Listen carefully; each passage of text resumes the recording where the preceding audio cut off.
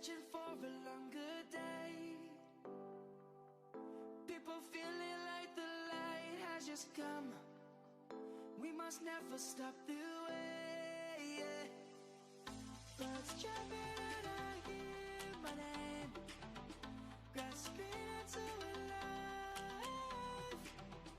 Life is happy but it's so insane. We must merely make a start. Savannah, I'm coming home. Savannah, we'll never be alone. Savannah, the beauty of the world. Savannah, let's all take a walk. Savannah.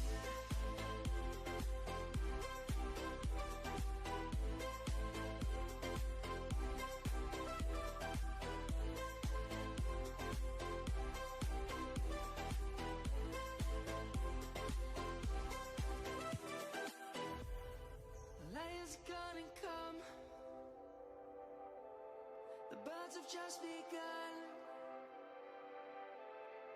We will always take a stand for the people, for the land. Let's go back to when we were young. For the animals we stand. Let's go back to when trees were swung. Kids across the Savannah, I'm coming home. Savannah, we'll never be alone. Savannah, the beauty of the world. Savannah, let's all take a walk. Savannah.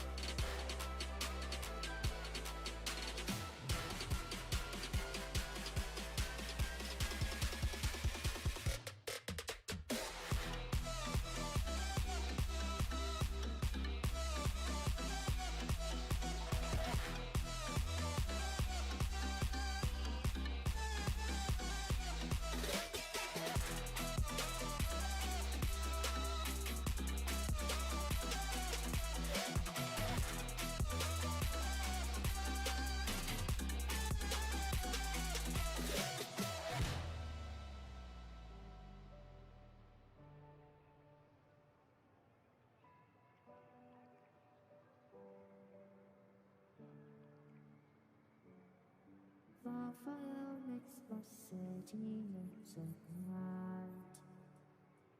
Close your eyes and just stay tight. We have to go. Stay with me while we leave. Don't worry, just believe me. This journey will relieve us. Stay with me while we leave. Stay with me while we leave. Don't worry, just believe me. This journey will relieve us. Stay while we leave. Stay with me.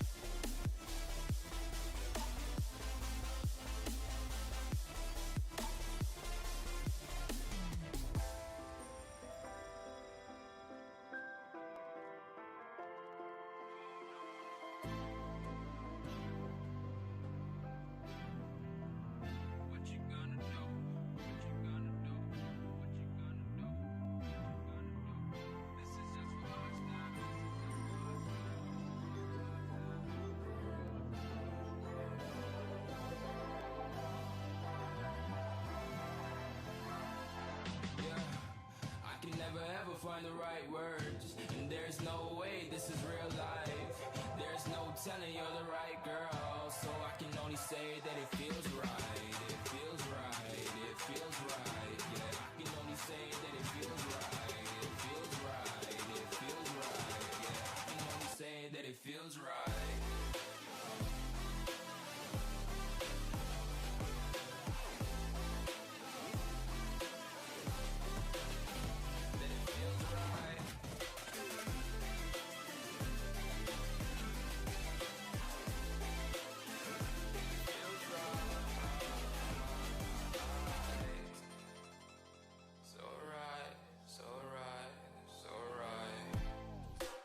Going with the gut, never had a doubt, felt like this is just a must. Put me in perspective, I'm the deepest in the cut. Everybody tuning in, but this is just for us now.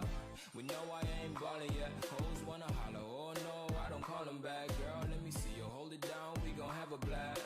Cause I just wanna know what you gonna do with all of that. Ain't gotta say a word, I know what's up, you can have it all. Watch me rip it off, I'll admit it, you got me feeling hella loved. Even when it's going down, know that we gon' live it up. Young shot caller, always been a baller. Know that you the one, I can feel it in my heart. Yeah, I won't stop charging, we go and come harder. I can see you and I, way beyond the stars, girl. I can never ever find the right words, and there's no way this is real life. There's no telling you're the right girl, so I can only say that it feels right. It feels right. It feels right. It feels right.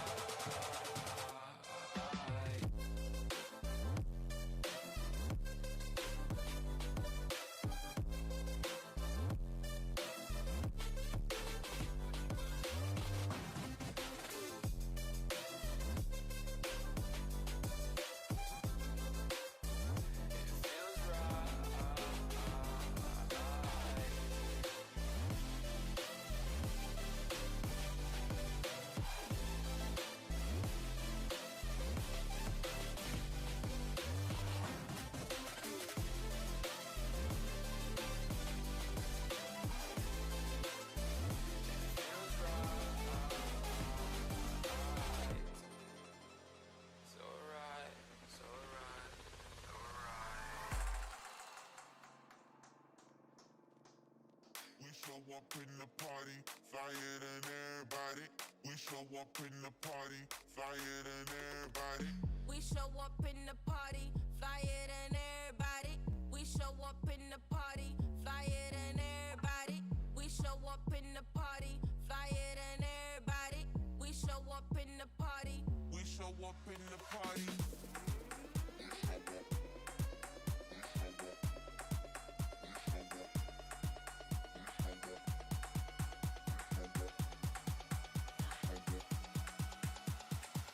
We show up in the party.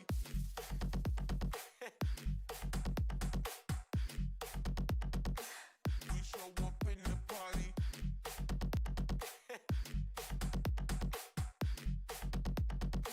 We show up in the party.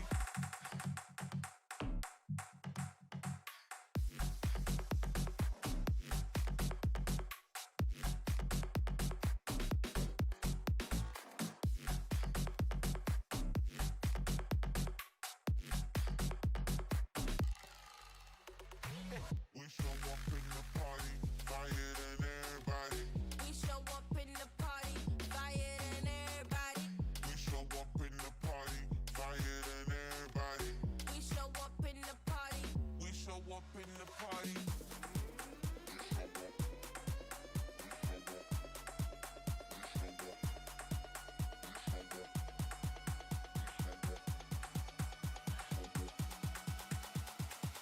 We show up in the party.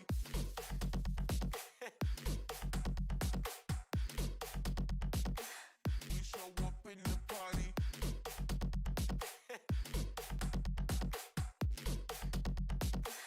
We show up in the party.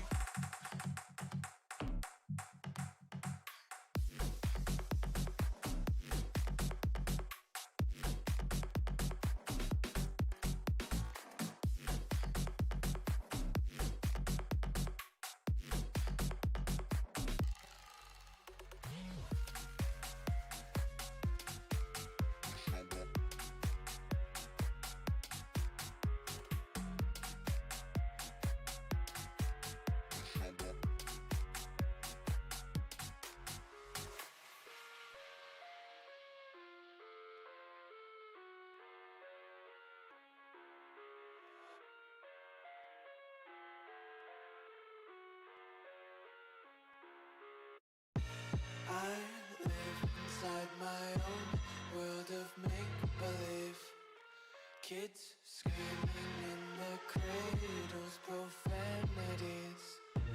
I see the world through ice covered in ink and bleach. Cross out the ones who heard my cries and watched me weep. I love everything. Fire spreading all around my room. My world's so bright, it's hard to breathe, but that's alright. Hush.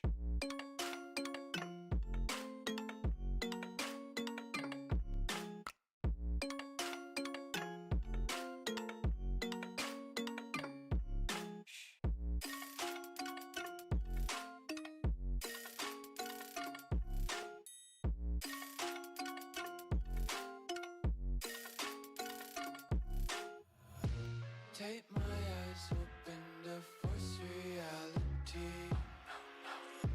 Why can't you just let me eat my weight in glee?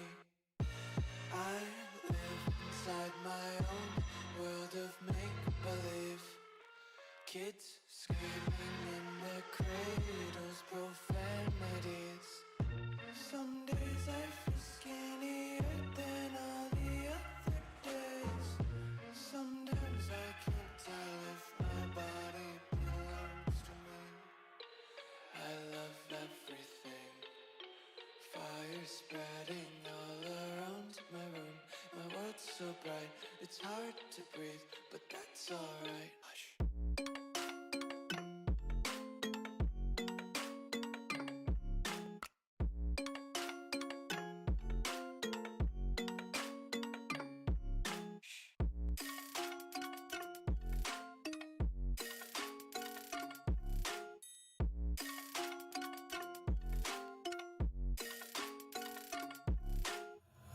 I wanna taste your content, hold your breath and feel the tension. Devils hide behind redemption. Honesty is a one-way gate to hell. I wanna taste consumption, breathe faster to waste oxygen.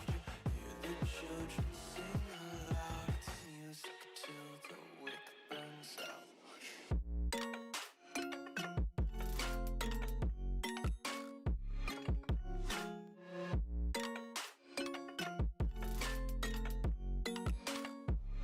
Just wanna be carefree lately, yeah. Just picking up daisies. Got one too many quarters in my pockets. Count 'em like the 4-leaf clovers in my locket. Untied laces, yeah. Just tripping on daydreams. Got dirty little lullabies playing on repeat. Might as well just ride around the nursery and count sheep.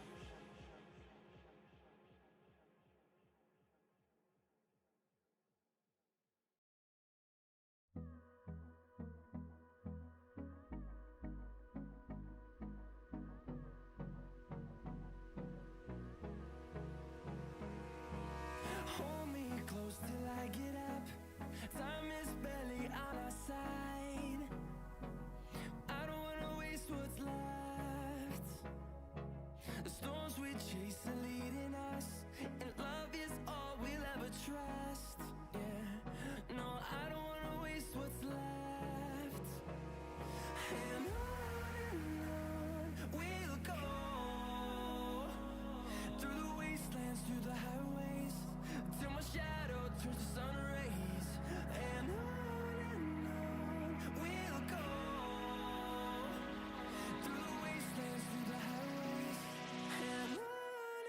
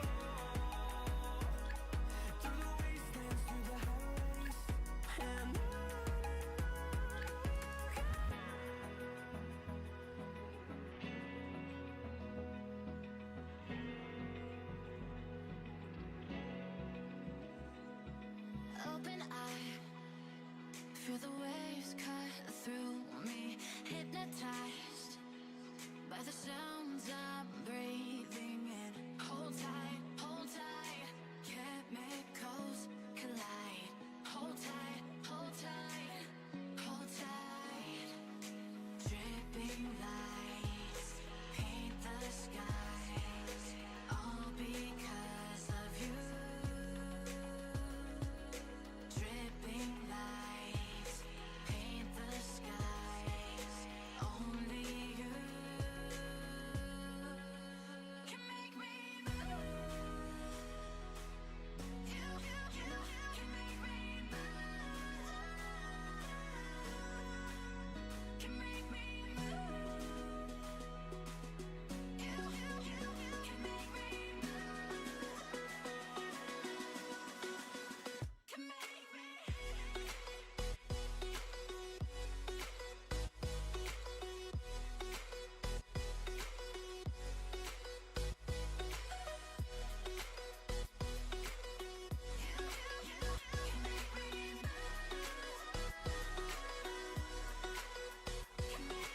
So alive, make it last forever. Stop in time, yeah, I'm surrendering. Hold tight, chemicals collide. Hold tight, hold tight, hold tight.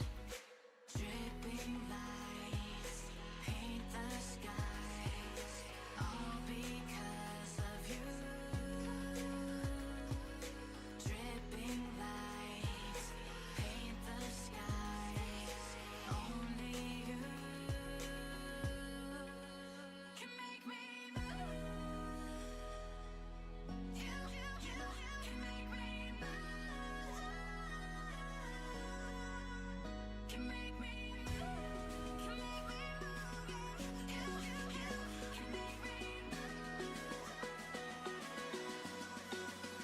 Can make me.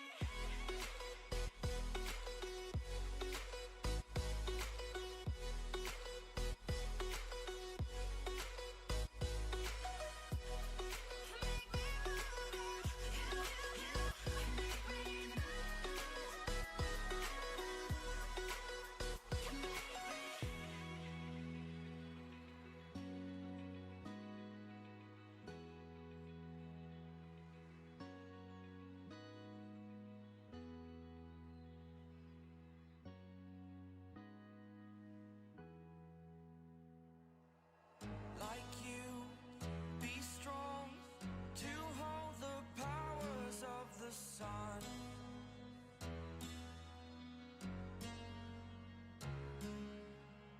To dream, believe in strength. Now I'm the only one, only one.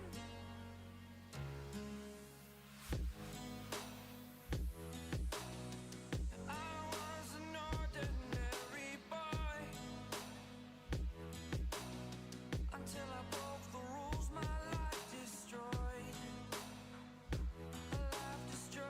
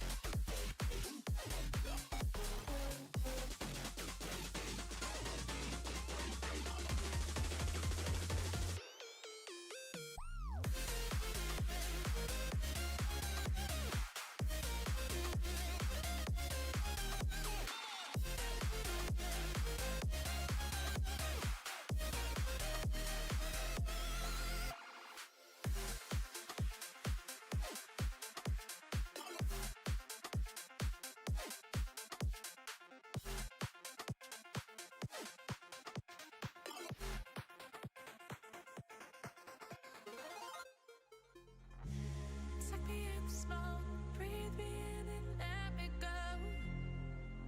Filling the lungs inside you.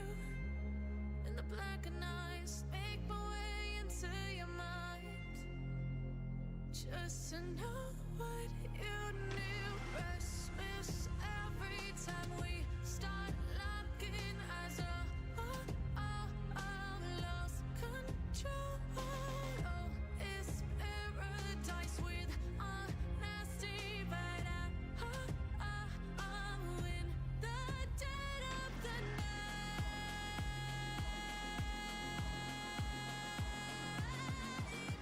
Let the darkness take control.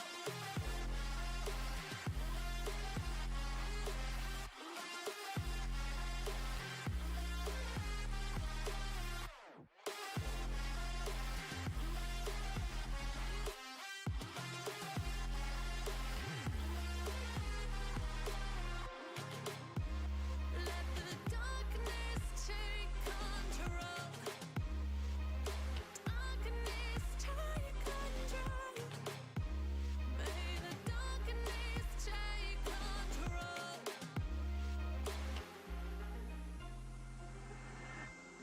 Take me in the smoke, breathe me in and let me go. Sink to your heart to find you. Open up your eyes till you're blinded by the lies, so you can see what you do. Restless every time we start locking eyes. Lost control. Oh, it's paradise with honesty, but I'm in the dead of the night. Teardrops on the floor. The pain is over. Feel the darkness take control.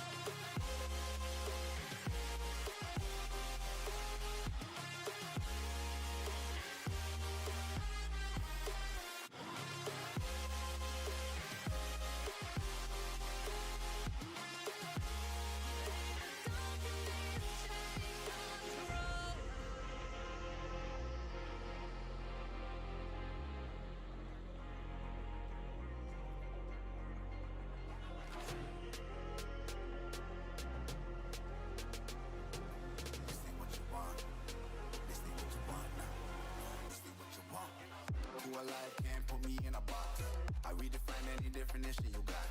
I am the tiger, I'm making steps to the top. The flames, I whip it up, you just gotta hand me the rock. Take a seat, you cannot stand it. All I know, the flow harder than a Scotch bunny. Don't try studying me, you cannot manage. This ain't what you want, bitch, I'm a fucking phenomenon.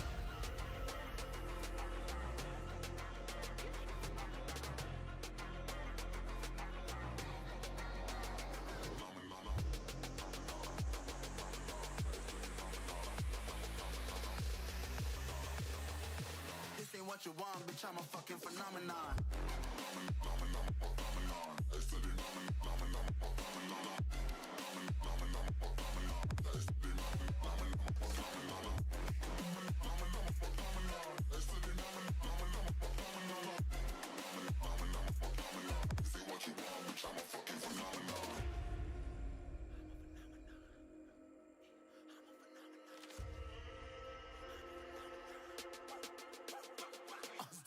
Yeah, you better listen. I'm bringing heat. You'll be a fan when I start rapping. Way I'll have your fucking head spinning. I'm known as spit vicious. Release bombs and go tick tick.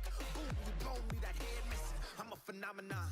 Stacking cheese like it's Parmesan. 8 different flows, call me Octomom. I'm moving fast like the Autobahn. And I'm independent, so I'm not your fucking starving like it's Ramadan. Sick, twisted, gifted. Can't copy, printed. Can't hold me down. I shape shift, I'm liquid. I killed this beat, I might get convicted. They know how I move, it was predicted. Persistent, spoke it into existence. So consistent, no assistance. Hear me once, become addicted. If I rap it, then I live it. There's no capping, I'll be spitting this. This ain't what you want, bitch, I'm a fucking phenomenon.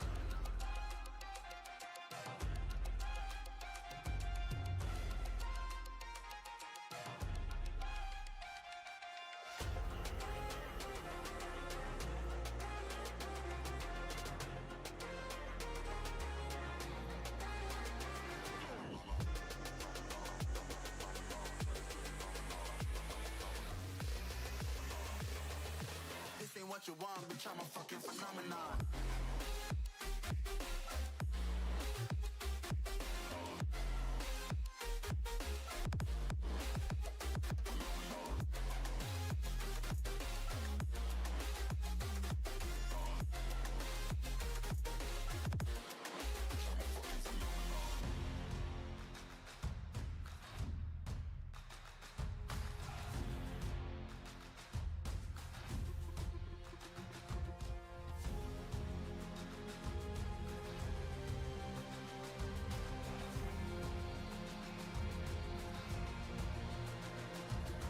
Find me in the corner of the room, not ready to resume, 'cause like I'm taking, don't wanna be alone, but I'm not in the zone. I'm looking for somebody. I'm looking for somebody.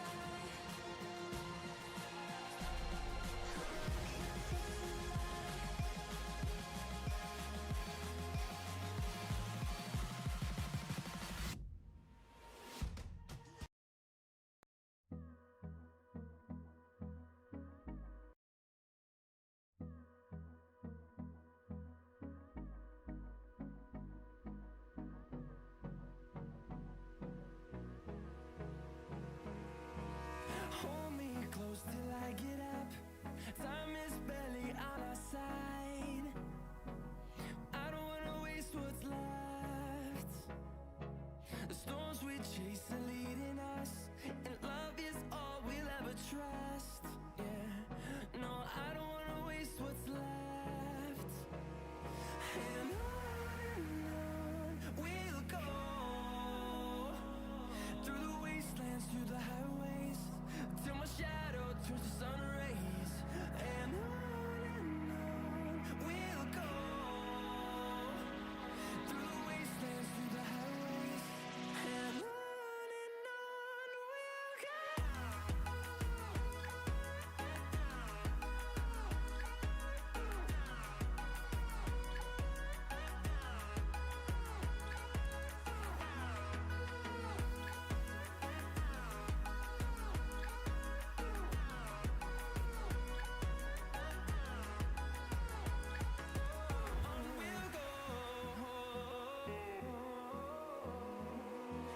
Finding life along the way, melodies we haven't played. No, I don't want no rest. Echoing around these walls, fighting to create a song. I don't wanna miss a beat. And on we'll go, through the wastelands, through the highways, till my shadow turns to sun rays. And on we'll go, through the wastelands, through the highways. And on we'll go.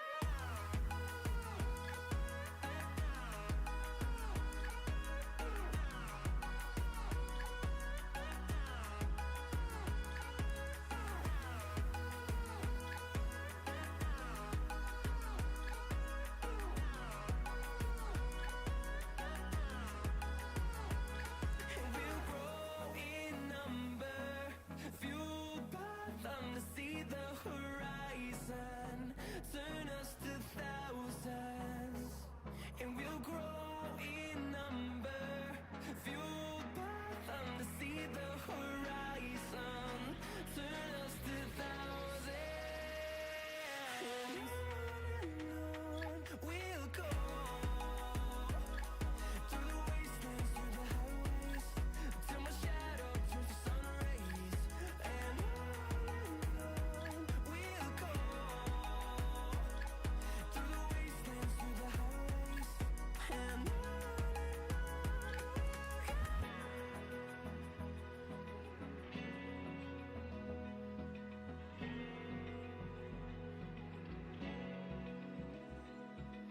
Open eye, feel the waves cut through me, hypnotized by the sounds means I'm breathing in. Hold tight, chemicals collide.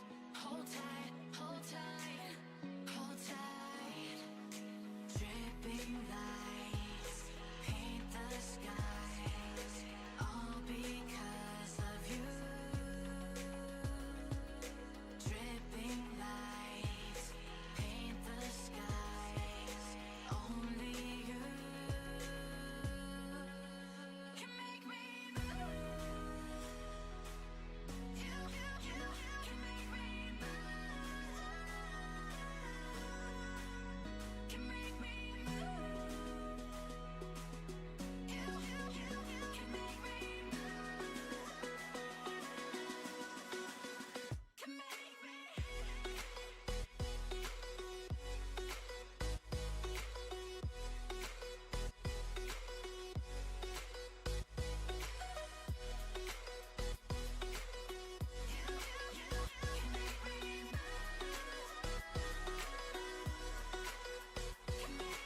So alive, make it last forever.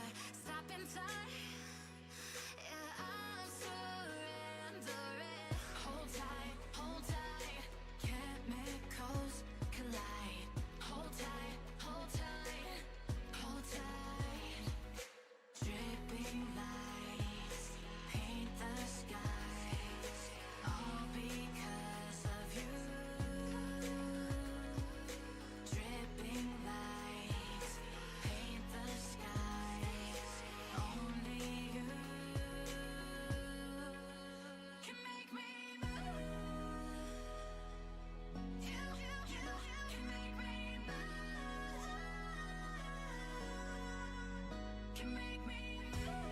Can make me move. You can make me move. Can make me.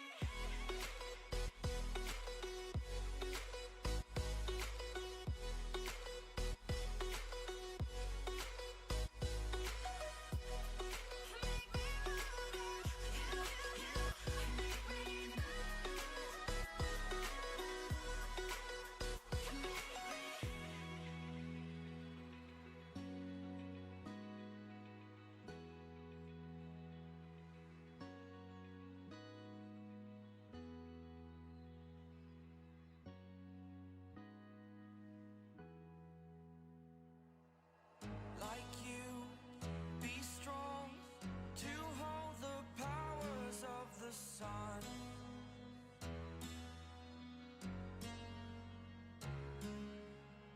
To dream, believe in strength. Now I'm the only one, only one.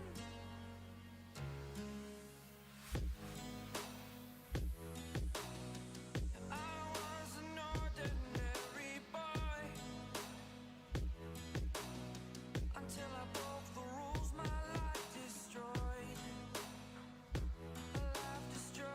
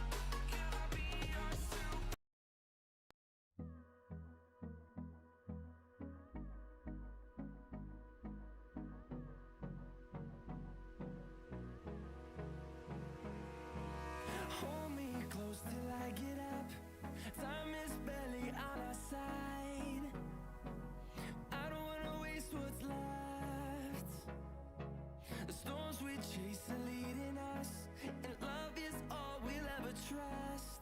Yeah, no, I don't wanna waste what's left.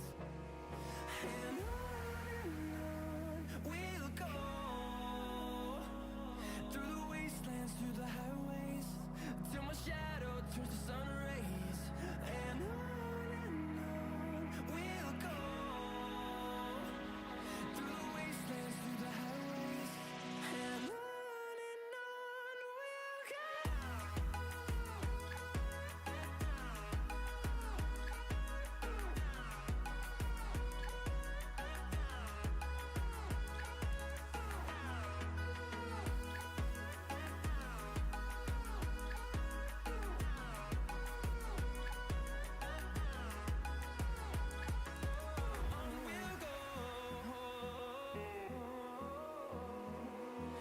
Finding life along the way, melodies we haven't played.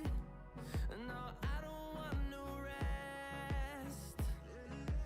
Echoing around these walls, fighting to create a song. I don't wanna miss a beat. And on we'll go, through the wastelands, through the highways, till my shadow turns to sun rays. And on we'll go, through the wastelands, through the highways. And on we'll go.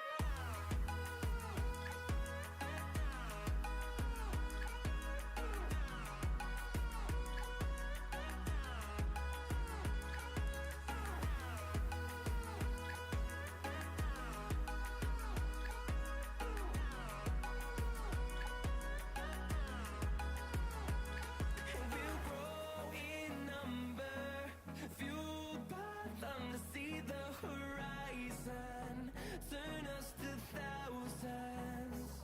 And we'll grow in number, fueled by them to see the horizon, turn us to thousands.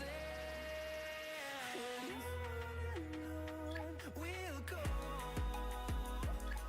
through the wastelands, through the highways, till my shadow turns to sun rays. And on we'll go, through the wastelands, through the highways. And on we'll go.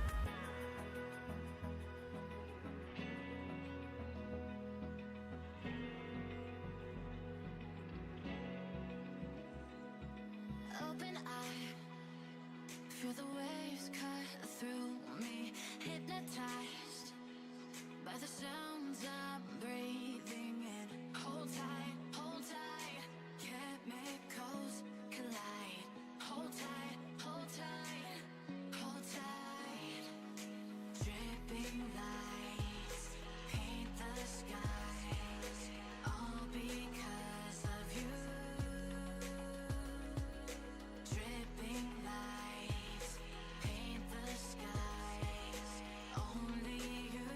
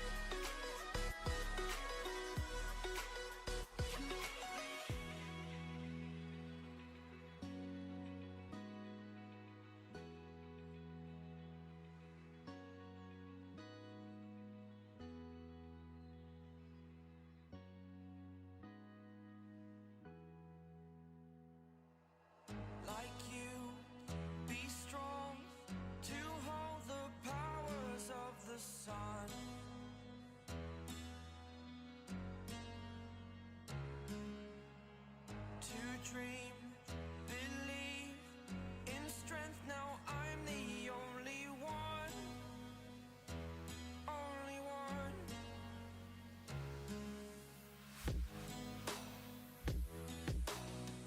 I was an ordinary boy until I broke the rules. My life destroyed, a life destroyed.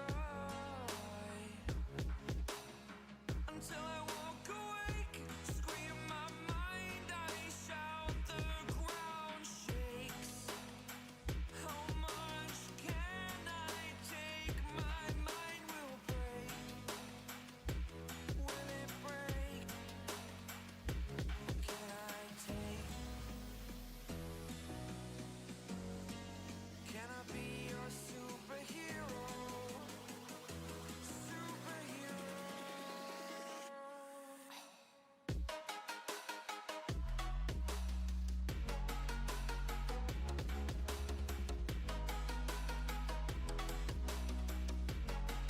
Can I be your superhero? Superhero. Superhero.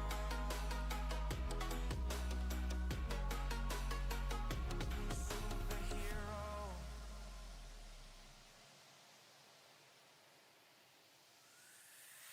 Fly away. It's the first time of today. Today. To dream, believe.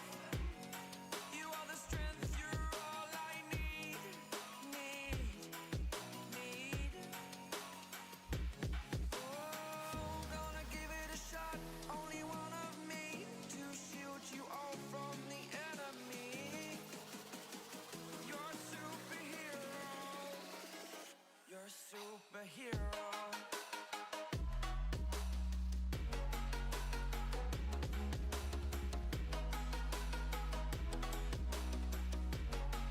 Can I be your superhero? Superhero. Superhero. Superhero. Can I be your superhero?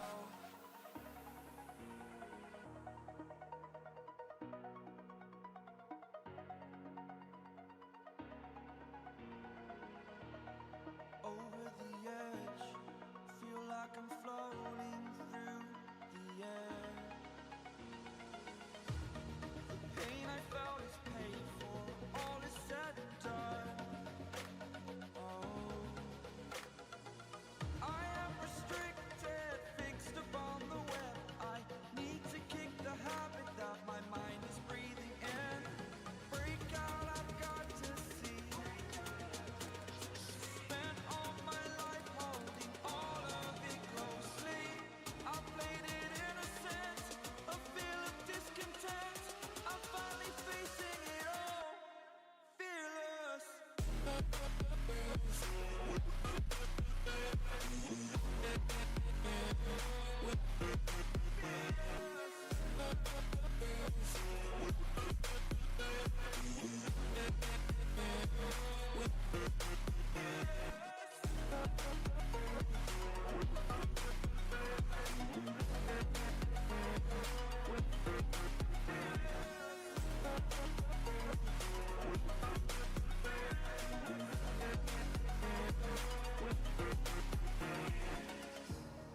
Burning the bridge that keeps us.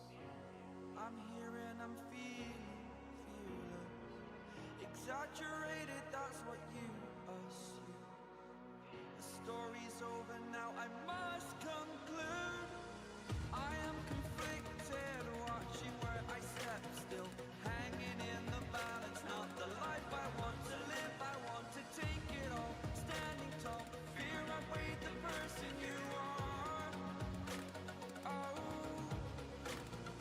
break out, I've got to see.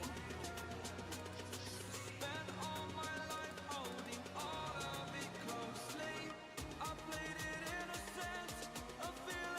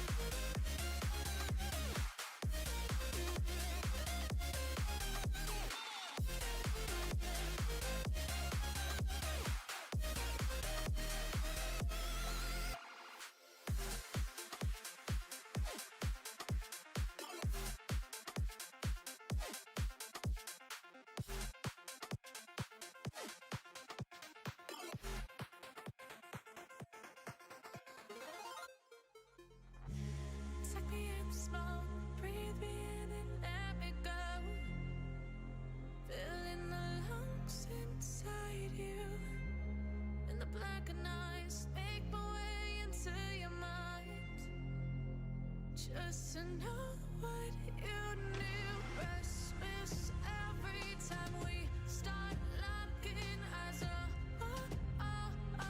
Lost control. Oh, it's paradise with honesty, but I'm in the dead of the night.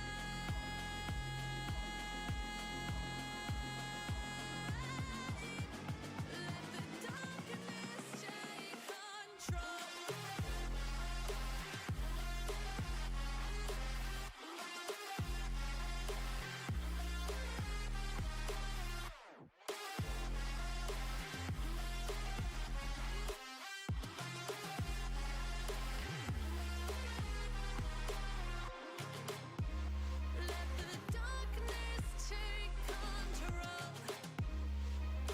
Darkness take control. May the darkness take control.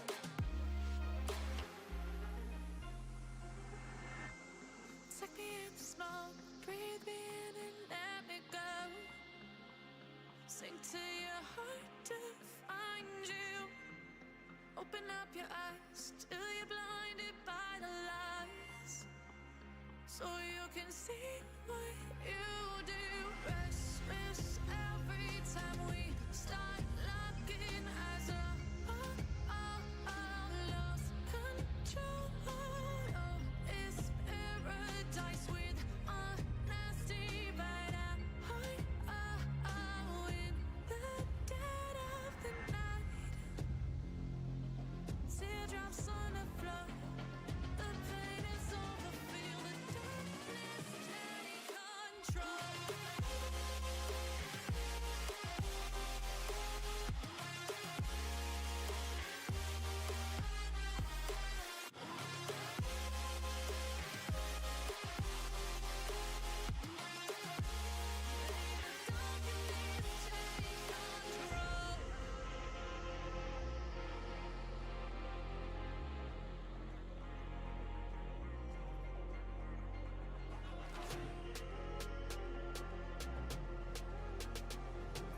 This ain't what you want.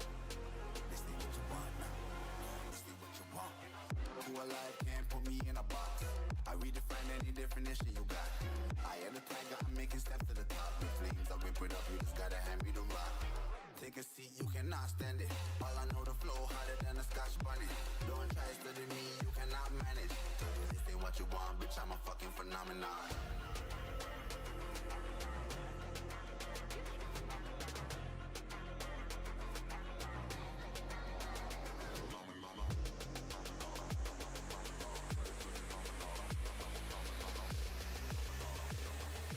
This ain't what you want, bitch, I'm a fucking phenomenon.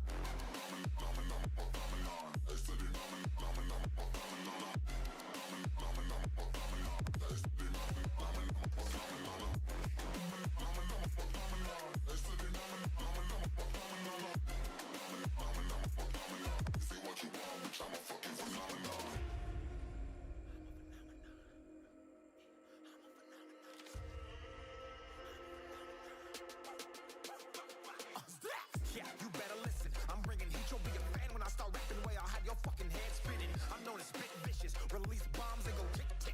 Boom, you blown me that head missing. I'm a phenomenon. Stacking cheese like it's Parmesan. 8 different flows, call me Octomom. I'm moving fast like the Autobahn, and I'm independent, so I'm not your fucking starving like it's Ramadan. Sick, twisted, gifted, can't copy, printed, can't hold me down. I shape shift, I'm liquid. I killed this beat, I might get convicted. They know how I move, it was predicted. Persistent, spoke it into existence, so consistent, no assistance. Hear me once, become addicted. If I rap it, then I live it. There's no cap, and I be speaking this. This ain't what you want, bitch, I'm a fucking phenomenon.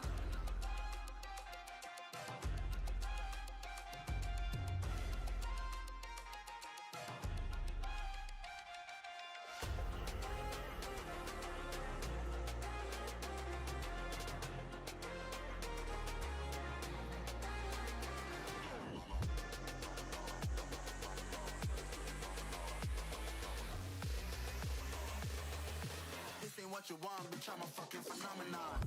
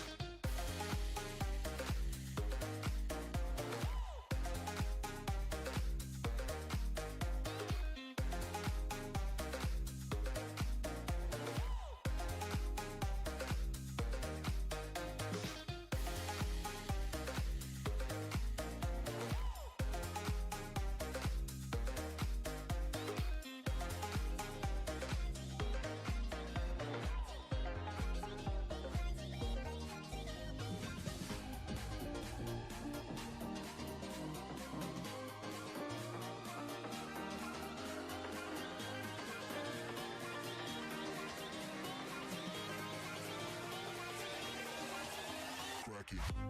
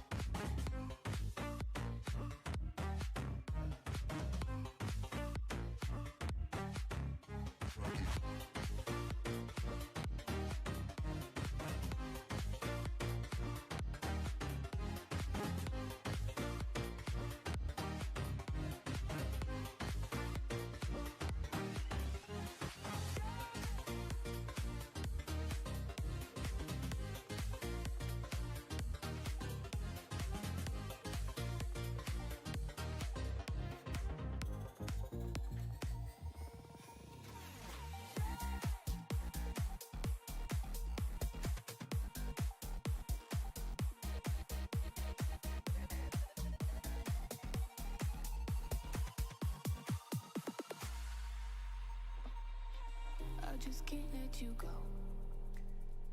Lord knows that I've tried to. You said I was the only one. No one likes being lied to. You made this mess and left me with the pieces.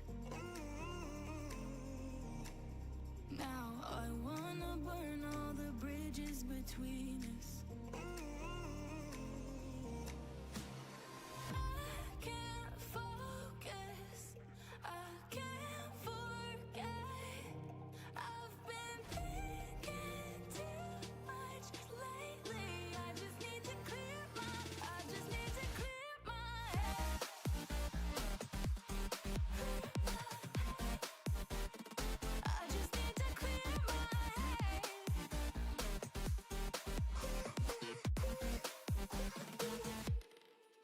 I've been stuck on your memory, but it's not like I need it.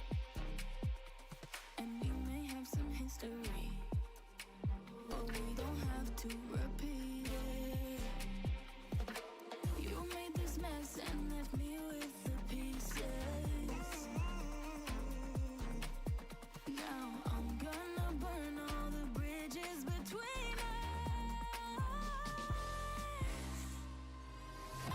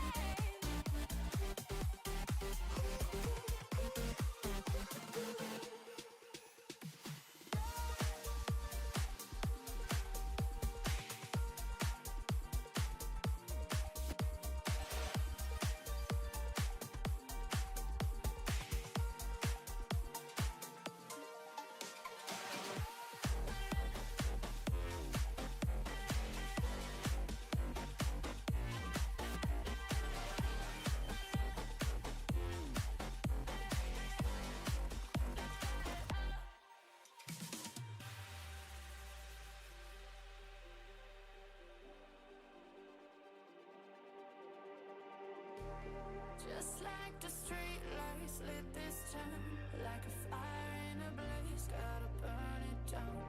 Can't be afraid to leave this out. We got this far, don't know how. I see danger in your eyes. They know we'll burn down the night. Coming just like the sunrise. You know that we're gonna light it up tonight. We're gonna light it up tonight. We're gonna light it up just like the sunrise. We're gonna light it up.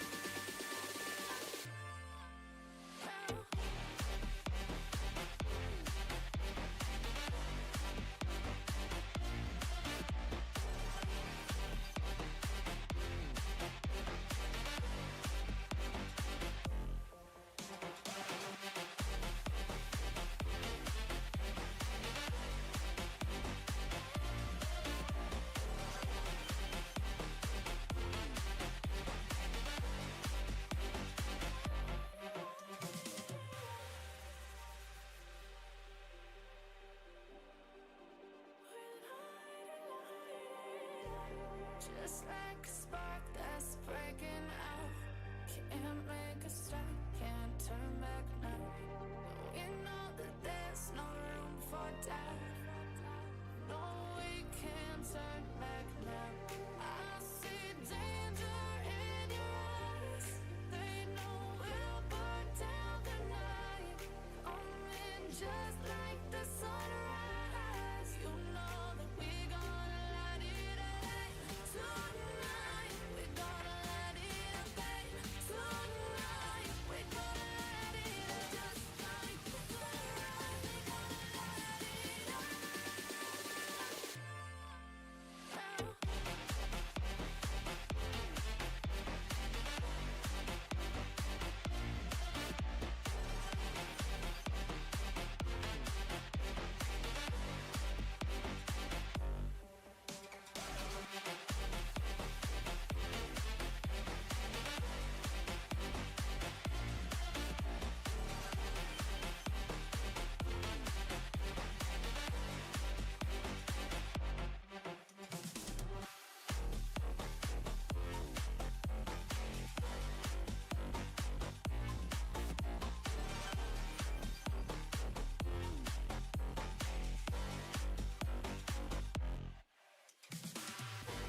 I'm on my own, broken alone. I feel the rain crashing down. All around this empty town, we're searching for the lost and found. But you don't care, you're unaware. Keep moving like the scars aren't even there. It's in the air, like a blazing flare. Don't stare, 'cause the flames will burn us. I thought you were the one for me. That's why I gave you everything. Held you close by the stormy seas. Oh, you meant the world to me. I used to kiss your head when you cried for me. Hold your hand while the pain was over. Keep you warm by the roaring sea. You meant the world to me.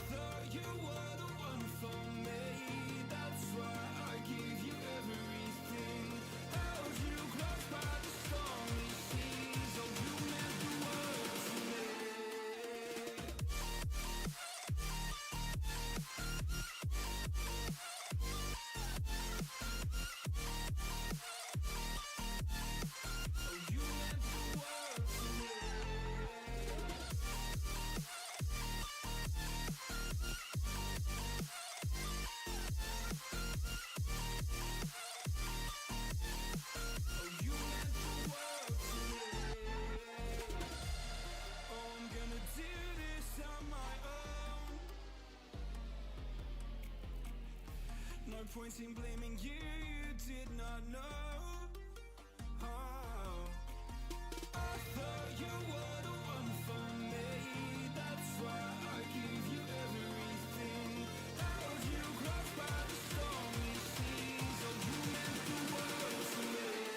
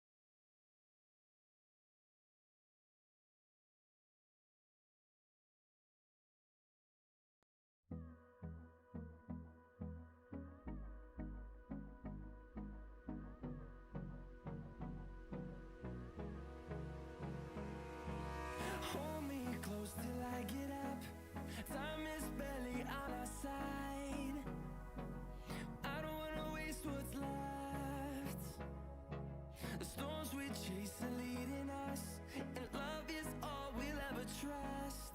Yeah, no, I don't wanna waste what's left. And on we'll go, through the wastelands, through the highways, till my shadow turns to sun rays. And on we'll go, through the wastelands, through the highways, and on we'll go.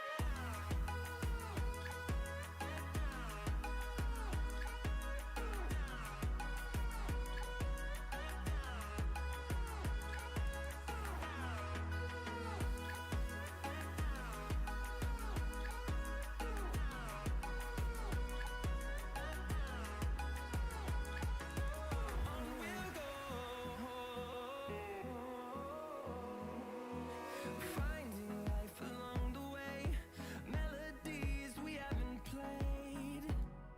No, I don't want no rest. Echoing around these walls, fighting to create a song. I don't wanna miss a beat.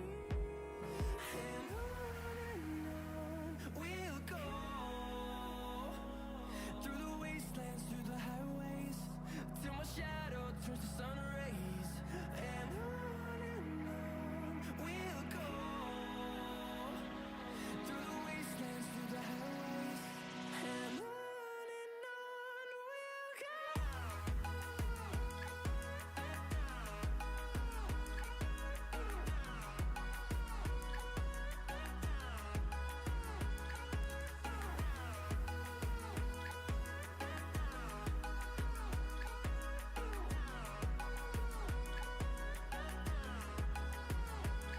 And we'll grow in number, fueled by them to see the horizon, turn us to thousands.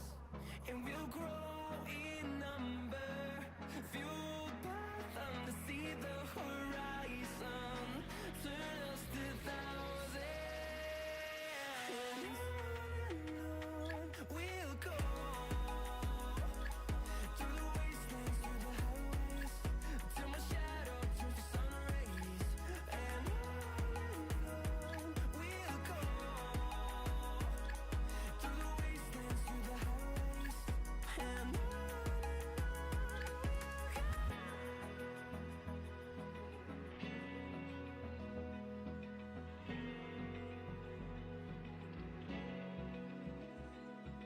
Open eye, feel the waves cut through me, hypnotized by the sounds I'm breathing in. Hold tight, chemicals collide. Hold tight, hold tight, hold tight. Dripping lights paint the skies, all because of you. Dripping lights paint the skies, only you.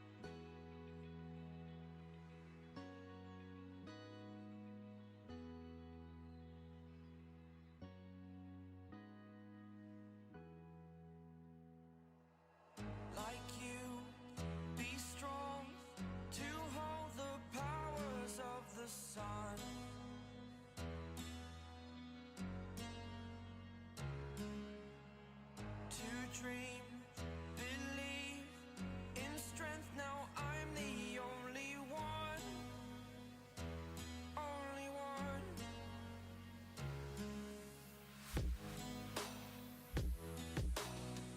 I was an ordinary boy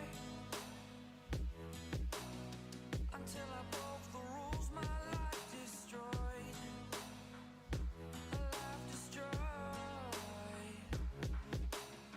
Until I walk awake, scream my mind, I shout, the ground shakes. How much can I take? My mind will break. Will it break? Can I take? Can I be your superhero? Superhero.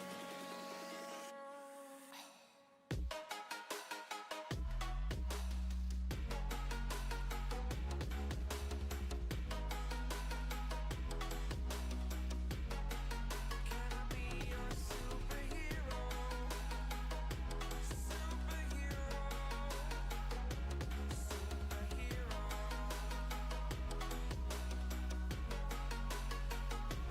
Superhero.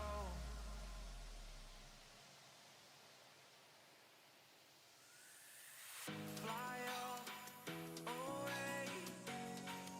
It's the first time of today. Today. To dream, believe. You are the strength, you're all I need.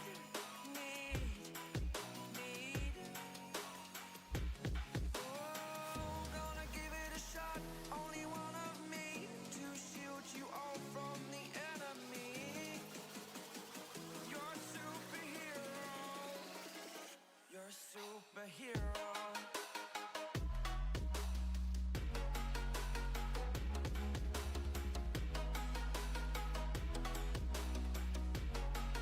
Can I be your superhero? Superhero. Superhero. Superhero. Can I be your superhero?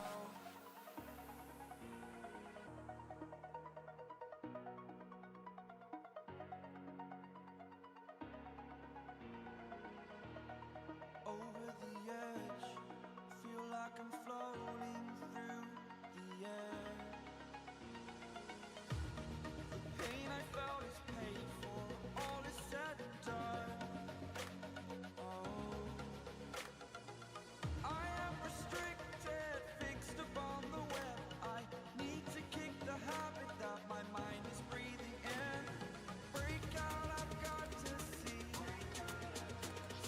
Spent all my life holding all of it closely. I played it innocent, a feel of discontent. I'm finally facing it all, fearless.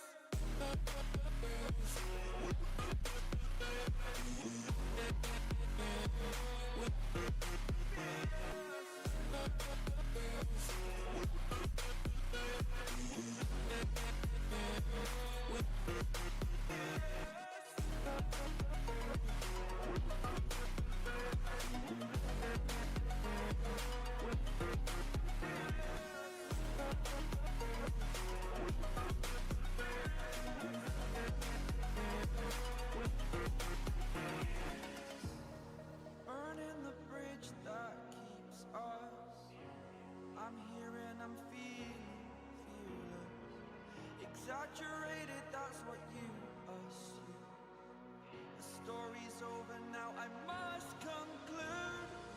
I am conflicted, watching where I step still. Hanging in the balance, not the life I want to live. I want to take it all, standing tall. Fear I weighed the person you are. Oh, break out, I've got to see. Spent all my life holding all of it closely. I played it innocent, a feel of discontent. I'm finally facing it all, fearless.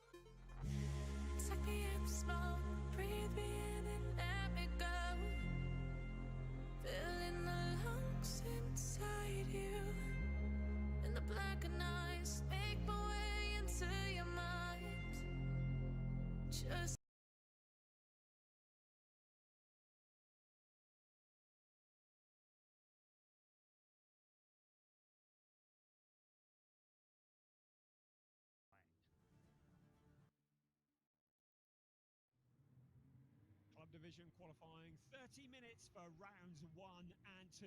The cars coming out of the pit lane. Remember, this is very slippery here as they get on the power. We don't want to see any cars ducking off like we did last year. Looks like they've all made it out of the pit lane so far, but this is going to be exciting. Once again, we say good morning, good afternoon to the many, many people who are watching around the world. We have people at the circuit, we have people watching online on the YouTube stream, on the Alpha live stream, and we are also going out live on television around the world today as well. For the first time for Porsche Sprint Challenge Southern Europe, a very exciting step forwards in this, the third season of what is becoming an absolute staple part of our racing year. It's where many of the drivers come to get ready for the summer. Summer wins are made in the winter, and it is winter here today. It's cold, the gloves are on, the hats are on, but the cars are out on track, generating heat into the tyres and into the brakes. A completely different set of drivers, and looked like a bit of excursion. Reinhold Kran for lap time performance. He was in the Porsche Endurance Challenge North America last year. He's come all the way from Canada to be here for this weekend. I bet it's not as cold in Canada as it is here. So the cars out on track at the moment. We had a lot of practice and testing over the last couple of days, and yesterday it was the car of Leonov, who was quicker. Evgeny Leonov, car 16, Volcano Motorsport, who was the quickest in 4 of the sessions. In 2 of the sessions was the car we just saw, Reinhold Kran. In 1 of the sessions, the quickest driver was Andre Fernandez. But the driver who was quickest of all yesterday, the fastest lap of all, a driver that we saw in this series last year, Marabi Mekbabishvili. Great to have him back. Definitely a contender for race wins and for pole position in this session. As with the sport division, the clock ticks down from 30 minutes. Right, having a look here down at the pit lane. And there is somebody who did, that is what Reinhold Kran had done, exactly what we saw last year. That very tricky exit to the pits. It was a very bizarre situation because they were almost doing it in sync last year. And I think a lot of drivers have been warned about it, but you give the car a load of power coming out of the pit lane in these cold conditions. The rear wheels light up, of course, the engine in the back, all the weight on these cars are very much to the back of the car.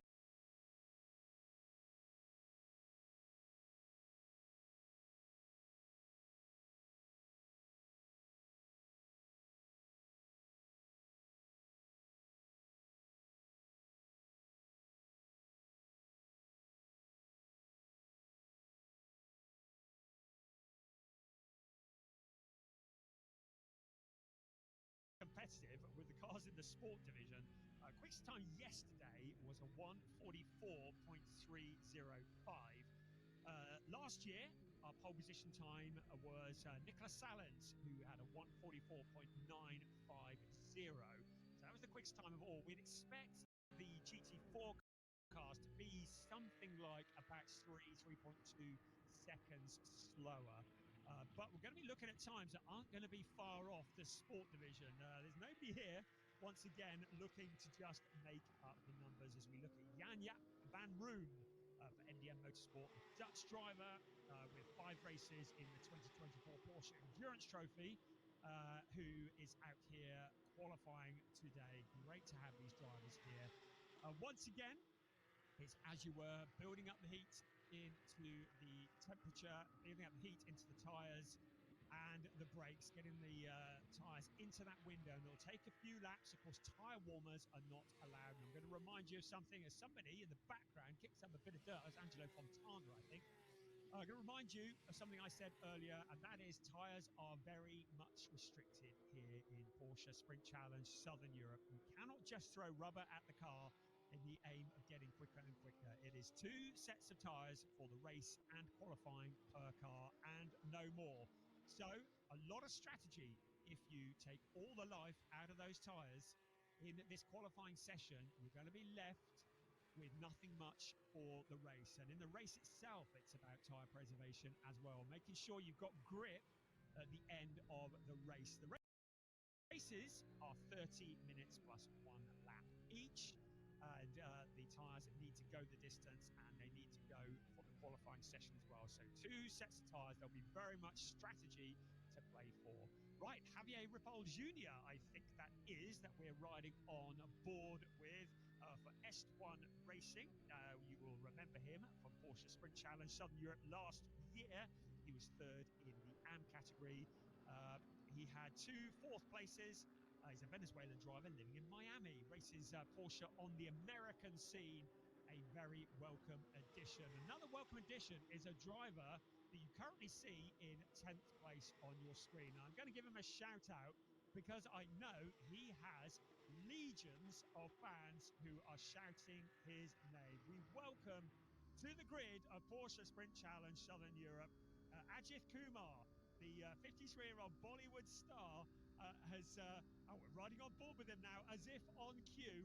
Wonderful stuff for Red Ant Racing. He has many, many fans, and they're all watching, and I know they're all shouting at their screens at the moment. For all of the fans of car 28, AJITHKUMAR, we say welcome along. Great to have you here. We do hope you are going to enjoy Porsche Sprint Challenge Southern Europe, and your man is out on track at the moment. Great to have him here. He's a Bollywood superstar. He's raced in the Dubai 24-hour race this year. He was 3rd in the 992 category. He's also raced in Formula 2, but that was back in 2010. He is very much a celebrity, bringing a bit of glitz and glamour. The driver from India here in Portimao, and in that silver car, currently just generating the heat into the tyres and indeed into the brakes. Great that we've got the camera on board as well. That will please the legion of fans. And we get the feeling we've got the Dirk Schuiten fans and we've got the AJITHKUMAR fans, and there are many of them who hang around in chat rooms watching this racing, and we're going to see who can shout loudest this weekend. Right, back to the timing. Evgeny Leonov, great to have car 16 here for Volcano Motorsport. 41-year-old driver, currently at the top of their timing screens, a 145.281. So that is the benchmark at the moment. We expect that to come tumbling down. We have just under 22 minutes remaining on this session, and we will see that time improved on, I have no doubt, at the moment. So there are just 2 classes here. Again, those are indicated by the coloured boxes next to the drivers' names. Red meaning they're in the AM category, white meaning they're in the GT4 category. At the moment, David von Rosen for Team Neuhofer in car 223 is the quickest of the GT4 cars, but it's a 155, so he has yet to put in a push lap. We have 3 cars that are in the GT4 category. They will be scrapping amongst themselves for pole position in the GT4 race. So at the moment, all cars are out on track. We have nearly 50 cars here for the event here this weekend, covering, of course, the sport and the club division. And all of this is part of the Porsche Pyramid. A great system and a great thing that has been set up, by Porsche. The base of the Porsche Pyramid starts with Porsche's customers and motorsport driving events like their driving school and other club sports events. Next up is the One Make Series, contested with the 911 GT3 Cup cars, like the Carrera Cup, Mobil 1 Super Cup, and of course the Sprint Challenges like we are watching now. And then after that, we cross over into the world of factory racing. We see the 911 RSRs and the 911 GT3s used in the World Endurance Championship. We see them in the 24 Hours of Le Mans, where, of course, we saw Maurice Schering winning last year, and into the IMSA Sport Car Championship. And then lastly, at the top of the pyramid is the pinnacle of Porsche racing. That's where we see the hypercar, the LMP1, those awesome machines. And It is all part of the Porsche pyramid. Drivers starting off, climbing up through the ranks, and we have seen many drivers coming up through the Porsche pyramid. We've already mentioned Maurice Schuring. We've got Bastian Boos, who will be in the DTM this year. We're very excited about that, and one of the mega superstars. And of course, a former DTM champion, Thomas Preining, another driver who's come through the ranks of Porsche, the Porsche pyramid. And a lot of the drivers that you are watching here this weekend and today for Porsche Sprint Challenge Southern Europe will be names that we will be talking about in years to come. And we've seen a few of them shining in the sport division, and in the club division here we will see some of the up and coming superstars as well. Although it has to be said, the AM category tends to favour maybe the older driver, the more gentleman driver, but it's great that we've got them here out on track. And it's Evgeny Leonov who is still the quickest at 1:44.307. So that is the first benchmark time at the moment. There's Ernst Inderbitzen. Really good to have him here. He was in the AM category for the last couple of years. He was third in the AMs overall in the opening season for Porsche Sprint Challenge Southern Europe a couple of years ago. Last year, he was in Porsche Sports Challenge Suisse and racing for FAC Autotech. There is Dominic Bastien, and I have to say hats off to Dominic Bastien. What an amazing driver. He's from America, French born. He is indeed 79 years old. It just goes to show that you are never too old to go racing. And it is great to have Dominic Bastien here for Proton Huber competition, still mixing it with the young upstarts. We're riding on board with Philip Wills for Proton Huber competition as well in the AM category. He was second last year in the Porsche Sprint Challenge Southern Europe. He won at Estoril, and he got a 6th and a 4th the year before at Valencia. He last year was in the Porsche Sprint Challenge Benelux. He's also guested in Porsche Carrera Cup Benelux as well. We're riding on board with him, a very, very rapid driver from Belgium in a team's car, Proton Huber competition. Of course, Christoph Huber, one of the bosses of that, and legend in his own lunchtime. Great to have Proton Huber competition. Of course, Christoph Huber merging very much with Proton Racing, and they have been a force to be reckoned with. And it was, of course, their driver, Larry Tenforder, who won the championship. In fact, they did a clean sweep. Proton Huber competition did a clean sweep of all the championships in Porsche 6th Carrera Cup Germany last year. They won the overall, they won the Pro-Am, they won the rookie, and they won the team championship. Really formidable team. Any driver who races for Proton Huber competition is worth their weight in gold. And we already know that Philippe Wills is very quick, and that car, distinctive yellow and black livery, will be one to keep an eye on as we ride with him. He's currently in P3.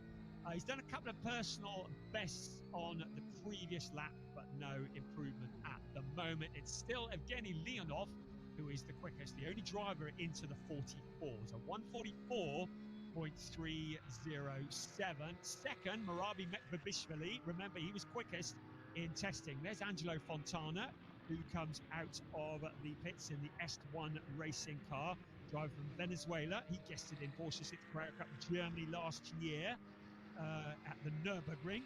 He was 5th in the FIA Motorsport Games as well in the GT single make last year, and is a regular racer. There is Evgeny Leonov currently in the pits, but he is the car that is quickest at the moment. Marabi Mekbabishvili in that second, Felipe Wills in third, and then Andre Fernandez, Javier Ripoll Jr., Angelo Fontana in sixth. Just back end of the car, just sliding. I mean, it may have been trying to generate heat, but I think that was perhaps a little bit too much sliding by his reckoning. But car number 80, he keeps it pointing in the right direction, so that's all good. See quite a few of the cars currently into the pits at the moment. We're at the halfway point of this qualifying session. To remind you, we have combined Quali 1 and Quali 2, and both running together, and it will be the quickest and second quickest times of each driver that will determine the grid positions for the races which take place this afternoon. At the moment is Evgeny Leonov, who is the quickest, ahead of Marabi Mekbabishvili. Still quite a few cars out on track. Still, there's about, I'd say, once again, about half the cars out on track and the other half in the pits. Weather, well, it's holding out at the moment, isn't it? We haven't seen any rain at the moment, but drivers will be very aware of that. Right, we've got a yellow flag up at turn 4, so looks like somebody may have had a moment up at turn 4. Haven't seen what that is. So I'm just looking here, and with less than 15 minutes remaining, the track has gone green again. So we had somebody having a bit of moment. There is Eric Wagner. And he is in the Enrico Fulgenzio racing car. So Eric Wagner back on his way. 14 minutes remaining of this, the qualifying session, the only qualifying session for the club division. There is Dominic Bastian in car 45. Currently, now where is he on time screens? In P16. So somewhere mid-order, which is pretty good going, on board with Javier Ripoll Jr., car 91 for S1 Racing once again. Looking at the timing screens, nobody setting the screens alight at the moment, but we have plenty of time to go. And of course, the track, in theory, as long as it doesn't rain, will get quicker and quicker as this event goes on, as more and more rubber is laid down. And if the temperature rises as well, then cars are able to go quicker and quicker time. So a lot of drivers want to be quite late in the session for their main push lap with the best rubber on the car to stand the best opportunity of qualifying near the front. Only one car, though, in the 44s at the moment. 144.307, some 9.5 tenths back, is Murabi Mekbabishvili in second place. A pretty dominant performance from Evgeny Leonov at the moment, but there is still plenty to play for with 12 3/4 minutes remaining of this session as Lee Mole comes out of the pit lane. Another driver from Great Britain for Team Parker Racing. He made his Porsche debut last year and he won the Porsche Carrera Cup Great Britain AM Championship with 11 wins. So we know that he is a rapid driver. So Lee Mole, who comes out of the pits in the number 56 car, currently in 8th place in the timing screens of 146.609, and clearly feels as though he has got more that he can do to improve on that. A personal best in Sector 1 for Murabi Mekbabishvili on the last lap, but doesn't look like he's doing anything at the moment to challenge what is turning out to be a fairly dominant fastest time from Evgeny Leonov. In the number 16 car, Murabi Mekbabishvili in P2 ahead of Flip Wills in P3. Our quickest GT4 car is Patrick Cunha, and great to have him here in the treble 8 car. Veloso Motorsport, Portuguese driver, a lot of experience in GT racing and also in TCR racing. And in 2017, he was third in TCR Iberico and TCR Portugal, and a very useful pilot, putting a lot of his experience to good use here. And he is the quickest of the GT4 cars. Second in the GT4 is David von Rosen, with Kaspar Hockeboom in car number 8, who is third in the GT4s. Still, with Javier Ripoll Jr. Currently in 5th place. He is a 145.978, his best time so far. And he is back out there generating heat once again.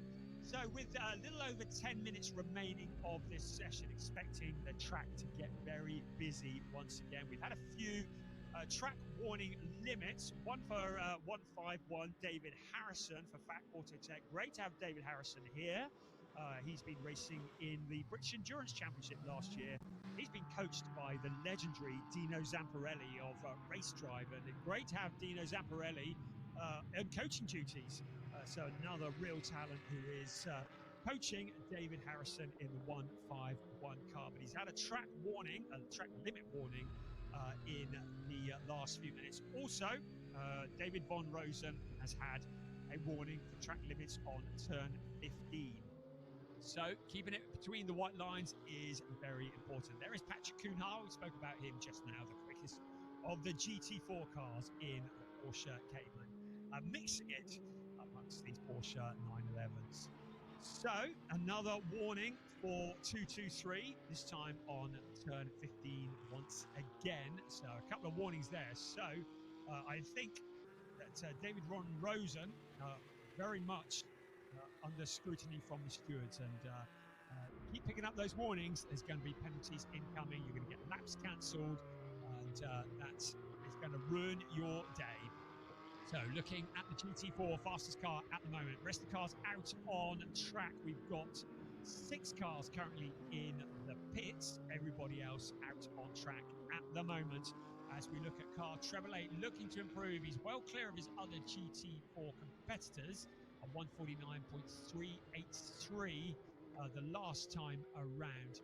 Still only one car in the 44s, and by some distance. Still Evgeny Leonov at the top of the timing screens. 9 minutes remaining, so if anybody's going to do anything about it, it's going to have to be pretty soon, because time is starting to tick by. A personal best for Javier Ripoll Jr., but still in P5 at the moment. So cars out there now. There is Javier, but he's caught up with a bit of traffic. So car 91 behind Philip Wills.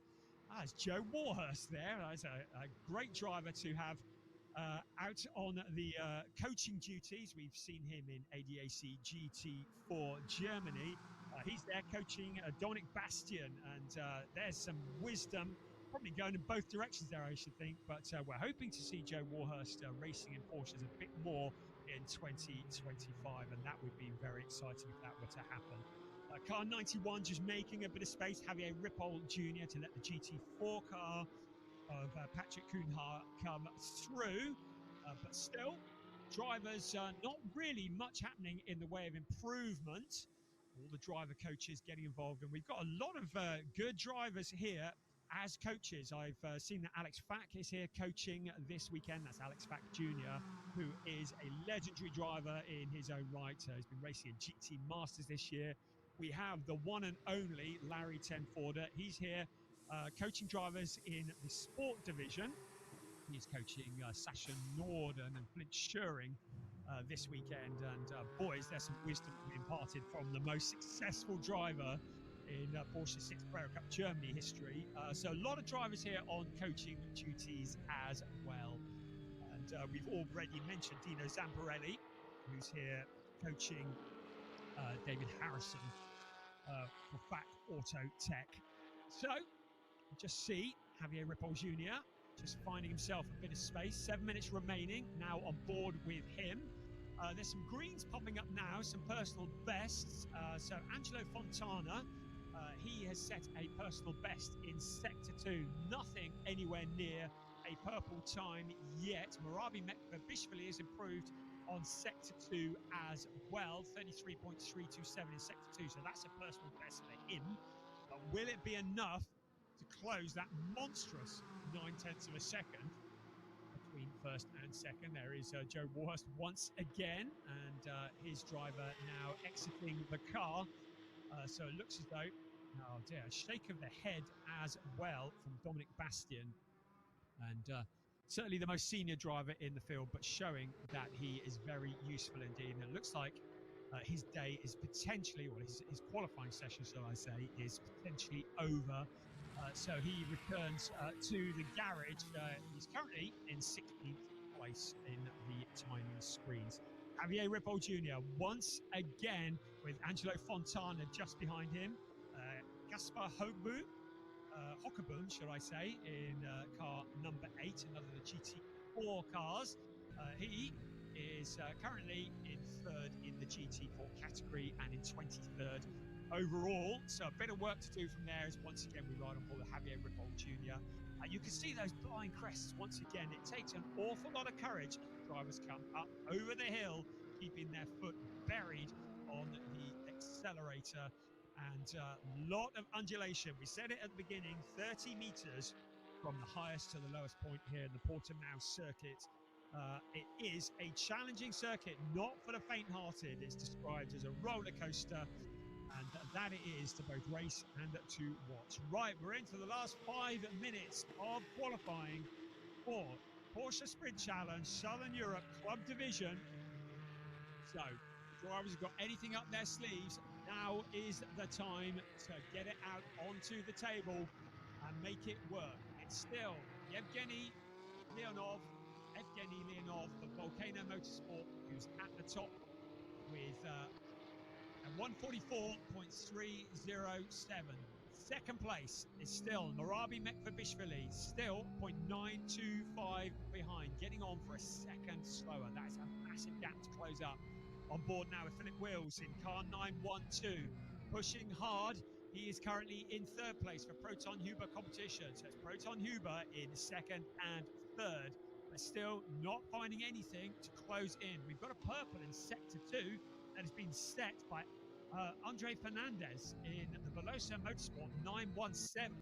So he's done a best in sector 1, and a purple in sector 2, a 32.903. So that is quicker than our current provisional pole sitter, Kenny Leonov, in sector 2.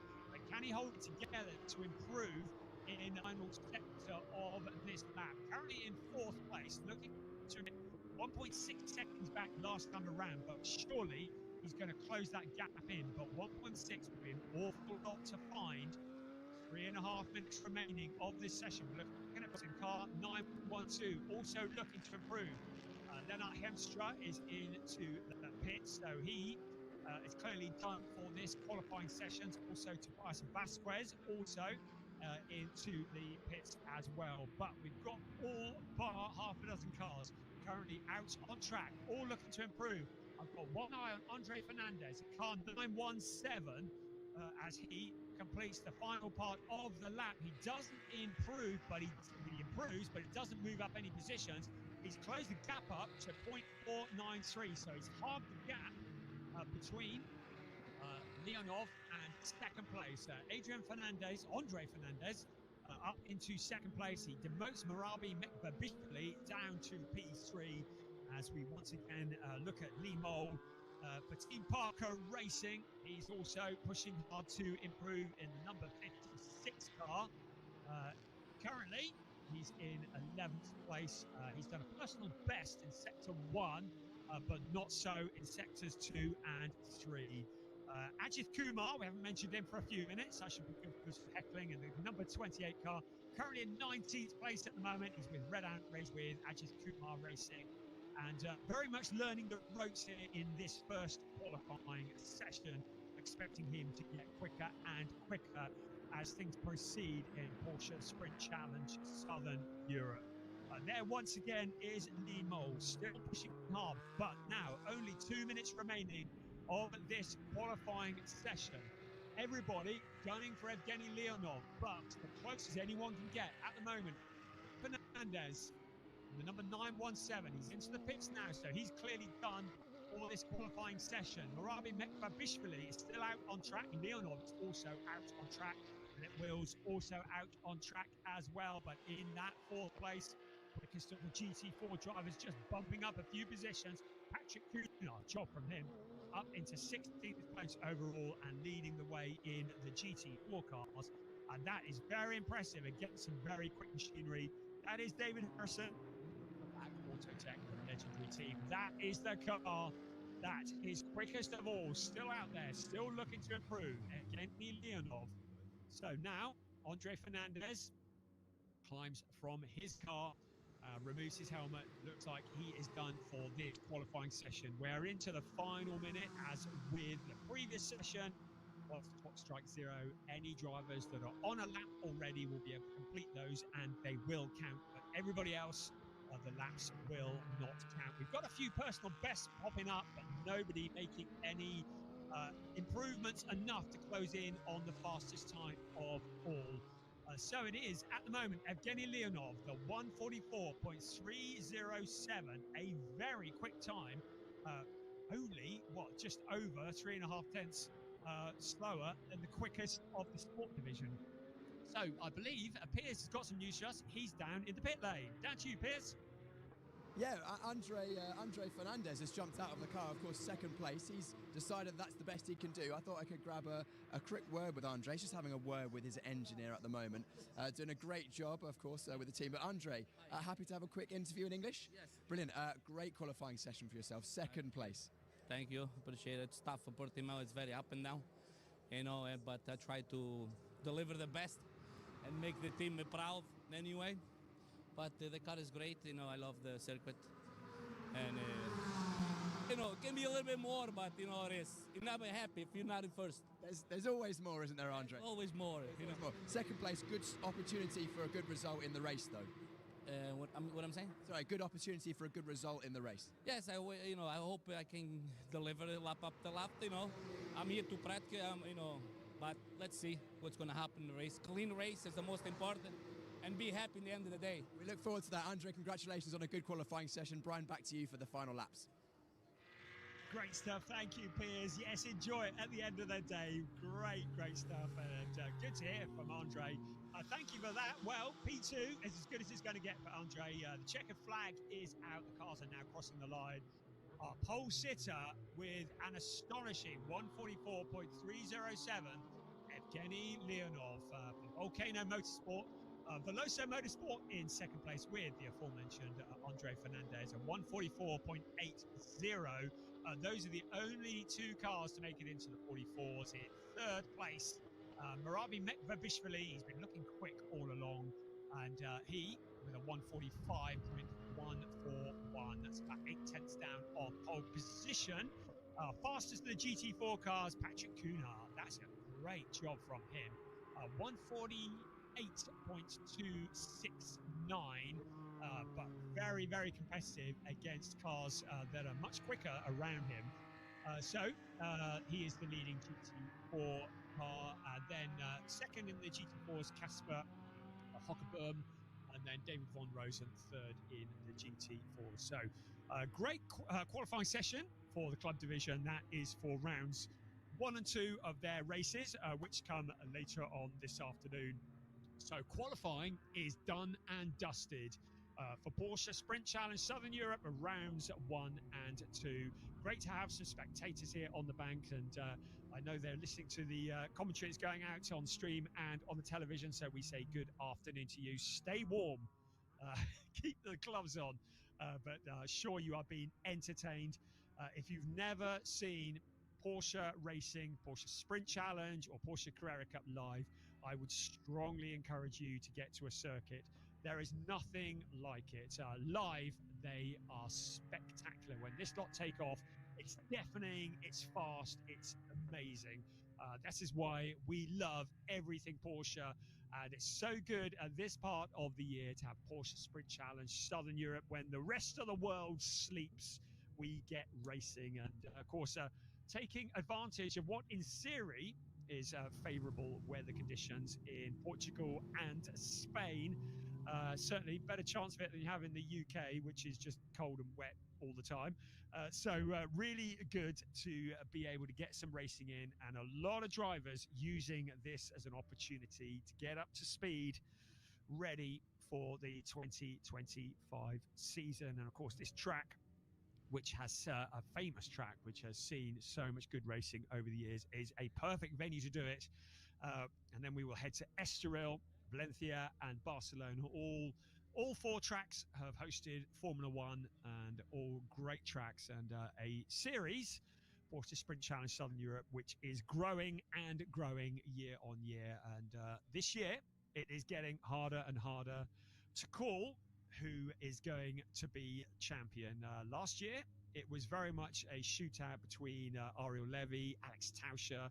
Last year, Sasha Norden was in there as well, but it went the way of Ariel Levy in the sport division. In the club division, it was Robert Sulmer who won overall, and Graham King who won in the GT4 category. Sadly, neither Robert nor Graham are here to defend their championships this year, but plenty of talent ready to get their names on that trophy. And as I mentioned before, across 2 categories, nearly 50 Porsches gathered. It is a celebration of all things Porsche. We absolutely love it. And really a wonderful circuit, a wonderful setting, in theory what should be wonderful weather. But we have got one eye to the sky. One eye to the sky.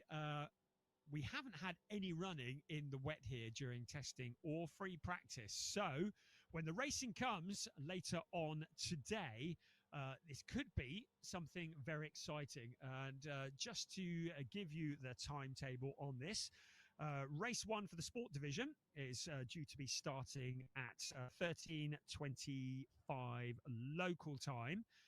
So that's the same as UK time if you're watching in the UK. So in about an hour and a half, we will be up and running with the first race for the sport division. First race of the club division will commence at about 2:30 local time.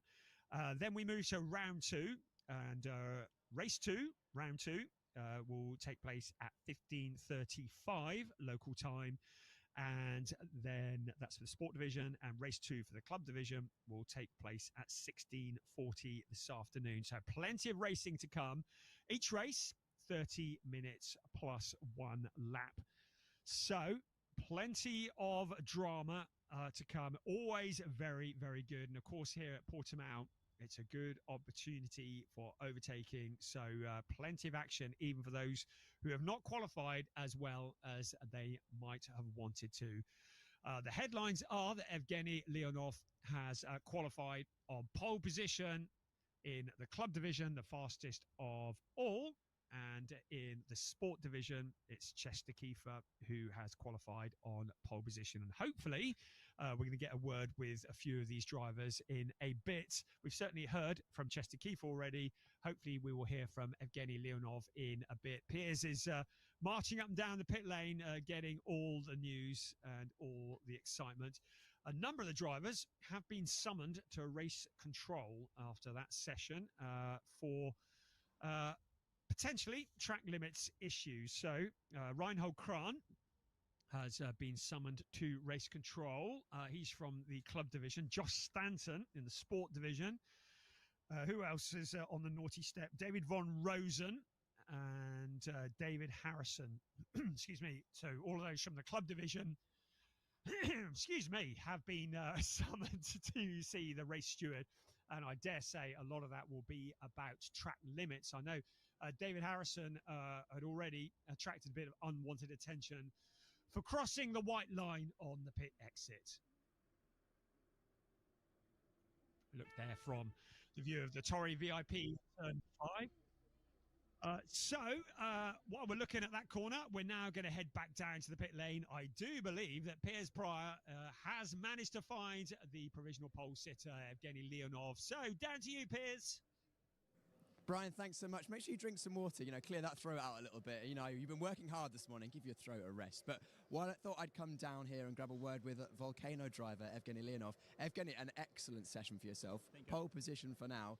Nearly half a second clear of second place as well. Clearly, the car is working well for you. Yeah, the car is really set up really good. It's set up really good from the first day. We struggled a little bit yesterday. As probably you saw, we were second most of the day, and then we found right setup, and probably that's the result. So we had a massive traffic. Honestly, every lap we had some traffic, and we're not sure that we are able to save these two fastest lap for the race 1 and race 2. So we decided to put new tires and to go, but we were looking at the time of our competitors, and finally we decided not to push too much, to save more tires for the second race. Yeah, but in general I can say everything is really good. I think competitors also had the same problem with the traffic, so probably also it helped us to keep the position without extra tire spending. Wow, well, that's impressive to hear that you qualified on pole so convincingly and have managed to save a little bit of extra tyre life. So I imagine you've only got one goal for the races? The goal always the same, to win. And I have some difficult history with this autodrome, with Portimao. I believe 2 years ago when I just started in a championship GT Cup Open. In the second lap I was leading, and in the second last corner I lost the car, I spin and lost 4 positions. Since then I never won here, So I need it. I really need it, guys. The good news is you probably won't make that mistake again, will you? I hope so. Evgeny, congratulations. We'll see you later on, and I'm going to hand back up to Brian while we reposition, ready for, as Brian calls it earlier, he said it was a legendary lunchtime pit walk. I don't think it's that good, Brian. Oh, I would beg to differ on that one. It's the most entertaining part of the day. A great job with Evgeny, by the way, and some great insight there. I think, well, he wants to put some ghosts to rest, doesn't he, after that spin in the GT race? Qualifying nearly half a second quicker than second place is a good starting position. Clearly, he needs to keep it pointing in the right direction. But what a character Evgeny Leonov is for Volcano Motorsport. Really good to have him here. And yeah, he was in the last year's GT Cup Europe Pro Am category. He finished 5th place in that. And clearly has something that he wants to prove, a point that he wants to prove. So yeah, at the end of a very entertaining session. I've had my water now and I'm going to go get a cup of tea in a bit. That's all good, isn't it? And Piers is currently repositioning himself as we get ready. So we will have these 4 races this afternoon, and it is looking like it is going to be thrilling stuff all around. But of course, the question will be what happens with the weather. And of course, if the drivers, the cars, have to switch to wet weather tyres, the tyre rules go out the window. So those who've been preserving slick tyres for this afternoon, that advantage would be negated when everybody has to switch to wet rubber. But of course, we're being ever optimistic, and we're hoping that the weather will stay dry. Of course, nobody can predict the weather here. They say that I think it's the German commentator Burkhardt, who says that if you want to know what the weather is here, you have to ask an old man about his leg. There we go. There's a bit of legend for you. Right, it's lunchtime. The legendary Piers Pryor with the legendary pit walk. Over to you, Piers. Brian, you're hyping me up far too much, but we're here for the lunchtime pit walk. We're going to grab a word with as many drivers and team members as we can, starting with David Harrison, although I hear, don't call you David, call me Harry. Yeah. No, as I said to you before, Australians, you can't call them by their first name. There's always a nickname in there somewhere. Absolutely, and you've come a long way, of course, Portimao, a long way from Australia, but what a better place no better place to go racing. Yeah, no, I'm not strictly, I didn't come all the way from Oz because I do live and work over here. But coming here at this time of year with the sun and the temperature, it's much better than, say, the UK or actually Luxembourg, where I spend most of my time. That's for certain. I mean, as much as I have got gloves on and a few layers, I'd be very much colder in the UK. But great to have you in the series. How are you finding it so far? Really good. Yeah, no, it's my first time here at this track. First time in the 992, having driven 991s before. But yeah, no, I think the series is exactly what I thought it would be. Perfect. Perfect. And of course, sum up your qualifying this morning. How is it looking into the race for you? Yeah, okay. I think it was almost my best time here in the practice. So, okay. So it came together. Obviously, it can get better because it has to get better. But yeah, no, good. Good place. Amazing. Well, we look forward to seeing how you get on in the race. Harry, thank you so much for taking time to come and chat to us, and we'll let you go and grab some lunch ahead of the race. Ciao. Right, well, that was David Harrison, or Harry as he should now be known, racing for the Fark Auto Tech team. 3 drivers in there. So we've got, of course, the Swiss driver of the A team in the club division, that is, and actually the sport division, and also number 9 as well, who have just been out.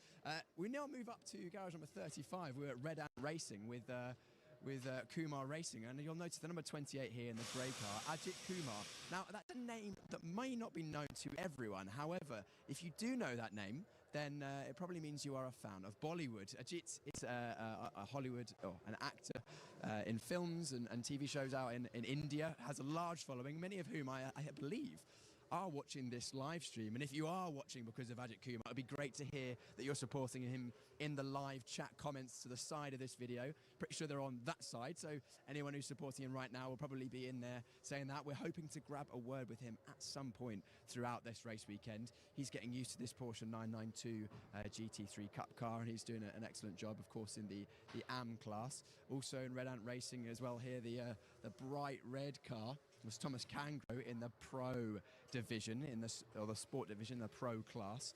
He's shown great pace. Back again, of course, Thomas previously joined us in the Porsche Sprint Challenge Southern Europe last year. Just checking my notes just to make sure that I'm not telling fibs. But yeah, Thomas had a great race last year. He was joining us in 2024. He had a best result of 7th place at Valencia. was also racing in the Porsche Sports Sprint Challenge Southern Europe. He was 5th in the AM with 1 win at Portimao as well, and then also raced in the Porsche Carrera Cup Benelux, regular in the top 13. His best result again was 2 11th places. So Thomas will be hoping to emulate and potentially improve on those results he's been having this season. Moving up to the garage number 32 is the MDM team. We've got Lennart Heemstra. He's from the Netherlands. He's a Porsche Sprint Challenge Benelux stalwart, having raced in that championship for many seasons, 2022, 3 and 4. You can see there on top of his car, of the 969, there's the Parc Fermé triangle. Of course, all the drivers after qualifying, all the cars must go into Parc Fermé, where the teams can't work on them. They have to make sure that the organisers and the scrutineers have time to check all the cars to make sure everyone's legal. And then another new driver here we have for the championship is, of course, Hjelte. Hjelte, you're a young driver. You're racing with MDM Motorsport. Talk to us about your experience at the Porsche Sprint Challenge Southern Europe so far. Yeah, it's been a lot of fun. It's an exciting track, of course. So we've been really working hard to find the right balance, the right setup, and of course, most importantly, to get comfortable in the car. I think we succeeded in that, so I'm happy. Absolutely, and your pace has been really, really good from what I've seen. You're a young driver, still on the way up, building your racing career. Talk to us a little bit about what you've done before the Porsche Sprint Challenge Southern Europe. So before, I've done some endurance racing with this team in a BMW M240 Cup, and I've also driven the BMW M240 Cup for 2 years. The first year I finished 3rd in the championship, and the second year I went full flat out, and I became 1st, and I was quite dominant, so that was a good performance. Now I'll try to continue that flow in this series. Yeah, of course. Clearly, that gave you the confidence to step up to what is a much bigger beast. You know, there's a lot of power, a lot of grip, a lot of speed in these cars. How are you enjoying the Porsche 911, 992 Cup car? Yeah, I'm loving it. It's a real car. It's like, there's no assist, so any mistake you make, you really suffer from it. So it's such a good car. It's so much fun. And I imagine because it's unforgiving, it helps develop you as a driver. Of course, you're in the stage of your career where you're wanting to develop not only your results but also your skills. True, yes. Yeah. You build so much skills when you, for example, don't have any ABS. You really need to understand the braking. You need to understand the exits. You need to understand everything.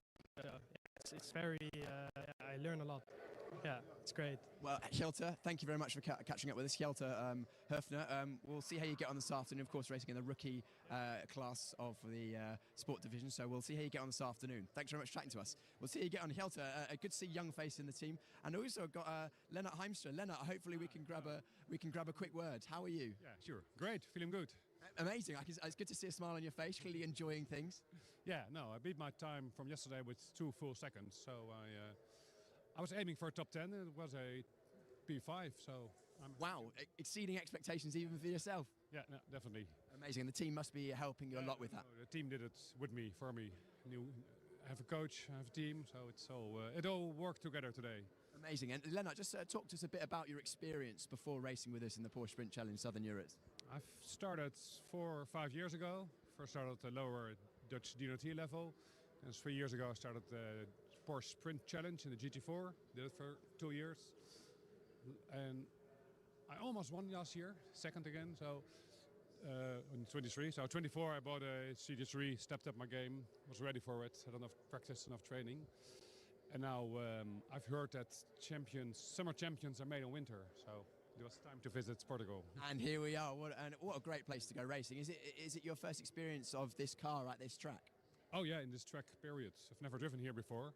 It's like Zandvoort on steroids. It really is. And of course, in these cars, such high speed, average speed's really high, but quite technical as well. Yeah, it's a combination of like Spa, it's just really high speed, and Zandvoort is technical, so you have high speed and technical. So before today, I've only spun once, and these last 3 days I've spun 6 times already. Like my first 170 kilometers spin, so it's a very tricky track, and I was really happy today at the quali when it all came together. Yeah, great job in, of course, improving so much. But just talk to us a little bit about the difference between the GT4 machinery, which we see in the club division, which you've driven previously, and then the GT3 911 car. Yeah, I've driven the previous GT4. For me, it was like it was like a train on a track. It is solid. It's there. It's reliable. It's trustable. You know when it's gonna step out. You know it's gonna move. And the GT3 is like a tiger that continuously tries to bite you. Like if you miss one frame, one wrong move, one excitement, step on the gas, then you boom, you're spinned. You spinned. You have to be on the top of your game then. Yeah, definitely. There's no error margin, and when you break out, you have to correct really, really quickly. Well, Lennart, we'll hope that you can continue that improvement that you've made from the start of testing to today. We'll see how you get on from 5th place on the grid later on. Yeah, sure. Hope I'll finish 5th. Amazing. Well, go and enjoy your lunch break. Thanks very much for taking time to chat to us. Great to hear from some of the drivers, 2 MDM drivers there. Lennart is the driver we just spoke to, and then Hjelte Höfner just starting his racing career before that. We have Charles Visser here, who's a South African driver. Charles in the back of the garage. You know, great to have a very broad range of drivers from all around the world, and Charles is making his debut in this championship, racing for Target competition. Charles, thank you so much for hanging around and coming and chatting to us. Spoke to you yesterday. I could tell you were enjoying things. How was qualifying? Yeah, rather exciting, to be honest. Obviously, this is a completely new experience for myself. I mean, I really haven't raced in Europe much regarding with cars and stuff, but regarding karting and stuff, I have been around the block in Europe. But yeah, we qualified P14 or P15 if I'm not mistaken. But yeah, I'm pretty happy.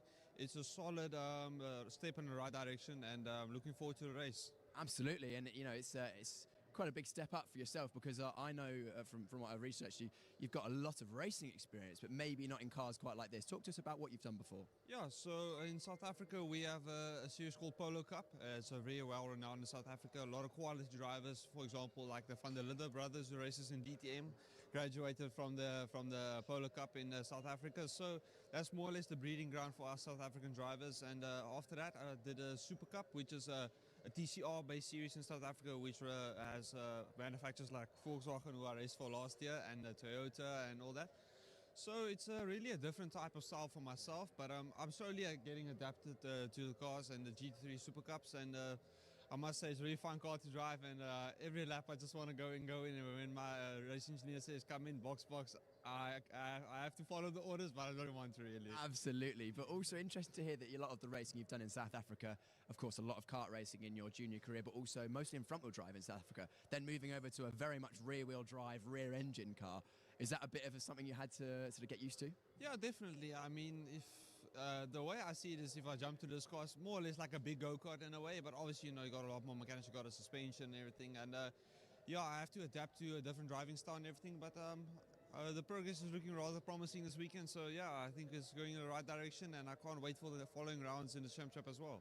And Charles, do you have any ideas about what you're going to be doing, you know, into 2025 after Porsche Sprint Challenge Southern Europe? I imagine it's probably in Porsche machinery. Yeah, so we're currently looking at doing the Italian Championship, so I think we're really looking forward to that as well, and yeah, I think that's going to be the move, and but for now my focus is just on this current championship at the moment. Amazing. Of course, the Porsche Carrera Cup Italy, very, very competitive, but a good way to get your competitive juices flowing at the start of the year in the Porsche Sprint Challenge Southern Europe. Yeah, of course, and the good thing is, I mean, I've got a teammate and I've got a reference driver as well, so I think it's going to be pretty promising, and I'm looking forward to it. Charles, we're looking forward to seeing you going out on track. Good luck this afternoon. We hope it goes well for you, Charles. Amazing to have so many drivers from so many different locations. We've got drivers, of course, from Europe. We've got drivers from Africa. We'll hear later on from some drivers from America and Venezuela and all over. And it's great to have such a mix of drivers. And I mean, it's great to see that all those drivers choose the Porsche Sprint Challenge Southern Europe. We're just walking our way further up the garage now, garage number 28, so we're walking over towards Neuhofer, the two Neuhofer drivers, one in the Sport division, one in the club division. They are father and son, Marcus and Felix. Marcus in the 285 there, was just out in the club division qualifying, and his son Felix Neuhofer in the pro division. They are, of course, both very passionate about their racing. It's great to see that father and son can go racing on the same race weekend. You know, something that not many people get to do is race in the same race weekend as your family, and they're both having a good time of it. Javier Ripoll Jr. back for another season. Javier racing for the S1 team. He's a very entertaining driver, really, really friendly face around the paddock, and also a very, very strong driver as well. If I just head over to my notes, Javier Ripoll Jr. last year was one of our strongest drivers in the AM category. He came third in the AM last year, had 2 fourth places, and races a lot in America, where he is largely based these days. Originally from Venezuela, but lives these days, I believe, in the east of America, in the Florida area. So lovely climate around there to go racing. And then his teammate Angelo Fontana as well. S1 Racing were taking part in the Porsche Sprint Challenge Southern Europe karting event last night, which I also attended, which was good fun, part of the social setting that is part of the Porsche Sprint Challenge Southern Europe, and they were the team that managed to take victory. A lot of the other teams are slandering them, saying their kart was the fastest, but I'm sure it was all striving skill. Another driver for S1 Racing Team who is rejoining the Porsche Sprint Challenge Southern Europe in 2025 is Alex Ryman. Alex, of course, was in the Pro-Am category last season, but has stepped up to Pro this year. He was one of the strongest drivers in Pro-Am last season. He was fifth in, or had 5 category wins in Pro-Am, was third overall, and also raced in the Porsche Carrera Cup Benelux in 2024, and also guested in the Porsche 6 Carrera Cup Deutschland a few times over the last couple of seasons. I'm sure he'll be looking to potentially do that once again. Joining us in Garage 24 once again is the Ombra Racing team. 2 very strong drivers in here, both in the Pro grouping, if I'm not mistaken. We have Anthony Imperato, who was racing with us last season in Porsche Sprint Challenge Southern Europe, and then the car to the left with the yellow flashes on the blue is Luciano Martinez, if I'm not mistaken. It is Luciano Martinez. Luciano, a very, very competitive driver, racing for the Ombra Racing team. I spoke to him, and he's looking for some strong results. He was quick in testing, was very, very strong, and we'll be looking forward to seeing him come to the field. Of course, Ombra, a strong team. We had drivers like Ollie Gray last year, and with some strong results, and we know they can produce a good car, and with good drivers, I'm sure the results will come. Good to have them back on the grid. Moving up even further, we're now at Karainen with Henri Tuomala, the Finnish driver. So again, another area of the world that we have drivers from is northeastern Europe and the Nordic countries. Henry was with us last year, joins us once again. Very distinctive livery, dark colours with the purple. I think that's his calling card. I believe he had a purple livery last season, very easy to spot. Henry, a very experienced driver, and was leading the way in Pro-Am for a lot of the practice sessions. Schumacher CLR. Now, we were headed over here after the Sport Division qualifying, because they have had a very, very strong Porsche Sprint Challenge Southern Europe start, of course, with pole position in the sprint sport classification with Chester Kiefer, and then third place for Flint Schuring, who's joining us for a second season in a row in the Sprint Challenge Southern Europe. Very distinctive cars, looking very professional. Of course, Schumacher CLRT are a well-renowned team in Porsche racing, having won many, many races in championships and other series like Porsche 6 Carrera Cup Deutschland. They've also raced, of course, with in the Porsche Mobil 1 Super Cup as well, taking championships in that, and they're going to be very, very strong this season, both in this championship and others. I was hoping to grab a word with Chester Kiefer, actually, and let's see if I can pop my head in and see if they're around. Do we know if Chester is around? Is Chester about to chat too? Is he here? He might be in the... I think he's eating. So we'll come back to them later. Thank you very much. Always worth checking with the mechanics. Sometimes the drivers hide in the back of the garage. It's good to bring them out. Alexander Dobik joining us once again for the Hideka Racing team. Very, very distinctive. Probably one of the easiest liveries on the grid to spot. Fluorescent yellow, grey and black flashes. A wonderful looking car. Great to have them on the grid. If you're trying to find Alexander, it'll be easy to spot through the live pictures brought to you by Alpha Live in this racing season. And then moving up, we are now on garage number 19. I have to check my garage list with Volcano Motorsport, who managed to get pole position in the club division. Of course, we spoke to Evgeny Leonov just a few moments ago, just before this lunchtime grid walk started. Very, very strong showing from him. Only about half a second away from pole position in terms of lap time of the sprint division was Evgeny, so that shows the quality of his driving in that session. Worth noting the differences between the cars that we have in the sport division and the club division. So sport, of course, we have Porsche 911 992 GT3 Cup cars, no ABS, no traction control, a pure raw driving experience, as we heard from a lot of the drivers who we've already spoken to. And then we move to the AM category in the club division. Drivers are allowed to use traction control and ABS on their 911s, and then the second division in the club division is the GT4 RS. So there's only 2 of them at this round. Hopefully we'll have a few more, but they are slightly different looking cars. They're in the GT4 RS.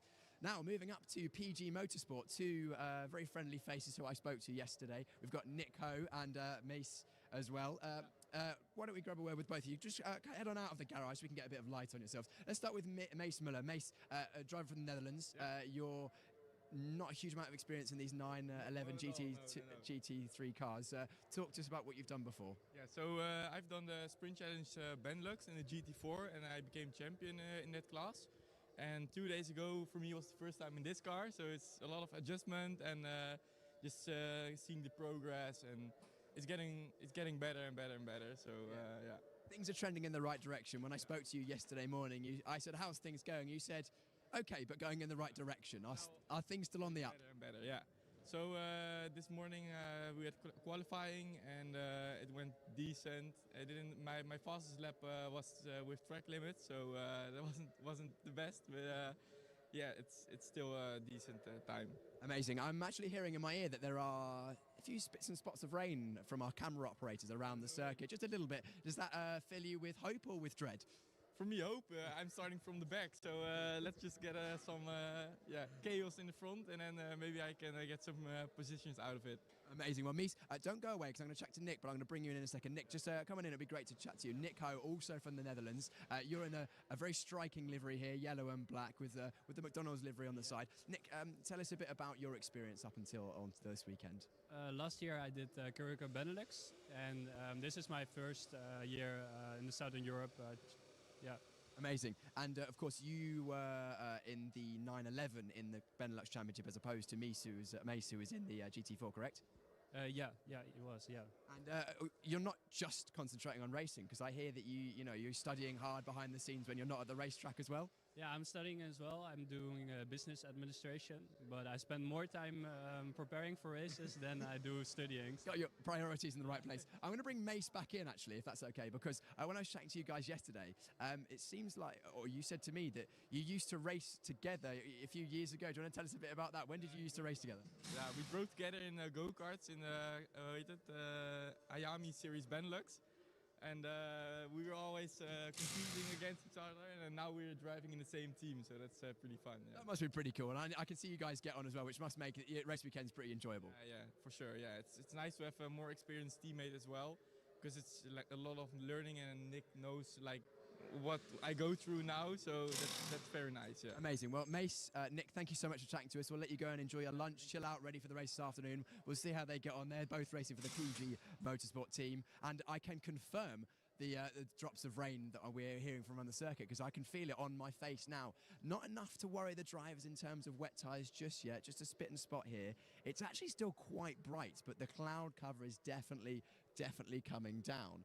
We've got Chester Kiefer over there. Chester, can we grab another word? Of course, we grabbed a quick word with Chester right after qualifying, our pole position driver in the sport division. But it'd be good to chat a bit more about his experience previously, what he's done, and what he's hoping to do with his career. Chester, come on in. Thanks very much for taking a moment to chat to us once again. We caught you right after your very successful qualifying session, provisionally pole position, of course, for the sport division. Let's just hear a bit about what you've done before this racing, because I know that you're not actually that experienced in terms of in racing with a roof on. No, not at all. I started karting in 2022, and last year, the 2024 season, I did a season of single-seaters in the French Formula 4. So that's without a roof, single-seater, open wheel, much different because the car is much lighter, has much more aero to it.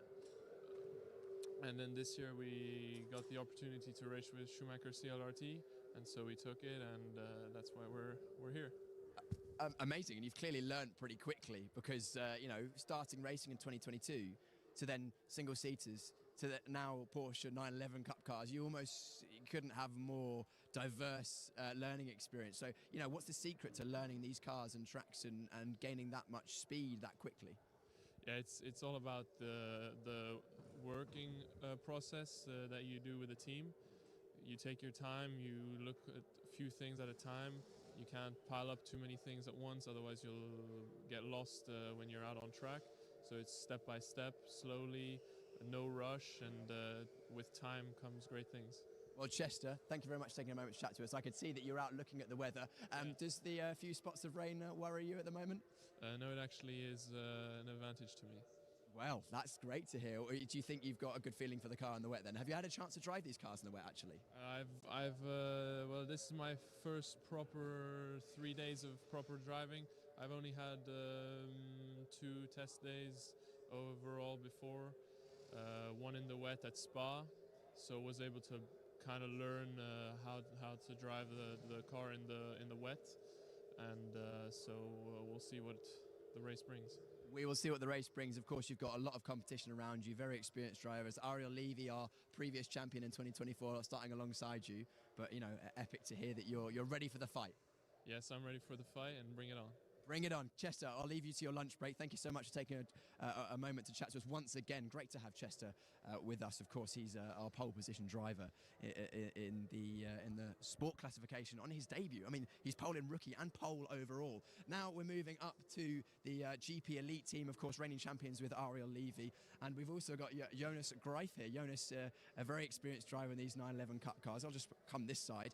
Jonas, talk to us about your Porsche Sprint Challenge Europe experience so far. Yeah, it's a great weekend. It's great to race in the sun. Even it's a bit cold today, but yeah, I never had such a short winter break, so it's really cool to be here. And for me, it's really important because I did GT Masters last year with the ABS car, so it's hard to come back, but I will accept the challenge. Because I believe you have driven the Porsche Carrera Cup cars before, and you've taken a break away from it, and now you're coming back to it. And I believe it's your plans for this coming season as well to race in the 911. Yeah, definitely. I decided to come back because for me, I feel most familiar with the Porsche, also with the series, and this year I will drive Germany as well with GP Elite. It's an honor to drive for this team, and I will give my very best. A very successful team, no doubt. Of course, Ariel Levy, your teammate in this championship, won this championship last season. They're well renowned around Europe, and you're clearly straight back up to speed because you were, right up there in terms of practice and qualifying as well. Yeah, definitely. I think it's really hard to come back. To use this new tire, it's quite different than in GT Masters, but I know if I'm working hard every session and if I'm getting better and better every session, I will be at the end of the season well prepared for Carrera Cup Germany. That's the most important thing, and I have really good teammates to learn from. So yeah, let's go. Absolutely, and the fact that we can get race experience in the winter as well as opposed to just testing, there must be some value in being able to race, not just finding lap time on a test day. Definitely, I think the most important thing is to race and not to have hundreds of laps for one lap time. To have the pressure in the qualifying, to have the pressure in the races. So yeah, let's race. Amazing. Right, Jonas, I'll leave you to your lunch break. Thank you so much for taking the time to chat to us. I'm hoping to grab a word with our reigning champion, Ariel Levy, who once again was rapid, topping almost every practice. Ariel, come this side for me, just so we can chat on the camera. Hello. Yes, anyone you want to say hello to at home? Yeah, my family and friends, hello. Thank you for supporting me. And of course, the sponsors, thank you very much for bringing me here. And yeah, let's have a good one.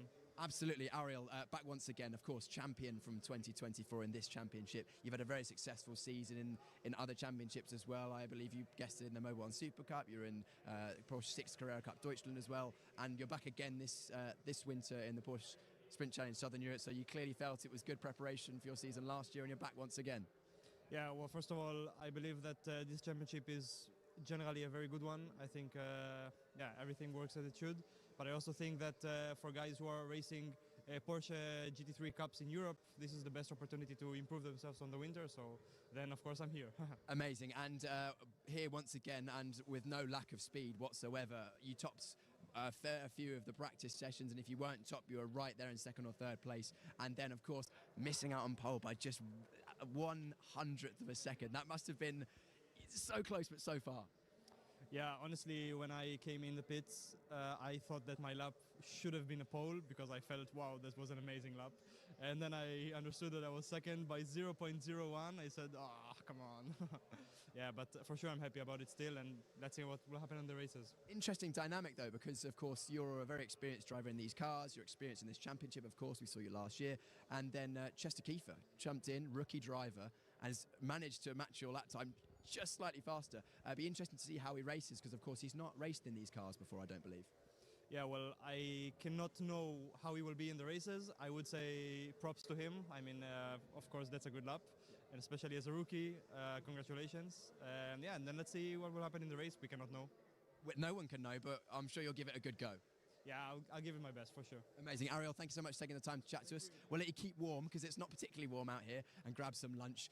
Ariel, of course, racing for the GP Elite team. He raced for them last season, was very successful, took in many wins in the Porsche Sprint Challenge Southern Europe. Back again, and now another familiar face to many, Dirk Schouten. Dirk, if you don't know Dirk, just once I finish this lunch break, just go on YouTube, have a little Dirk Schouten, and you'll find plenty of excellent onboard videos. Are we going to see any onboard videos this weekend from the Porsche Sprint Challenge Southern Europe? Yeah, for sure. I will. I have my camera in the car, so we're gonna make some epic stuff. Hopefully, we can fight to the front. Would be nice to get some overtakes in, and yeah, let's do that. But for those who don't know Dirk, I think 364,000 YouTube subscribers, isn't it? Or 320,000 Instagram followers from a lot of people following your racing career so far. Just talk to us about that racing career if they haven't seen what you've been doing. Yeah, so I started my racing career 4 years ago. Always had to do it with sponsorships, so it's quite difficult, but we manage it with social media. And I push really hard on social media. Now I got a following, so I can offer some promotion for my sponsors. And this is the way I do it, and I like it. And yeah, it keeps me racing, so I have to. And keeps everyone at home entertained. I mean, I've watched your videos. It's great to see. I mean, many people would love to be in your position, driving these awesome cars around the racetracks, and they can kind of live through you vicariously by watching all of your racing through your own eyes. I must say it is very interesting. Talk to us about what your plans are for this coming season. Yeah, so for now I got a really nice opportunity to race for lap time performance, and I need to see if I can continue the whole season in Sprint Challenge. I like it right now because you get a lot of driving time, which is really nice. But I have to see with my sponsors, my current partners, if I can manage it, and also work for my summer plans, which are still uncertain, so I'm not sure. I'm sure we'll see you on a grid somewhere, but also don't forget, yes, you've got all the followers, but you can back up the driving.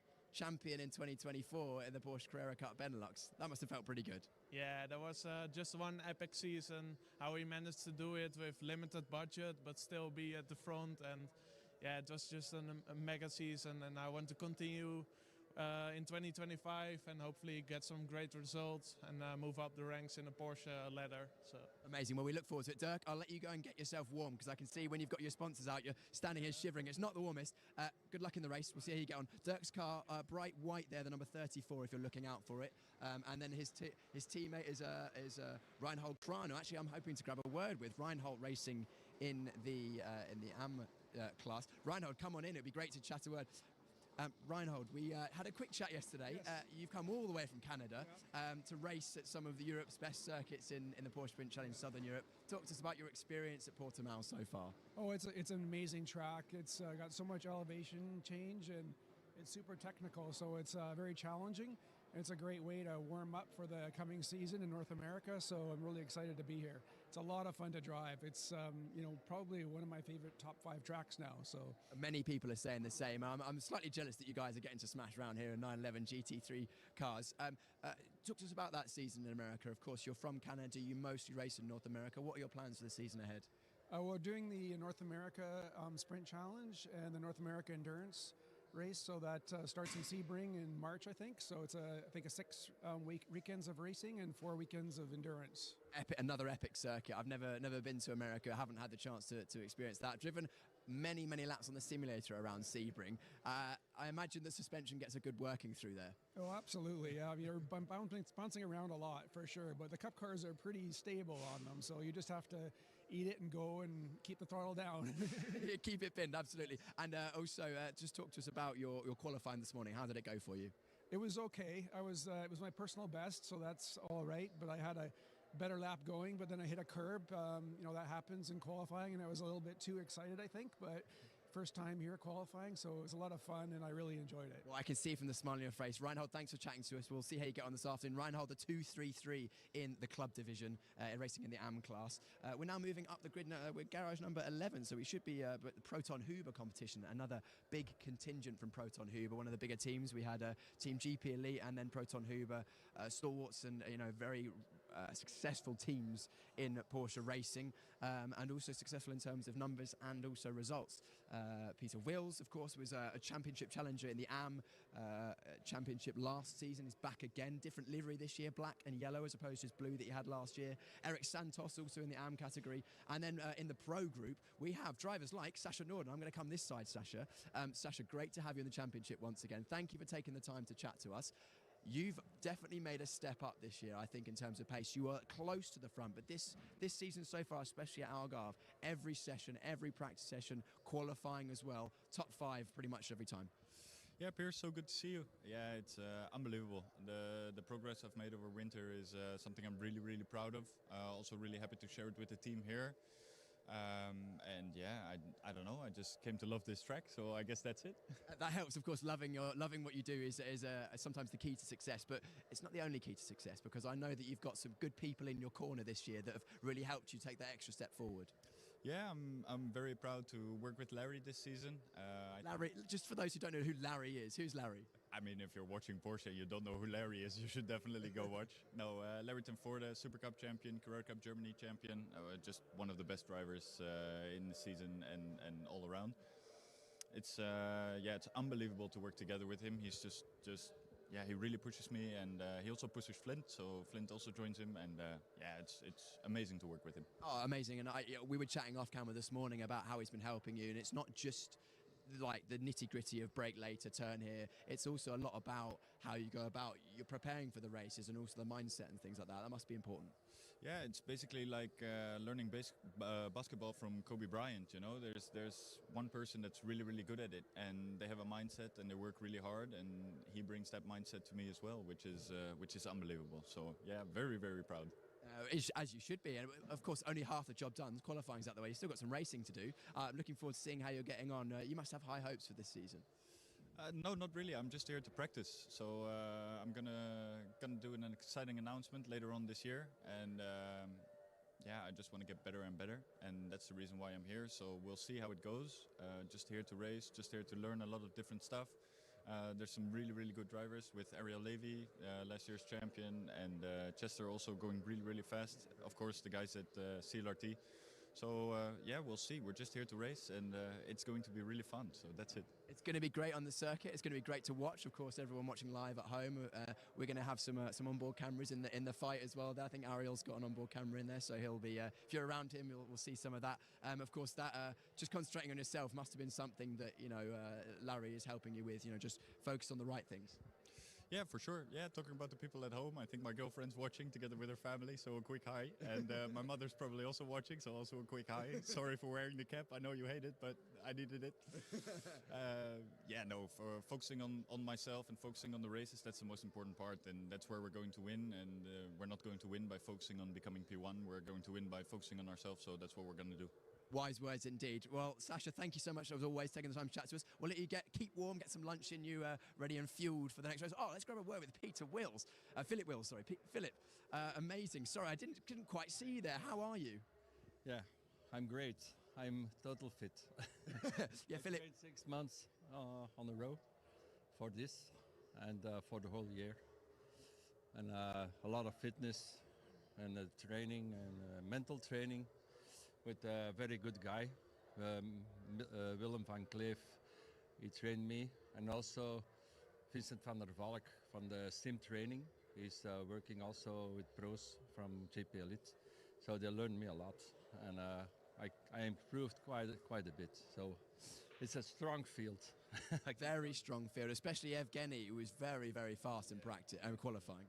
But okay, I'm very happy with the result because we improved all the time. First day we had some problems with the car, with some alarms, electronic. But the second day, everything, they did a very good job. So, and I increased with 1 second so we will see on the grid now when we start how far we get. And this year I will do with Huber, Swiss Cup also, totally in Southern Europe. So, and yeah, fingers crossed. Fingers crossed for you. Thank you so much for taking the time to chat to us. I know you've great to hear how hard you've been working behind the scenes, because this is something you're really passionate about, I can tell. Yeah, for me it's not only a hobby, it's more a passion. And the people, the environment from all the people is so nice. It keeps you young. Yeah. So for me it's very important also in my private life. Amazing. Well, Philip, congratulations on a good qualifying so far, and we'll see how you get on in the races. Yeah. Sure, thank you. Amazing. Philip Wills there, of course, as I mentioned last season, was fighting for championship wins. We've got time just for maybe 1 or 2 more interviews. In fact, why don't we just grab a quick word with Josh Stanton. Josh racing normally in the Porsche Carrera Cup GB, back once again in the Porsche Sprint Challenge Southern Europe. I was chatting to you yesterday, and I heard from your dad that you haven't actually had much running since for a few months, and you're just dusting off the cobwebs at the moment. Yeah, exactly. It's a heck of a place to do it, really, around here. It's it's kind of Knock Hill on steroids and a bit of combination of everything else, really. But yeah, awesome track and enjoying getting stuck back in. Yeah, absolutely. And those cobwebs were being dusted off, because I know you started the practice sessions a little bit further down than you're used to, but by qualifying it was looking pretty promising. Yeah, exactly. Yeah, it was. We're a day behind everyone. Essentially, they all get the extra test day, which unfortunately we can't do. So yeah, it's we started off a little bit further back in practice, but we're up there now and looking forward to getting stuck in. Josh, always getting stuck in. Thanks for taking a second to chat to us as well. Josh, another one of our British contingent, racing for Team Proton Huber. Talking about Brits, we have a British team here this weekend with Team Parker Racing back again in the Porsche Sprint Challenge Southern Europe. Sid Smith in the bright green sponsored car is back, and he'll be racing in the Pro division, the Pro category in the Pro class, and also is having an onboard camera, so you can watch onboard Sid Smith, see all his driving inputs. We'll be cutting to him throughout the races. Hopefully he'll be getting involved. And then in the club division, we have Lee Mole in the light green or yellow car there on the right hand side. He's in the AM group. Lee, another very experienced driver from the UK. And then we're moving to one of the last garages in the pit lane. In this garage we have Eric Wagner. Eric, another driver from the US. You can see if Laura, our camera, up pans to the left, you'll see his helmet in the star-spangled banner there. But Eric, I spoke to you yesterday. Great to catch up with you again now on the live stream. Just talk to us about your experience. I know that you're loving life here in Portugal at the moment. Oh, it's awesome. The Porsche group here with the Sprint Challenge, super well organized. Couldn't be happier. These guys are great. I love it. Yeah, and the track is amazing. Amazing indeed. And we were talking about amazing tracks in the US as well yesterday, which you get to race a lot. Talk to us a bit about your experience up until now. So, just my driving experience. Yeah, just a little bit. I started out in Radicals. Very good car to learn in. For people who haven't been in one, it's very drivable, very forgiving. So I did that series for several years in the U.S. And then I switched to learning Indy Pro and some other open wheel stuff. I'm currently driving an M2 at the Concourse Club in Miami. I was second in that last year. We've got another season this year. I wanted to learn something new, so I chose this Porsche, and it's definitely different. Absolutely, very different to a high downforce, low weight car, which I know that your driver coach Sam Yongian, who's been helping you a lot with that, you were very impressed with the way he's been helping you. Oh yeah, he's unbelievable. His ability to communicate is unreal. So super impressed, and I have to remind myself he's 19 years old. Yeah. The kid's unbelievable. Like, there's just some people that are really good at communicating, and he's got it down pat. This team, Enrico Fulgenzi, has got the car set up perfectly. So yeah, I'm on top of the world. Unbeknownst to you, actually, I was watching your qualifying session with Sam beside me, and he said that he's been really impressed with your progress, getting, I think, 6 seconds since the start of testing, was it, overall? Yeah, I had no idea how to drive this car. It's very different, but he was able to simplify it for me and really lay everything out, and we made some great progress. So I think we're set up well for the race. We're like mid-pack. That'll give me some good opportunity to practice, and then as this series progresses, definitely I can get faster every race. Eric, great to have you in the championship. Thank you for coming over. We hope you have a good time in the championship and enjoy the racing later on. Thank you. Thank you. Eric Wagner there for Enrico Fulgenzi, a great driver. And then the last team on the grid, AF Motorsport, which is Andre Fernandez and Kuna in the 888. And that is the whole pit lane done. We've managed to chat to a lot of the drivers, so thank you to every single one of them for coming out and letting all of you at home hear from them and find out about them, what their hopes are for the season in the Porsche Sprint Challenge Southern Europe and going forward. We have some excellent racing coming up this afternoon. 4 races in total, 2 for each division. We've had some very, very close qualifying battles, and it's all coming to you starting from just after 1 p.m. So Brian will be taking you through that, and we'll be getting all the post-race reaction with that down here in the pit lane. So join us once again at just after 1 p.m.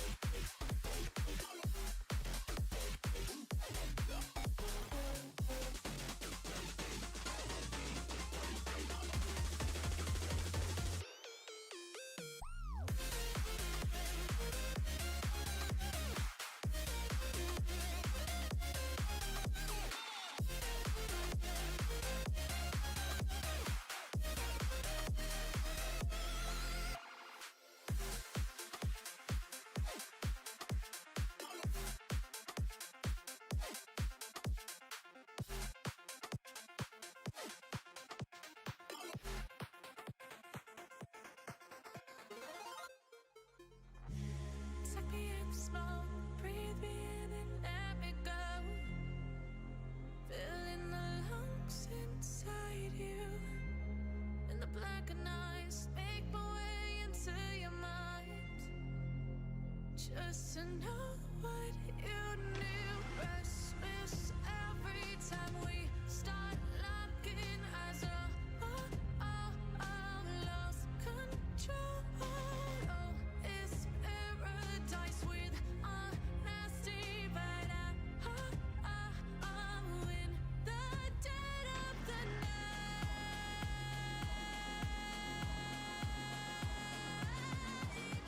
Let the darkness take control.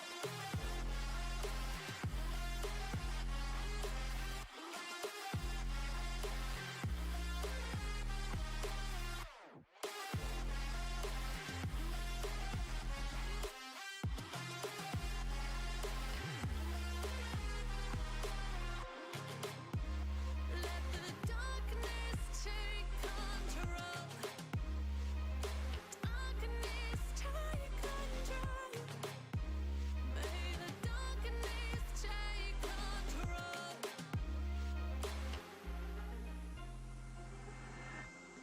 Take me in the smoke, breathe me in and let me go.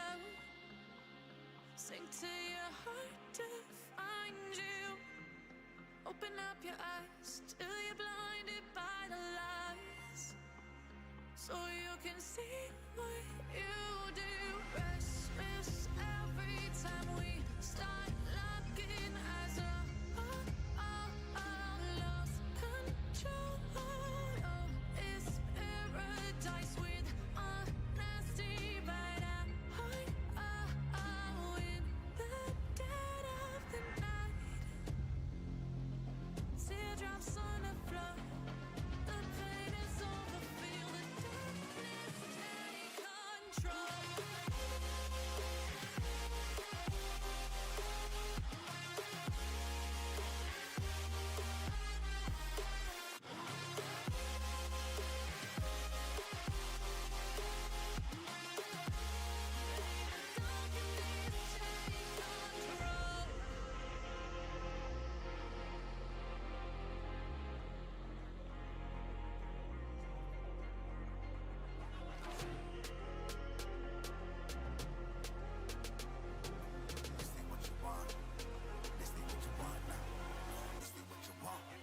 Who alive can't put me in a box.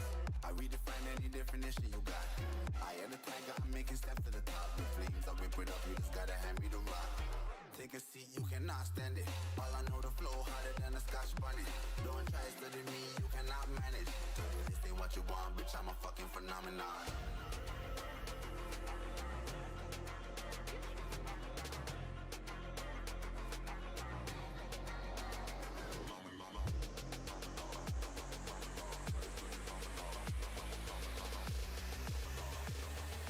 This ain't what you want, bitch, I'm a fucking phenomenon.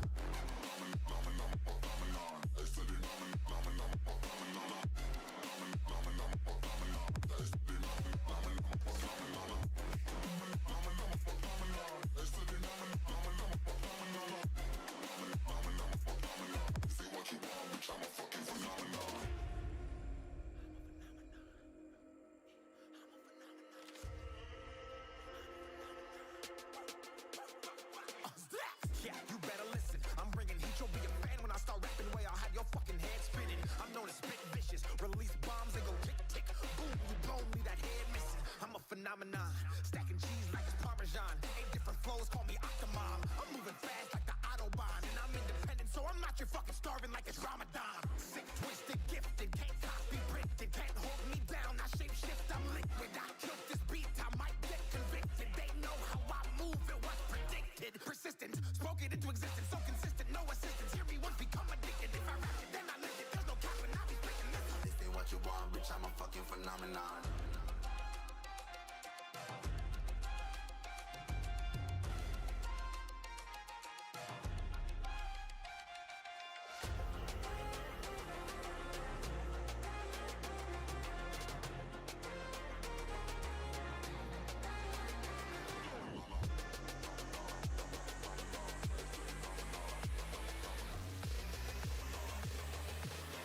what you want, bitch, I'm a fucking phenomenon.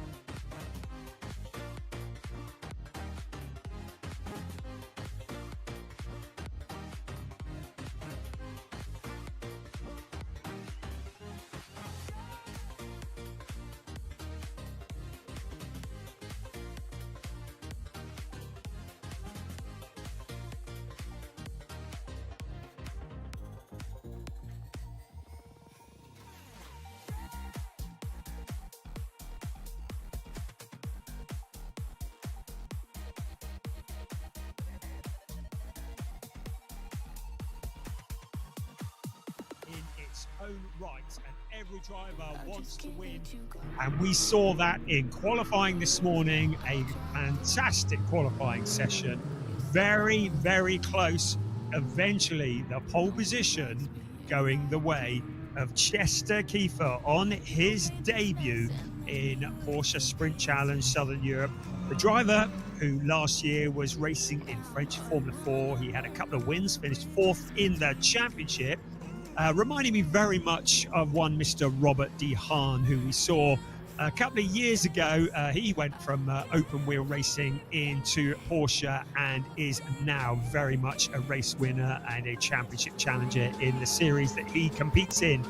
And you just look at Chester Kiefer and you feel something very, very similar unfolding. But alongside him on the grid, it will be Ariel Levy, the defending champion, the first driver from Israel to ever stand on the top step of a podium in Porsche 6 Carrera Cup Germany, one of the toughest championships in the world. Behind Chester Kiefer, keep an eye on Flint Scheuring, the young Dutch driver, the younger brother of Maurice Scheuring, in the identical car to Chester Kiefer. They are both racing Schumacher CLRT. I mean, all the cars are identical, but prepared by exactly the same team, so very identical. And he will be looking to make a jump on his teammate at the start of this race. It will be a clutch start. Another contender, Sasha Norden, lining up on the outside of row 2. The driver who took his first ever win in Porsche Carrera Cup Benelux last year, one of the absolute up-and-coming superstars in Porsche racing. On the third row, Domas Radonis and Sid Smith, both contenders in their own right, and they could well be there or thereabouts when this pack of cars emerge out of turn 1 at the start of this race. It is an absolute thriller in the making. So much talent up and down this grid. We've got a few minutes before we get things underway as we look at the cars now starting to form on this grid. If you're new to Porsche Sprint Challenge Southern Europe, we say welcome along. I hope you're going to enjoy it. If you're a returning watcher, I hope you're going to enjoy it too. We are broadcasting to the circuit. We are broadcasting on the internet. We're streaming live on YouTube, and we are broadcasting around the world on TV as well. We say welcome along. Prepare to have your socks blown off as this mighty field of Porsche 911 GT3 Cup cars burst into life, each one of them with 510 brake horsepower.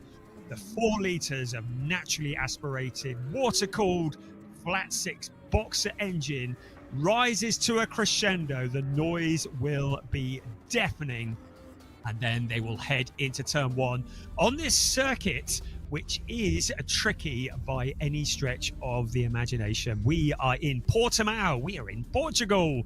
We're on the Algarve, but we're not enjoying your traditional Algarve weather. We had glorious sunshine for all of free practice and testing over the last couple of days, but today, as was the case with this round last year, we have awoken to gloomy skies and pretty cold temperatures, something in the region of about 10 degrees centigrade. Means that getting heat into the tyres, getting the cars up to temperature is proving to be somewhat tricky, and getting this field around the first lap on those cold tyres will be a spectacle to behold, because of course tyre warmers are not permitted in Porsche Sprint Challenge Southern Europe. So it's going to be very much the drivers driving, will feel like, on ice for the first couple of laps as they get the heat into those tyres. Chester Kiefer, well, we heard from him during Piers Pryor's excellent lunchtime grid walk, or his pit lane walk. He had a chat to Chester Kiefer, and Chester said that he wouldn't mind if it rained. Well, you're on your own with that one, mate, because the rest of us want to stay dry. But he actually quite likes the wet weather, which is a very sobering thought for those that are going to be challenging him, because on his debut in Porsche Sprint Challenge racing, to be wanting the wet weather and to be on pole position, that does mean that he is going to be something quite special to behold. But Ariel Levy, who starts alongside him, will be ready to challenge that car, the number 88, into the first turn.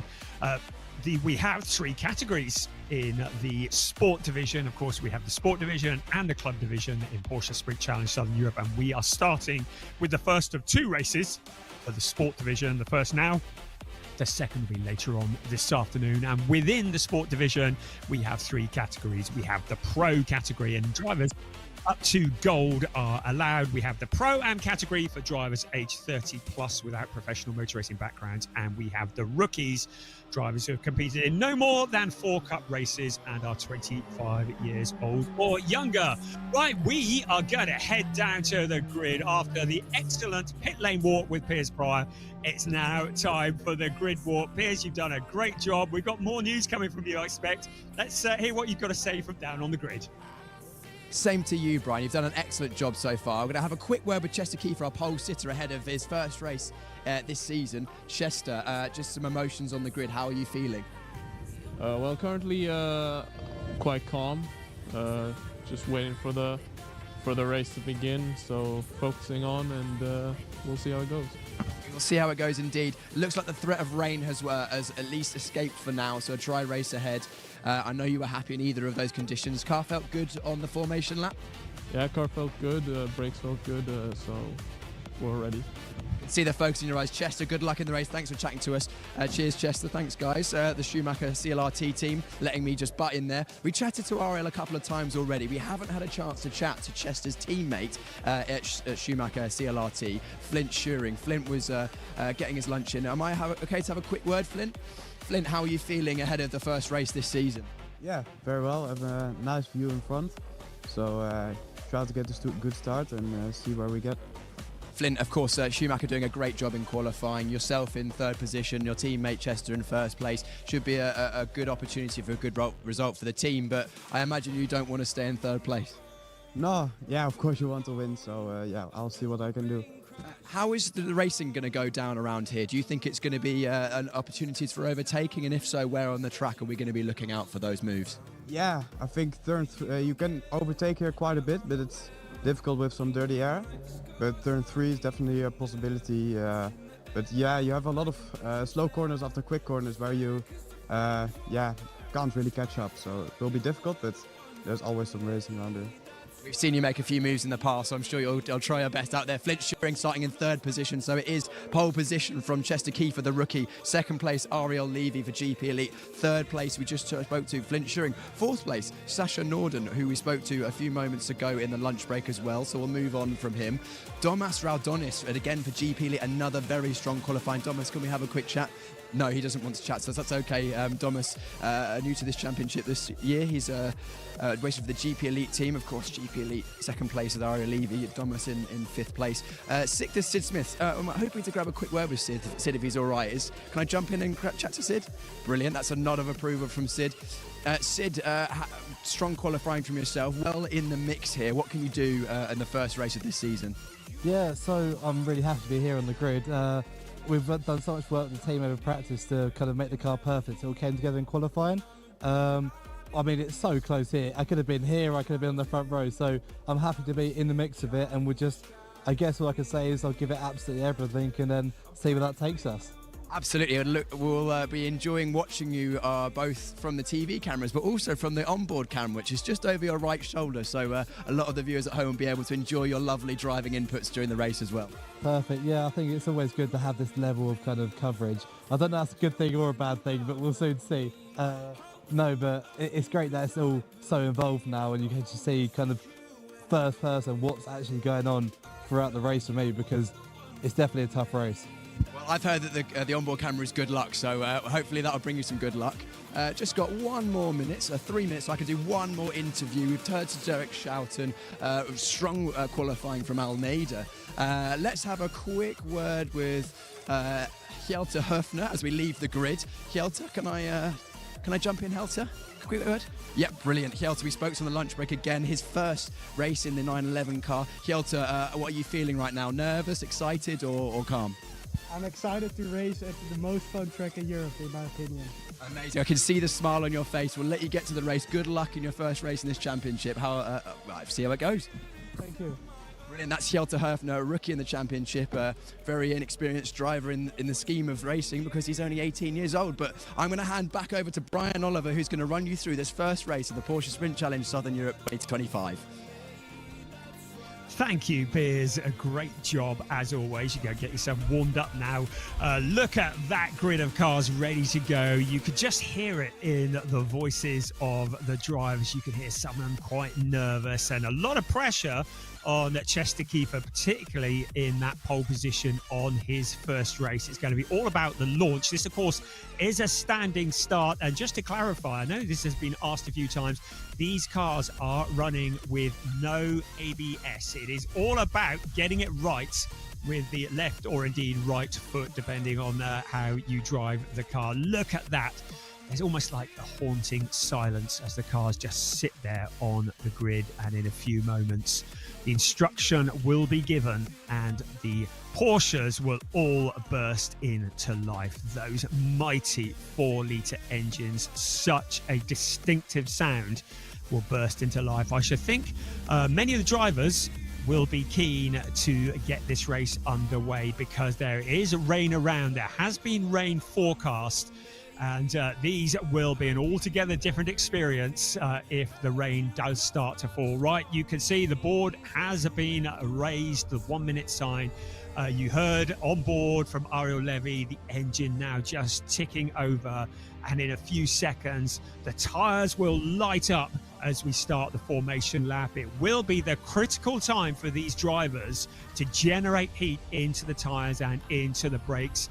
You get the heat into the brakes, it soaks through the wheel rim and into the tyres. What you want is to have as much grip as possible when you arrive at speed into turn 1 during the first racing lap. It isn't just a formation lap where you're tootling around looking at the Portuguese scenery. It's all about getting the car into the operating window But the cars will be a little bit short on grip for the first couple of laps while the heat is generated. Remember, no tyre warmers are allowed.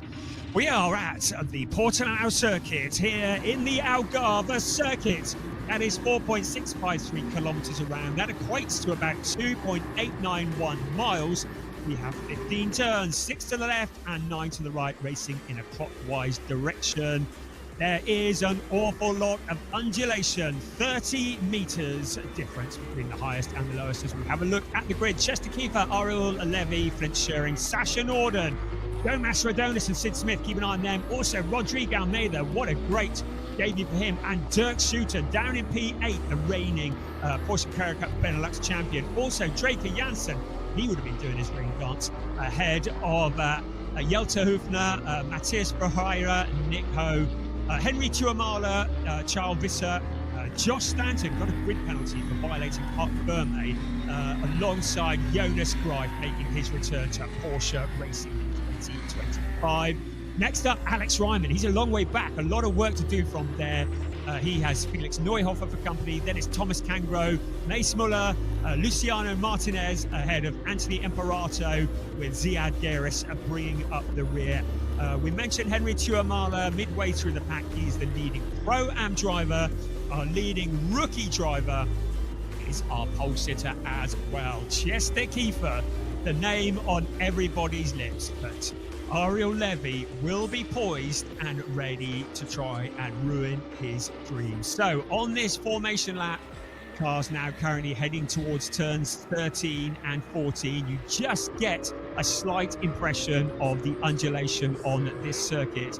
There are several places, 4 in particular, which are a blind crest. The cars will be coming over those hills at full speed and a blind crest. It takes a lot of courage to keep your foot buried on the accelerator when you don't know what is the other side of that hill. So the drivers will be needing to dig deep with the nerves. Now, Chester Keefer doing a good job because he's weaving to get heat into the tyres, but what he doesn't want to do is get to the grid too quickly and be sat there with the engine running and, more importantly, the tyres cooling down while the back of the pack forms up. So he'll want to keep the heat in the tyres, weave and get that heat into the brakes as well, but not get to the grid too early. You can see the rest of the cars behind. Such a quality field of cars.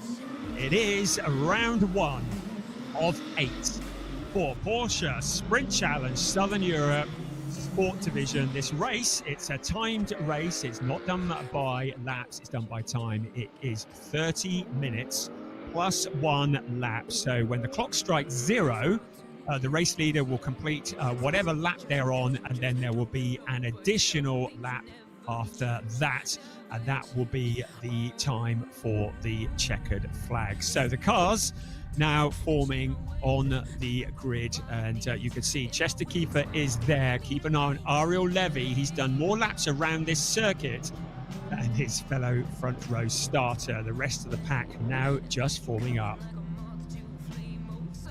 So we wait for clearance from the back of the pack. The man with the green flag will let us know that all is good, and we will be ready to go racing. Are you ready? Porsche Sprint Challenge Southern Europe 2025.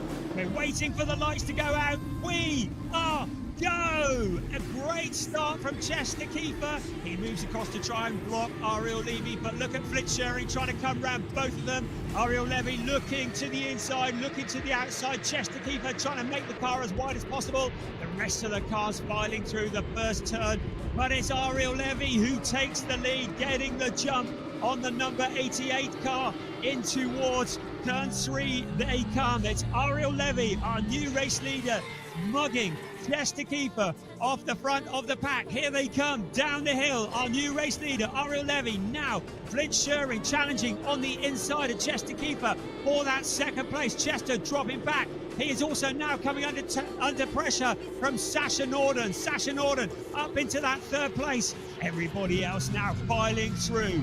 Side by side is the challenge for that fourth place. Riding on board with Dirk Schutten, the reigning champion. in Porsche Carrera Cup Benelux. He's got a bit of work to do from there. We've got a yellow flag at turn 1, so it looks as though somebody hasn't made it. I think it might have been Thomas Cangro. Yes, it is. So Thomas Cangro, you saw him there with the hazard lights flashing. Not the start of the season he wanted. Everybody else keeps going. You can see the clock at the top of your screen. It is 28.5 minutes plus 1 lap of this, the first of 8 races in the sport division. For Porsche Sprint Challenge Southern Europe, Dirk Schuiten on board with the number 34 car. He's in the traffic at the moment, making his debut in this series. But look at the lead that Ariel Levy has pulled out already. He got the jump into the first couple of corners and he's moved clear. So Flint Schuring up there as well. The rest of the cars coming through. There's Dirk Schuiten, there's Draker Janssen, Sid Smith in there as well. Riding on board with Dirk Schuiten to complete the first lap. We get confirmation of those positions. Ariel Levy, a second clear of Flint Schuring. Sasha Norden, Chester Keeper, the leading rookie, down into 4th place. Dirk Schuiten, good start from him. Up into 5th place. Draker Janssen, Sid Smith. Also Rodrigo Almeida, Nick Ho, Domas Radonis also there.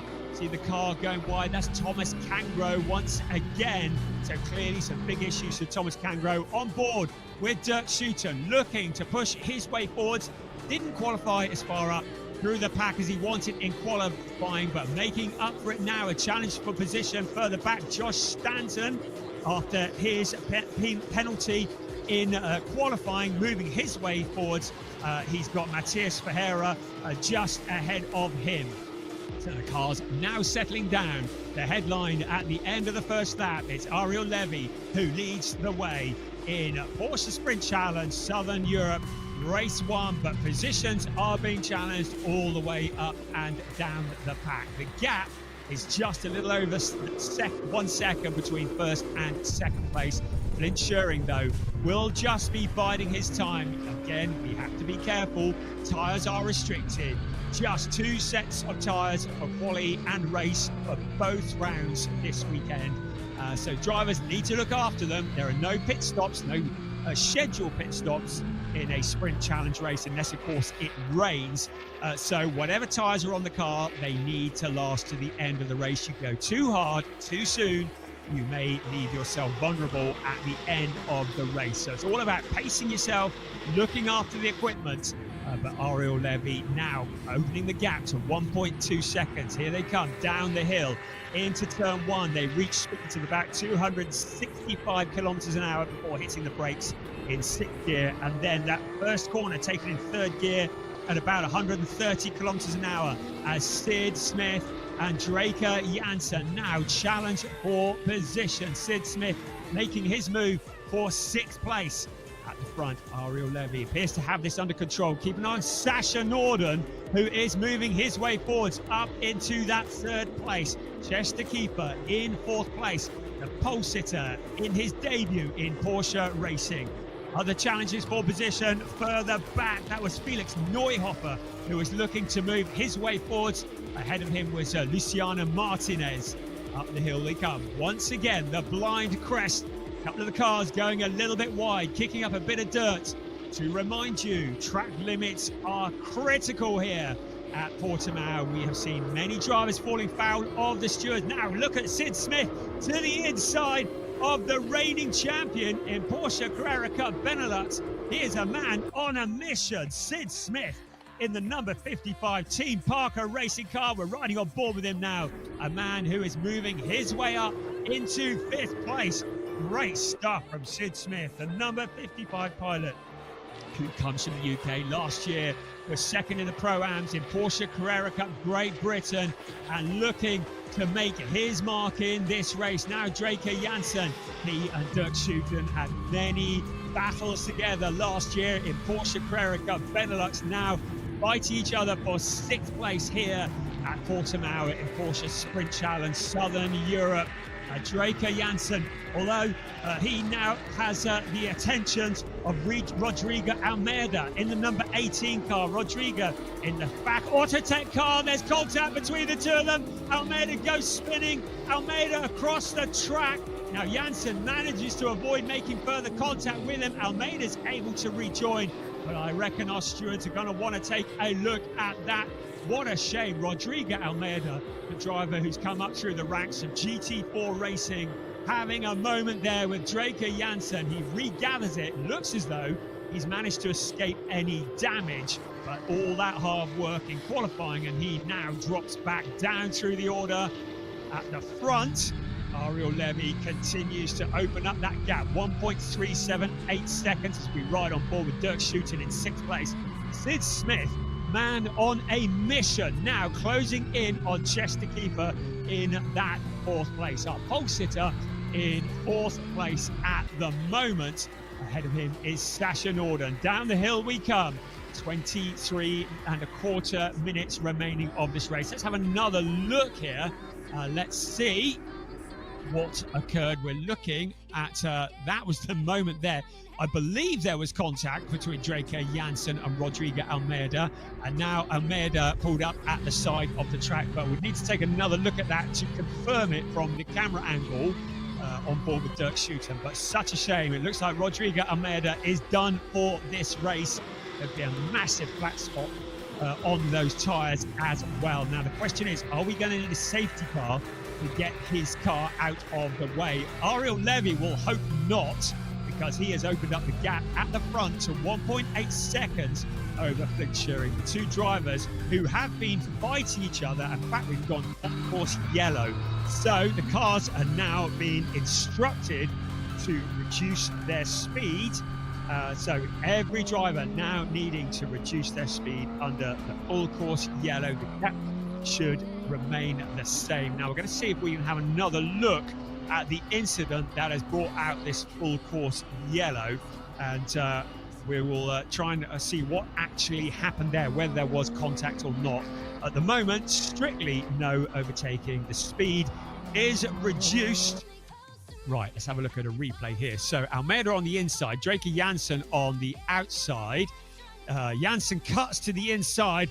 Almeida goes to shut the door, maybe the slightest bits of contact, and I have to say Almeida did very well not to be collected by a car behind. Such a shame for the driver from Mozambique. He's racing for FAC Autotech, who are a fairly legendary team in the world of Porsche racing. Both Alex Fack Sr. and Alex Fack Jr. who run that team, and Alex Fack Jr. a race winner in his own right. And he will be looking on, and they would have been watching that from behind a pillow, I should think, because a scary moment as the car is broadside across the track, but it looks as though it's escaped the damage. But it does mean that Rodrigo Almeida has retired from the race. The car will be retrieved, and he will come back hopefully in round 2 later on this afternoon to do it all again. In the meantime, the speed is significantly reduced under the full course yellow. Absolutely no overtaking.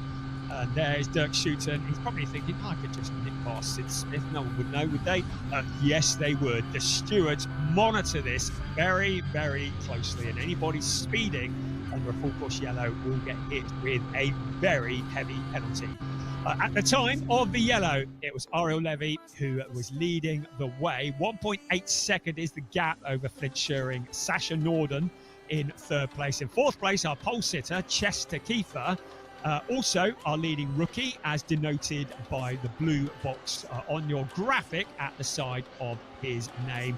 The charging Sid Smith in 5th place ahead of Dirk Schuiten. Nick Ho making good progress there in 7th place. He managed to keep out of that battle.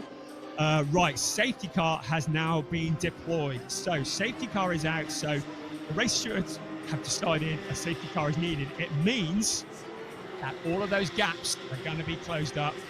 And Ariel Levy will not be chuffed about that, because a gap that was nearly 2 seconds is now going to reduce to nothing as the safety car comes out. Here it is. So safety car is now on the track and will lead the field around, and will pick up the leader as Sid Smith giving the instruction to go on by. The safety car will wait till Ariel Levy comes along and will pick him up.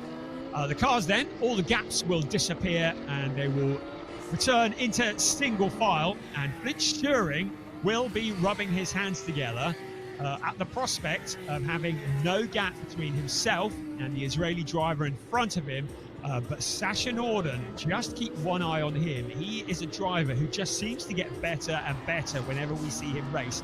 He's man on a mission this year. We hear rumours of where he might be ending up racing in 2025, but we'll let him confirm that himself. But he is running for Proton Huber Competition, the legendary team that is run by Christoph Huber and Christian Reed. And they, of course, prepared the car of Larry Tenforder, who won the championship in Porsche 6 Carrera Cup Germany. He's a Porsche Mobil 1 Super Cup champion, a legend in the world of Porsche racing. And he has set up the Larry Tenforder Driving Academy. And guess who's in second and third place? Yes, two of his young proteges, Flint Schuring and Sasha Norden, are both being tutored and coached by Larry Tenforder this weekend. And I'm told that what they're learning from him is worth its weight in gold. I think there'll be a queue, as long as your arm, of drivers wanting to join the Larry Tenforder Driving Academy very shortly, because the man who is the most successful in Carrera Cup Germany, who is now imparting his wisdom to the next generation. And that is proven by the fact that his drivers are second and third. But leading the way, defending champion. Oh, there's Rodrigo Almeida. That's a nice speedy way back to the pits. Ariel Levy, who is racing for another legendary team, Team PP. We're going to have another look at the start of the race. We always got our eyes on the very front row at the start. It was good to see what happens further back. It was a great start from Josh Stanton. I think he beat everybody out of the blocks there. It was a good start initially by Chester Keeper, but this is where Ariel Levy looked to the outside, then ducked back to the inside. He had Flint Schuring on the outside of him. Then he saw that nice big gap into turn two, filled it with the Team GP Elite Porsche, and was through into the lead. And Chester Keeper have very much been hung out to dry as the rest of the pack came filing through. Right, that is towards the back of the pack. That is Felix Neuhofer that we're looking at. The cars circulating as we are getting ready to go back to green very shortly. In a few moments, the lights will go off on the safety car, and I've just been shown a red flag. So a red flag has appeared on the timing screen. I thought we were about to get going, but we've got a red flag that has come out. Now, I don't know why, so we'll have a look and see whether there is any indication as to why that might be. But the red flags are out. It means the cars are going to be brought to a stop. The clock stops at 16:38, but I've had no indication as to why the red flag might be out. So that will bring the cars to a stop, and I'm looking at the timing screen. The only car that wasn't moving was Rodrigo Almeida. We saw him going back safely. Thomas Cangro is he's a couple of laps down, but I think he is all okay. So we've got notification that the session will resume, but I'm not sure why the red flag has come out. Dare say that will all come out eventually. The only car we have lost so far is Rodrigo Almeida, and maybe there's some damage that has been done to a barrier somewhere, but whichever way, safety car now bringing the cars back to the grid, and back will be to a stop, and hopefully we can get this thing underway. Well, there is the Almeida car, and maybe the race directors have decided that the car is in such a vulnerable position that in these conditions, having cars even running behind the safety car may be too much of a hazard when you've got people out on the track working. We've seen it here in these chilly conditions. We saw it last year, and we've seen it in quali this morning. Drivers, particularly on the exit of the pit lane, getting on the power, back end of the car, snapping around, and with little heat in the tyres, grip is very much at a premium, and it may well be that the race directors have decided that with people working on the track with temperatures cold, therefore tyres cooling down, the best option is to not have cars moving past staff who are working on the track. Whichever way, I don't think this is going to be a particularly long stoppage. So I'm hoping that we will be able to get going fairly soon. The fastest part of the circuit is in towards turn 1. The drivers are in 6th gear, about 265 kilometers an hour at racing speed, but there's some windy old parts of the track as well. It was up at turn 4 where, I think where Rodrigo Almeida was stopped up near turn 4, which is a blind crest, one of several blind crests on this circuit. Part of the track that is taken at about 150 kilometers an hour in 3rd gear at racing speed. But again, safety is everything. It's very important that we protect not only the drivers, but certainly all the amazing people that work around the circuit, retrieving these cars. Our flag marshals, safety is paramount. There is the FAC Autotech Porsche, and that is currently being lowered very gently. An awful lot of money's worth of Porsche there being lowered onto the back of the truck. I mentioned FAC Autotech. They're a team that have been around for many, many years, and Alex FAC Jr., who won the Pro-Am Championship in the ADAC GT Masters, a fantastic GT3 championship in Germany last year. And also here in the capacity as a driver coach this weekend. And I expect will be imparting his wisdom to Rodrigo Almeida. Hopefully, there's nothing too terminal wrong with that car. People out on the terraces trying to stay warm. Right, we've got notification that the restart is going to be within the next minute. I think in probably about 30 seconds or so. So really a short red flag, and the clock will get running again. It's actually ticked down a bit already. So 37 on the timing screen. So I think there might be 30 seconds more than on the graphic, but whichever way, about 16 to 16 and a half minutes remaining of this race. So approaching the halfway point. Of course, all that hard work, getting the heat into the tyres, into the brakes, getting everything up together, and everything will have cooled down while the cars are static. So we may well get a couple of laps, certainly at least one lap behind the safety car. It will be a rolling start, so we only get the clutch start at the start of the race. Then when the direction is given by the race steward, the lights will go off on the safety car. That will be the indication to Ariel Levy that he will then take over the pacing of the race, and it will be his decision when he hits the accelerator. Once the safety car is out of the way, the only rule for Ariel is don't overtake the safety car. The rule for everybody else behind is no overtaking until you reach the start-finish line. So I should think, well, I know Ariel has done many of these restarts in the 3 years that he has been racing cars. Yes, 3 years ago, he had never even raced a car, and his rise up through the ranks has been fairly monumental. Of course, a real crowning glory was winning the championship here in Porsche Sprint Challenge Southern Europe last year. So we are under yellow flag at the moment, and we are back under racing conditions. So safety car, I'm told, is going to be doing one outlap. So we'll almost certainly duck in at the end of this lap, and we will be racing once again. And Ariel will want to catch Flitz Schuring napping if at all possible. He'll want to be on the accelerator at about the same time that Flitz Schuring isn't, and therefore get the jump and open up a gap. But Sasha Norden, Chester Keeper are there.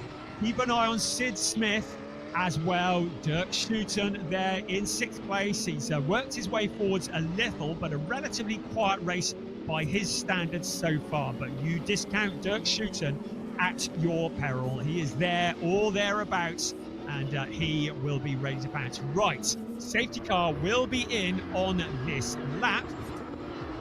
So hopefully Ariel Levy has generated a little bit of heat into those tyres, and he will have the grip when they approach the first corner. You can see now the safety car has pulled off into the distance, so Ariel becomes the de facto safety car. It's his decision when to go. He can't slow right down and back the pack up, but as long as he keeps it going, it's his call when he wants to go, and he will be weaving. It's his decision how much he wants to weave, how much he wants to use the brakes. it will be Flint Schuring's job to keep his eyes glued on the GP Elite car in front of him and to be on the gas as soon as that car goes. You can see Ariel weaving, everybody else focused on the car in front, waiting for that moment when he goes, right, now Ariel hits the accelerator. Good job done by there. He'll come out to receive the green flag in just a few moments. And he will then be resuming his place. There we go. There's the green flag at the lead of this race. Look at Sasha Norden challenging for second place on the outside into turn one. Flint Schuring doesn't look like he has much he can defend with there. Sasha Norden trying to go the long way around turn two, now into turn three. Now Flint Schuring coming back.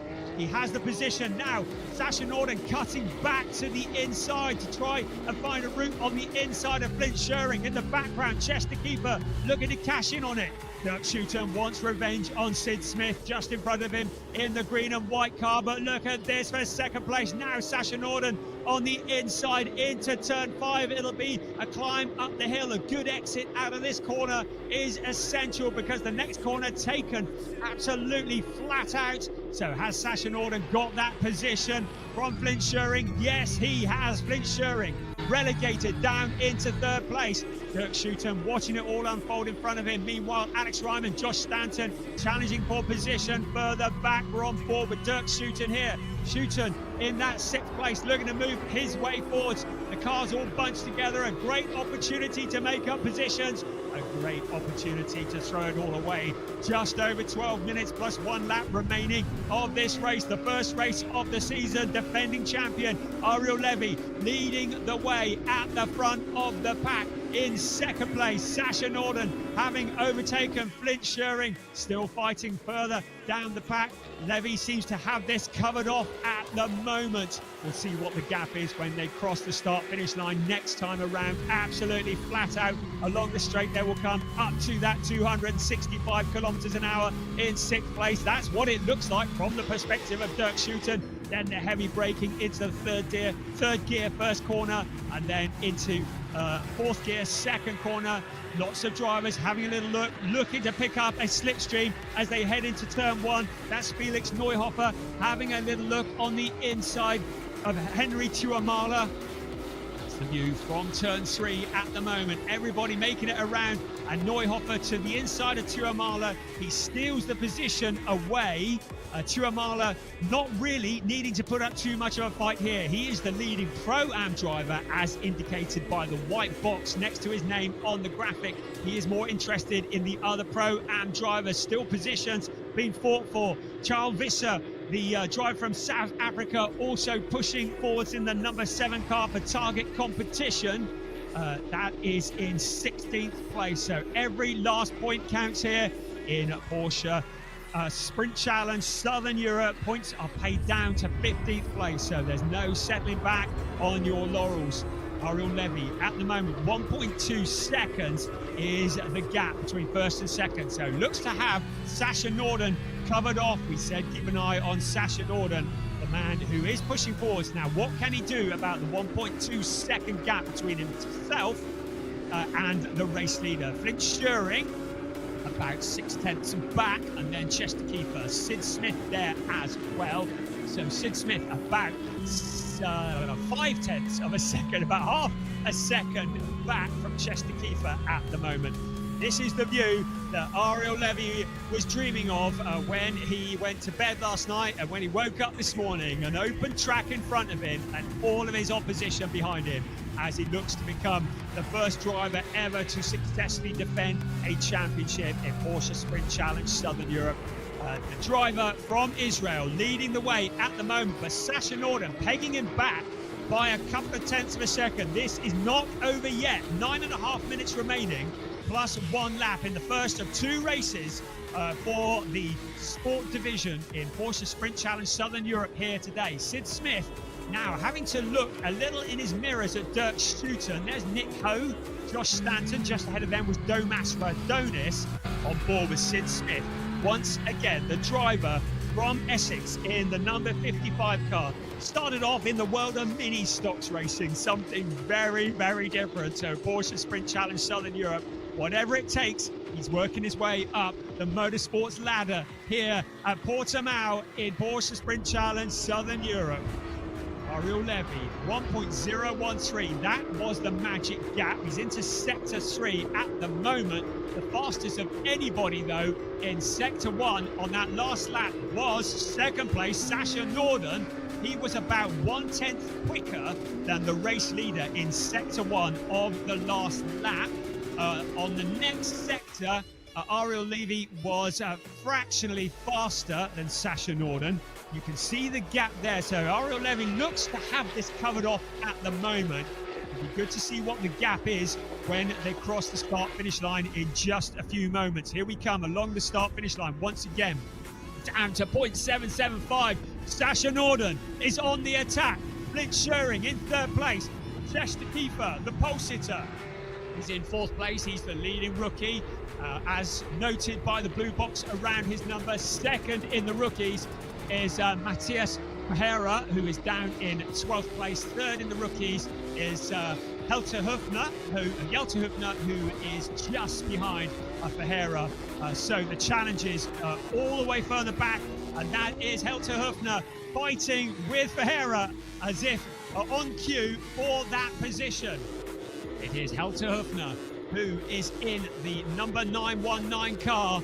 Ferreira in the 27 car, not able to challenge now at the moment. 919 moving his way up through the pack into that 12th place. Now the 27 car fighting back for position. So everybody challenging for their respective championships to the inside. 27 sees a gap, but not able to make it stick. So Matthias Ferreira still in that 27 car, still in that position. Down the hill we come. The gap for the leader coming down even more because second place Sasha Norden has just taken another couple of tenths out of Ariel Levy's lead. We've got some warnings that have been issued. Alex Ryman has been given a warning for track limits on turn 4. Alex Ryman currently in 11th place for S1 Racing. Of course, Ryman, who is the outgoing Pro-Am champion in Porsche Sprint Challenge Southern Europe. There is Nico, always there, just consistently nibbling away in the number 98 car. He's in 9th place at the moment. Look at that. The leader, first and second, almost running together. Sasha Norden with the fastest lap of the race, a 1:44.323. So Norden taking this to Ariel Levy. Are we going to see a challenge for the lead with just over 6 minutes plus 1 lap remaining? There is Dirk Schouten still in that 6th place. Sid Smith still ahead of him. There's Chester Kiefer up there as well. This is the race leader, first and second. Down the hill they come towards turn 5. A good exit out of this corner is essential. Sasha Norden looking to have something of the upper hand in terms of pace, but he's got to find a route past the number 25 car. Ariel Levy is a real talent at defending as well as attacking, and he is in the lead of this race by 0.466. What can Sasha Norden do to get past? On board with Ariel Levy at the moment. It's a nice clear track in front of him, but he will be aware that his mirror is full of red and white number 21 car, the Proton Huber competition of Sasha Norden. Chester Kiefer still in that 4th place, the leading rookie. So here's our race leader, first, second, absolutely nothing between them. Sasha Norden with the fastest lap of the race, a 1:44.323, the fastest lap of the race, showing his intent on the timing screens. Can he do it on the track? Still, Levy has this covered off. He's just got to hold on for about another 4 3/4 minutes plus the obligatory 1 extra lap at the end of the race. 3rd place now, a little bit too far back to challenge Flint Schering. It looks as though 3rd is about as good as he's going to get. The fastest lap is Sasha Norden, confirmed on screen, 1:44.323. The gap when they crossed the line last time was 0.415 of a second. Very, very little in it. Just one mistake from Ariel Levy, and he will surrender that lead. He needs to be driving, looking up front, not looking in the mirror too much, not being distracted by Sasha Norden, who is monstering him all the way for the top step of the podium. Flint Schering is there, too far back to challenge. but just about there. If these two cars get together, Scheuring will be through and will still pass both of them. Ariel Levy, focus as he sees the empty track in front of him. Don't look at the mirror. Sasha Norden staring at the GP Elite Porsche just in front of him. Track limit warning has been given out once again to Alex Ryman, also to Felix Neuhofer, as Sasha Norden has another look to the outside in towards turn 5, the Torre VIP corner. What can Ariel Levy do to defend? What can Sasha Norden do to get past? Ariel Levy will see the red and white car in his mirrors, filling them full. Norden looks to the outside.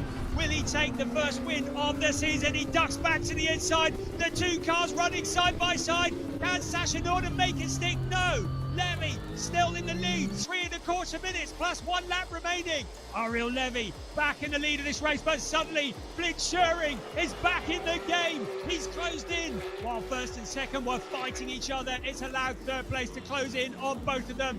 This two-way battle for the lead is suddenly a three-way battle for the lead. Less than 3 laps, 3 minutes remaining plus 1 lap. Again, Sasha Norden looking to the inside into turn 1, trying to distract Ariel Levy, trying to make him miss a braking point.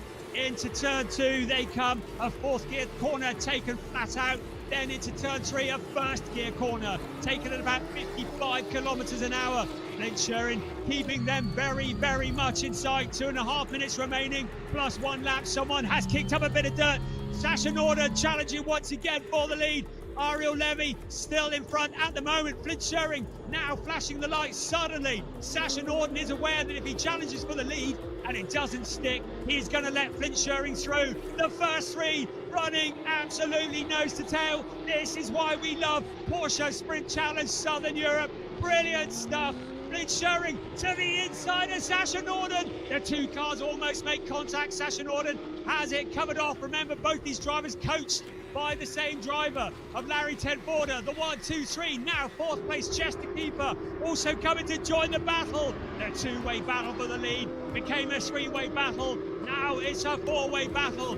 Ariel Levy holding on by the skin of his teeth with 1 minute and 40 seconds plus 1 lap remaining in towards turn 13. He will come and in towards turn 14. Our leading rookie is still Chesterkeeper. Our leading Pro-Am driver still Henry Tuamala. But our eyes are glued to this lead battle. 1, 2, 3, 4, all running together on the track. Who is it going to be? Advantage Ariel Levy at the moment, but Sasha Norden will not need half an invitation to get his nose in front of the number 25 car. Along the pit straight they come once again, the gap down to 0.366. Like a piano accordion, the gap opening and closing as they go into the corners. Ariel Levy in control at the moment. We're into the last minute of timed racing, so it's going to be this lap plus 1 more for this, the first race of the season for Sprint Challenge Southern Europe. Sasha Norden will be aware that time is running out if he wants to take the top step of the podium. Ariel Levy will be aware that he just needs to make the number 25 car the widest Porsche in the whole of Portimao, and that's exactly what he's doing. Don't go deep into the corner, he leaves a gap. Sasha Norden appears to have better traction out of the corner, able to take a tighter line. Flint Scheuring drops back just a little for the time being. Chesterkeeper in there as well. Do we have any more surprises up our sleeve, or is this the order they're going to finish in? 15 seconds of timed racing. They're up at turn 9 at the moment. So about a lap and a half left of this race. Ariel Levy, he's led every lap of this race. He got in front in the first couple of corners of this race, and he has led all the way. Can he make it now to the checkered flag? Can he hold off Sasha Norden? The race stewards have been looking at an incident between Thomas Cangro and Alex Ryman, but we are staring at the 1, 2, 3, 4 at the front of this race. Henry Tuamala in 15th place, the leading driver in the Pro-Ams. The leading driver of the race still Ariel Levy. He's out of turn 15 for the penultimate time, so he's now about to start the final lap of the race as he comes across the start-finish line. Now, Sasha Norden, what can he do with 1 lap remaining? Distract him, that's what he's trying to do. Flashing the lights, looking to the inside, filling the mirrors. Scheuring has dropped back a little. It seems to be now a 2-way battle for the lead. Ariel Levy keeping it all together, drawing on all of his wisdom all of his experience in his 3 years of racing as he holds on to the lead of this race. Sasha Norden, has he run out of ideas? Sid Smith in 5th place, a solid job from him, just 3.3 seconds back from this race lead battle. But there's Ariel Levy into turn 5 for the very last time. Then into turn 6, taking at 180 kilometers an hour in 4th gear, absolutely flat out. And then it'll be the 4th gear, turn 7, taking at 200 kilometers an hour up towards the blind crest. The cars climb up the hill. All they can see is the sky. Then the roller coaster comes back down again. Ariel Levy still in control. Sasha Norden now, is it just forcing Levy into a mistake in the last half a lap? Is that going to be his opportunity? Ariel Levy will be aware of the car behind. He just needs to focus on what's in front as he heads towards turn 13 for the last time in this, the opening race of the season. It looks like Sasha Norden has run out of ideas to get past, or has he? He pulls up slightly alongside, but Levy has this covered off. The 1, 2, 3 once again running absolutely nose to tail for Ariel Levy out of the final corner in just a few moments. He's going to see the check flag in front of him. The clock has struck 0. Out of turn 15 they come. Ariel Levy is going to cross the start-finish line. A last lunge from Sasha Norden, but it's a win for Ariel Levy. He held on despite all the pressure from Sasha Norden. Flynn Schering rounding out the podium positions. Our pole sitter, Chester Keeper, in his debut in Porsche Sprint Racing, a very, very respectable 4th place. And also the winner in the rookie race. The rest of the cars coming across the line. Second in the rookies will be Jelte Hüfner in 919. Third in the rookies, Matthias Ferreira in the car number 27. And the winner in the Pro-Am race is going to be Henry Tuamala in 1, 2, 3. The Finnish driver for Team Koronen will cross the line to win in the Pro-Am race. Fantastic stuff. What a great way to start the season in Porsche Sprint Challenge Southern Europe. And there is your result, of course, very much subject to confirmation. It's Sasha Norden, Flynn Schering, Chester Keeper, rounding out the Ariel Levy, Sasha Norden, Flynn Schering, rounding out the 1, 2, 3. Chester Keeper in 4th ahead of Sid Smith, Dirk Schutten, Draker Janssen, Domas Radonis, Nick Ho, and Josh Stanton. A great drive from Josh Stanton. Came from near the back of the pack to finish in 10th place for Proton Huber competition. Also, solid drive to 2nd place in the rookies for Jelte Hüfner and Matthias Ferreira in 12th place, the 3rd place in the rookies, ahead of Alex Ryman and also Felix Neuhofer rounding out the top 14. In 15th place, it will be Henry Tuamala who will win in the Pro-Am category, and he is ahead of Jonas Greif making his return to Porsche Racing, and a Charles Visser in 17th, Anthony Imperato, then Mace Muller, Luciano Martinez in 20th, ahead of Ziad Giris, and then Thomas Cangro, Rodrigo Almeida. They were in the wars, of course. Almeida bringing out that safety car after the potential collision with Draker Janssen and recording a non-finish. Thomas Cangro finishing some 15 laps down as well, so I believe he was a non-finisher. So, wow, what a way to start the season. Brilliant stuff, and high concentration, high stress levels. The palms of my hand are sweating. I should think Ariel Levy, his heart will be racing, I should think, but he held on despite impressive pressure from Sasha Norden. Really, really good racing. Here are the rest of the cars. So it's Schumacher, CLRT, doing a little show of power, coming in formation into Parc Fermé. Flint Schering in the front, and Chester Keeper just behind him in the identical cars. We'll try not to get those confused. They actually swapped numbers halfway through the weekend, which was enough to send me confused. But great drivers, both of them. And there is Ariel Levy, the race winner, Israeli driver, who just gets better from season to season. I remember when we saw him making his debut in Porsche 3 years ago, he was good. not really a contender for race wins. The following year, he made a massive step up. Last year, he turned into a race winner. Of course, 2 years ago, he won in Porsche Carrera Cup Benelux. There is Larry, 10th order, congratulating his driver. There is Sasha Norden, receiving congratulations from his team. And there is Ariel Levy. Yes, you had to work for that one, didn't he? And did what he had to do. Preserve the tyres and the brakes enough to get the car to the end. Of course, racing is the second season with Team GP Elite, and familiar faces from Team GP Elite.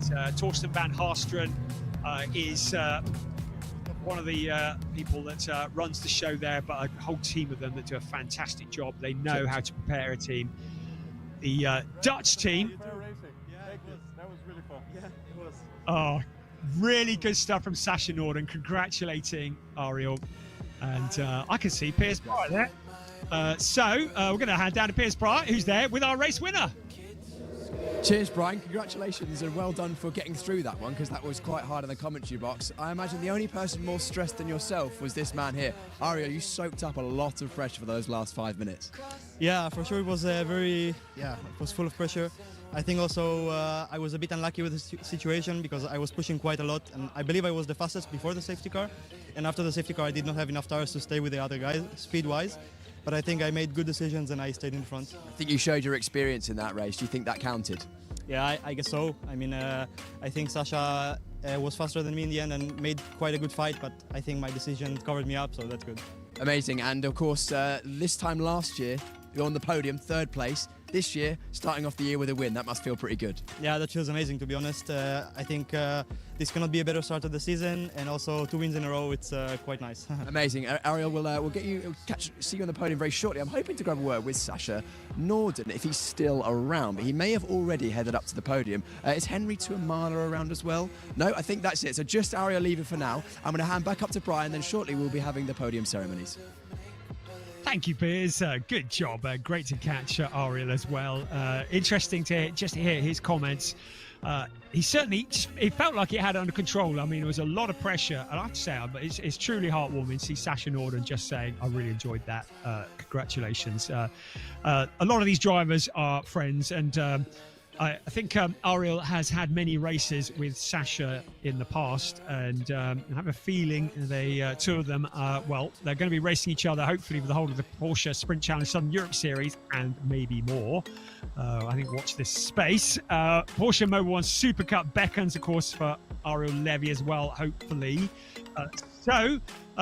Lots to be looking forward to, but what a race that was. And Flint Schuring, he was there the whole time too. Right, we're going to take a little look at some of the highlights of the race. It was a good start from Ariel Levy, and Chester Kiefer, pole sitter. He was the quickest out of the blocks initially, but it was in those first 2 corners where Ariel found the gap on the inside and worked his way into the lead. There was lots of drama. Sid Smith, man on a mission, and Josh Stanton. I'm trying not to sound like a biased Brit here, but both of them were charging through the pack. That was Ziad Geiris going wide, and that was Rodrigo Almeida. This was a turning point in the race, quite literally for Rodrigo Almeida, because he got turned. Somehow Draker Janssen, every time I look at that, it looks even closer than it was the time before. But Draker managed to avoid damaging that rather pretty paintwork, his new livery for this year. Almeida will feel somewhat sore about that. It brought out the red flag. Fortunately, it wasn't for too long, and we were able to get things back underway. Ariel Levy looked like he was just going to clear off at the front, but Sasha Norden was man on a mission. He found a route past Flint Schuring. You've got to get up pretty early in the morning to find a route past Flint Schuring at the best of times, but he did just that, and he got past and into that 2nd place and slowly closed in on our race leader. Henry Tuamala, in the meantime, was enjoying a wonderful fight with Matthias Ferreira for the lead in the Pro-Am race. And that was going to continue all the way to the end, but it was this fight for the lead that kept us absolutely on the edge of our seats. And Ariel Levy withstanding significant pressure, and at one point Sasha Norden looking vulnerable in that second place when he was fighting so hard. Flint Schuring closing in, and indeed Chester Kiefer, and hats off to Chester in his debut race for doing such a sterling job. There were other fights further back down the pack. Luciano Martinez and Mace Muller were going at it hammer and tongs, but it was the fight for the race lead that kept us gripped right to the very last corner, and even out of the last corner. I don't think Sasha Norden had quite settled for that second place, because they came in to the final couple of corners with Norden absolutely glued to the back bumper of the number 25 car. Schuring there as well. They crossed the finish line with Schuring there in third place, Norden in second, but the win going the way, first blood, to Ariel Levy, and he pulled into Parc Ferme to receive congratulations from his competitors. And what a great way to start the season. Hey, guess what? We get to do that 7 more times this year, and if it's half as good as that, we are in for a treat. And hey, we even get to do it again later on today, because there will be a second race for the sport division later on this afternoon, where we will once again have the fight for the win, overall win. We'll have the fight for the win in the Pro-Am race, and we'll have a fight for the win in the rookie race, as we look down at the Torre VIP corner, fairly distinctive corner here at Portimao. Look at those grey clouds. It's not raining yet, but no, I'm trying not to be a doom-monger there. So yes, brilliant stuff, and it means obviously that Ariel Levy jumps to the top of the championship and leads the way in exactly the same way as he finished last year. We're only in the 3rd year of Porsche Sprint Challenge Southern Europe, so we've not had anybody successfully defend a championship yet, but this could be the year where it happens. Right, I think that Piers is down somewhere near the podium. Are you there, Piers? I am here. We're just waiting on the last couple of drivers to join us, and then we'll be taking the podium ceremonies underway. But what a way to start 2025 racing in the Porsche Sprint Challenge Southern Europe. An amazing, amazing season. And I think we're just about ready for the first podium. You ready? Okay, so here comes the first podium of the year, and it was in 3rd place after an excellent drive. The number 99 from the Netherlands, Flint Schuring. Flint Schuring, everybody. Congratulations, Flint, of course, joining us once again in the Porsche Sprint Challenge Southern Europe. And in 2nd place, after an excellent drive, Sasha Norden. Sasha driving for the Proton Hoover competition, a brilliant, brilliant effort, putting the pressure on our eventual winner. But it was, oh, there we go, Sasha enjoying the moment. Happy with that 2nd place. But our champion from last year, Ariel Levy, taking the win. Congratulations, Ariel. Of course, taking so many wins last year. Ariel driving for the GP Elite team. A brilliant, brilliant drive. And once we step up on the podium, I think we are going to have a short national anthem.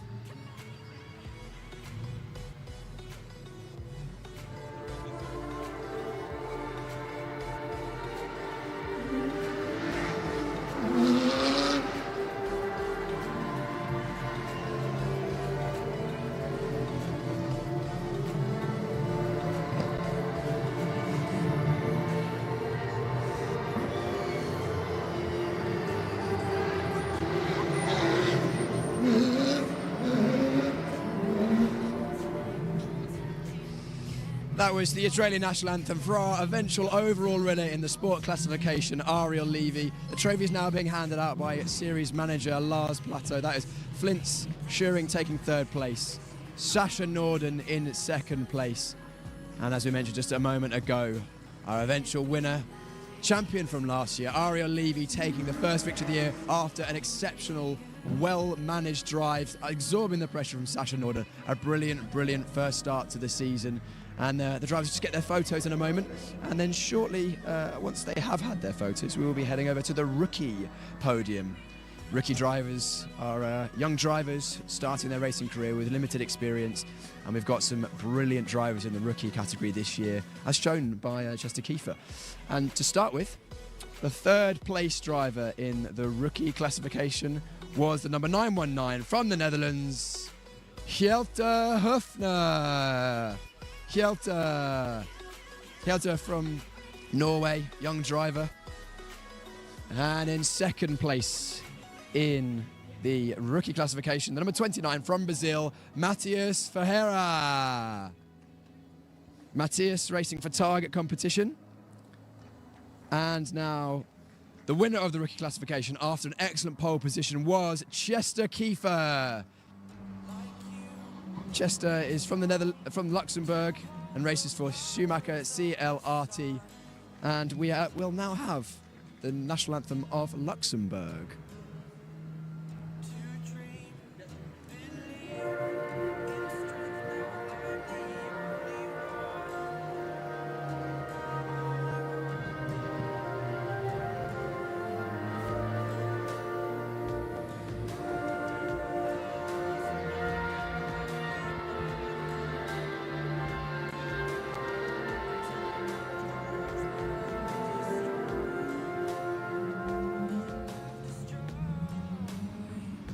So that was the Luxembourg national anthem for our winner, Chester Kiefer. Trophy is now being handed out once again by Lars Plato, the series organiser. That was Hjelte Höfner in third place in the red suit. Then Ferreira in second.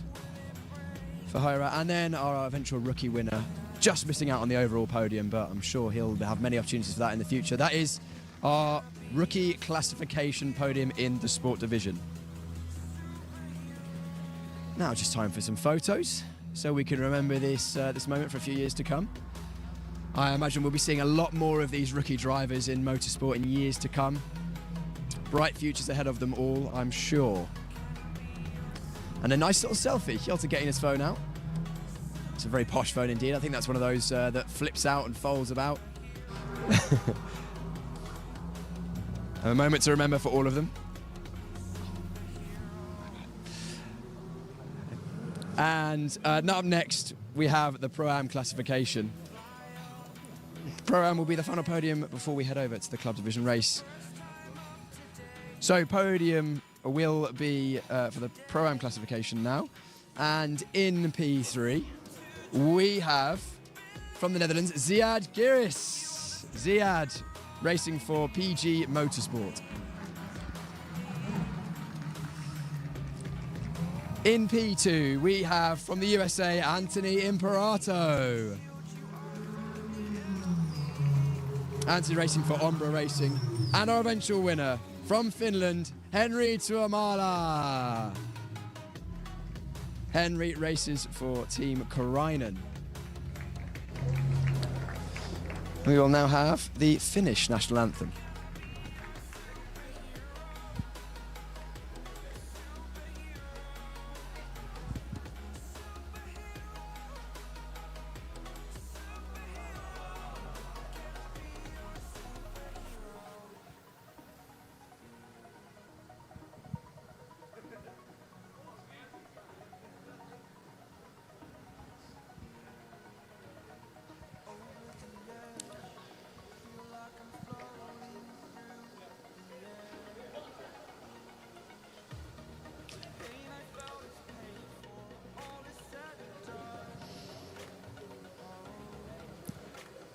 The Finnish national anthem would hopefully be played. Maybe they haven't quite got it just yet, but it was the Pro-Am classification. Third place, Ziad Giris. Second place, Anthony Imperato. And the eventual winner was Henri Tuomala.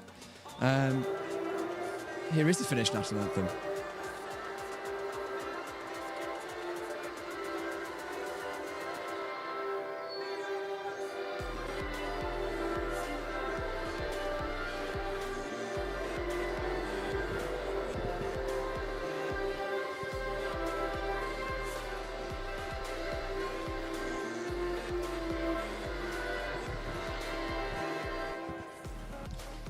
There we had it. The Finnish national anthem, of course, well recognised from when Kimi Räikkönen was in Formula 1.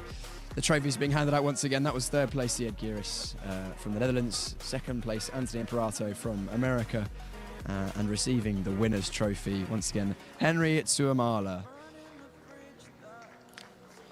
We will be seeing all of the drivers we've just had on the podium, plus the rest of the sport classification once again in just over an hour's time.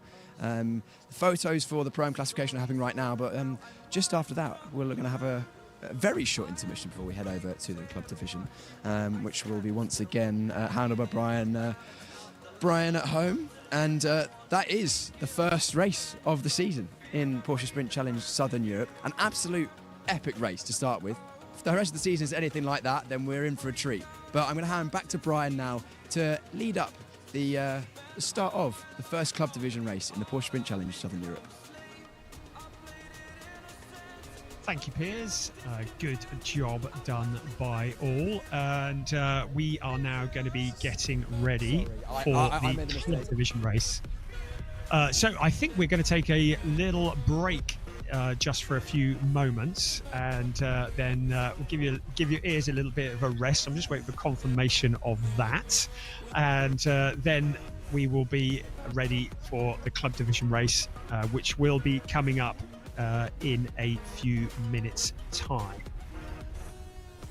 So the club division round 1, which takes place at 14:30 local time, and it is 14:23. So gosh, time flies quickly when we're getting ready to go racing. Okay, I know what's going on now. So sport division done and dusted. So as Piers said, we will be back for another sport division race in about an hour's time. If you enjoyed that, then you ain't seen nothing yet, as they say. So we've got the grid now lined up for the club division, and in a few moments, hopefully we're going to see Piers down there. So we are now just gearing up and getting ready for round 1 for club division, Porsche Sprint Challenge Southern Europe.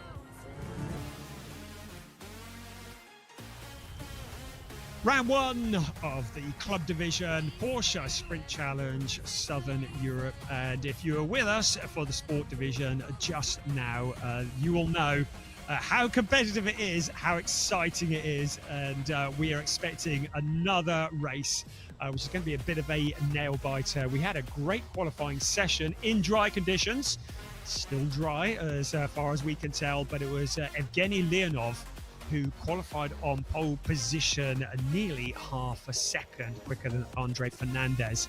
So in a very solid position. With the club division, as with the sport division, we have categories within that. And if you're new to Porsche Sprint and Carrera Cup type racing, this is quite normal, and I know it's quite hard for some people to get their heads around. We have 2 categories racing within this. So we have the AM category, that is for drivers who are aged 40 plus, and we have the GT4 class. Drivers in the GT4 class are running Porsche Cayman GT4 RS Club Sports. The AM drivers are running Porsche 911 GT3 Cup cars. They're all in the same race together, but we effectively have 2 winners. We have a winner of the overall race, normally an AM driver, and we have a winner in the GT4 race. So it's kind of like a race within a race. The difference between this and the sport division is these cars have ABS. So that is permitted, whereas ABS is not permitted in the sport division. The other big difference is it's not a standing start. It's a rolling start for these cars. So they will line up side by side. They will go around on a formation lap, and they will receive the green flag when they come back round. So you can see that the cars are on the grid with the engines running, and I think we're going to probably get straight on with this race. It's time running out a little bit because we had that red flag earlier on, but it's good. It's back-to-back racing here. It's the 3rd season ever of Porsche Sprint Challenge Southern Europe. The summer wins are made in the winter, and we've already seen drivers who are going to be featuring in the summer on the podium here this afternoon, and we're likely to see it again now once we get this race underway. It's race 1 of 8 for Porsche Sprint Challenge Southern Europe, the club division. We've got lots of talent in this race. Welcome to the grid from India, AJITHKUMAR. Now, I've been corrected. He is, in fact, a Collywood star, and so apologies for that. I won't do that mistake again. We should call him a professional actor. He's a superstar from India. Great to have him here in the number 28 car on the grid. We've also got so many other talented drivers. Keep an eye on Marabi Mekbabishvili, who is in his second season in Porsche Sprint Challenge Southern Europe. So as you can see, we are already on the rolling lap, getting ready, the formation lap, to get the heat into the tyres and into the brakes. We are at Portimao in the Algarve, and just to remind you, it's a circuit that's 4.653 kilometers around, 15 turns, 6 to the left and 9 to the right. One of the characteristics of this track is the amazing undulation, 30 meters from the highest to the lowest point. It has been described as a roller coaster. We heard one of the drivers at lunchtime calling it Zandvoort on steroids. It's a great description, but yes, it is an exciting circuit, and it's one that brings us great racing. Lots of blind crests. Let's have a look at the grid. It is Evgeny Leonov on pole position, Andre Fernandez alongside Marabi Mekbabishvili, and Philip Wills lining up fourth ahead of Lennart Imstra. Javier Ripoll Jr. is looking good in quali, down in sixth. Angelo Fontana, another one looking good for Estonia, ahead of Reinhold Kram. That's the first 4 rows of the grid. Then Tobias Vasquez, Lee Mole from Great Britain, he was looking good in quali this morning. Jan Jaap van Roon, Alexander Dobic lining up 12th. Marcus Neuhofer has Eric Wagner. We heard from him in the lunch break, didn't we? David Harrison lines up alongside Patrick Cunard. That's his 16th on the grid. 17th, Dominic Bastian has Peter Sander for company. AJITHKUMAR, the very popular driver making his debut here, has Eric Santos alongside him, and then Ernst Inderbitzen, Kasper Hockeboom, and David von Rosen. That is 23 runners and riders all set to battle here. We have 3 cars that are in the GT4 category, everybody else in the AM category. It is Kasper Hockeboom, David van Rosen, and Patrick who are the GT4 drivers. So they are in Porsche Caymans. Everybody else in the legendary 911 GT3 Cup car. It is a festival and celebration of all things Porsche. So on this formation lap, drivers will have been working hard to generate the heat in the tyres and into the brakes. When the brakes are hot, heat spreads through the rims of the wheels and into the tyres as well. Tyre warmers not permitted in sprint racing. So a critical lap. The cars are now forming up side by side for what will be a rolling start. It will be 30 minutes plus 1 lap of racing, and the cars will need to be side by side. They will need to pass through their grid boxes so as to not record a false start. You can see the pole position car of Evgeny Leonov. He has 917 of Andre Fernandez, who has dropped back a little. Now I wonder whether the steward might have something to say about that, because Leonov is a long way ahead, and in fact it looks like the start, no, it has been aborted. So you can see the yellow lights flashing. We've got a green light on the screen, but I believe the start is being aborted. The cars are meant to be side by side as they cross the start finish line. I saw the lights flashing, so I think it is being aborted, and the cars will need to do it all again. So not a great way to start. Oh, actually, a message has come up, start under investigation. So I'm just trying to work out if we are under green flag. I saw the lights flashing, but clearly the start is going to be allowed to go. But it may well be that if things continue, Evgeny Leonov may well be adjudged to a jump start, or indeed Fernandez might be adjudged to have held back too much. So element of confusion here. Just as the cars complete their first lap. I saw the lights flashing, but then they went off again. So I think we are, in fact, still under racing conditions. It still says green flag on my timing screen. So our race leader, Evgeny Leonov, ahead of Andre Fernandez and Marabi Mekbabishvili. And yes, we are up to speed. So ignore what you heard before. We are racing. And the cars are now circulating around turn 13 and 14. And to complete the first lap of the race. But there will almost certainly be an investigation of some sort into that start. That was certainly not what was expected by the race organisers, where you've got one car streets ahead of everybody else. There is the race leader, and it is Evgeny Leonov in car 16. And the car that is behind, I think it's Murabi Mekvabishvili, who has jumped up into that second place. Right, across the line we come. Yes, it is Mekvabishvili in second place. Now challenging into turn one. Sees a gap on the inside. The other front row starter, Andre Fernandez, back in third place. So after a confusing start, we are now running. It is Leonov leading the way for Volcano Motorsport. Murabi Mekvabishvili in second place. As I mentioned before, it is a 30-minute race plus one lap, but drivers need to make sure the tyres go the distance. It's helped by the fact that it is quite a cold day, so the cars will be a little bit more durable. Keep an eye on Philip Wills in 9.12. He's currently in fourth place. He's in the traffic, but looking very eager. We're going to let the cars just settle down a bit, and then we'll get to see what the positions are. And we've also got one eye on the outside, on the safety, on the messaging screen from race control in case of any penalties that might be incoming. I'm also getting news that there is potentially a little bit of drizzle in the air, as if our lives weren't confusing enough as it was. S1 drivers have reported that there is some drizzle. Now, not enough to affect traction or to cause any problems, but I do believe the anticipated wet weather is in the air, and anything more and it might start to really throw the proverbial cat amongst the pigeons. So Leonov leading the way, Murabi Mekvabishvili in second place. In third place, Andre Fernandez. You can see lots of pushing from further back to get forwards. There is Philippe Wills, behind him Angelo Fontana. Fontana, who has been looking very, very rapid here in qualifying today. Drivers going wide there out of the corner, the final corner, turn 15, where track limits have been such an issue in testing and in practice and in qualifying. So, Philip Wills in that fourth place. Angelo Fontana challenging from fifth place. Leonov looks to have a decent gap, about a second over Murabi Mekvabishvili in that second place. Right, we've got a full course yellow that has come out. We have a medical car out on track. Just looking, David Harrison is stationary, I believe. So David Harrison is the car that is stationary.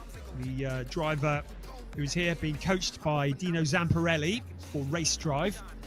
Currently being shown at the back of the pack, and we've got a full course yellow, so the cars are instructed to reduce their speed. There can be no overtaking. The gaps, in theory, are meant to remain the same, and whether this leads to a safety car, as it did in the previous race, we will see. But at the moment, there is a medical car out on track, and we do have confirmation that there is some light rain in the air, but I don't think, well, we've gone red, so red flag is out.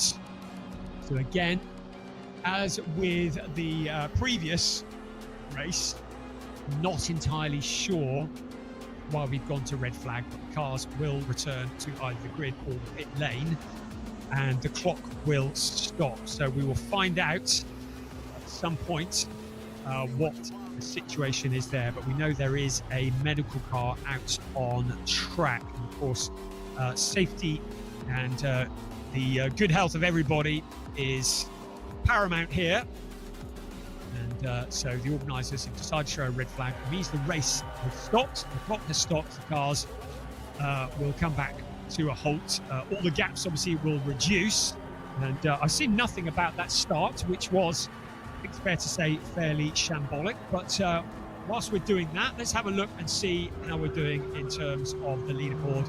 Evgeny Leonov was the race leader. Murabi Mekvabishvili, Andre Fernandez, that's your 1, 2, 3.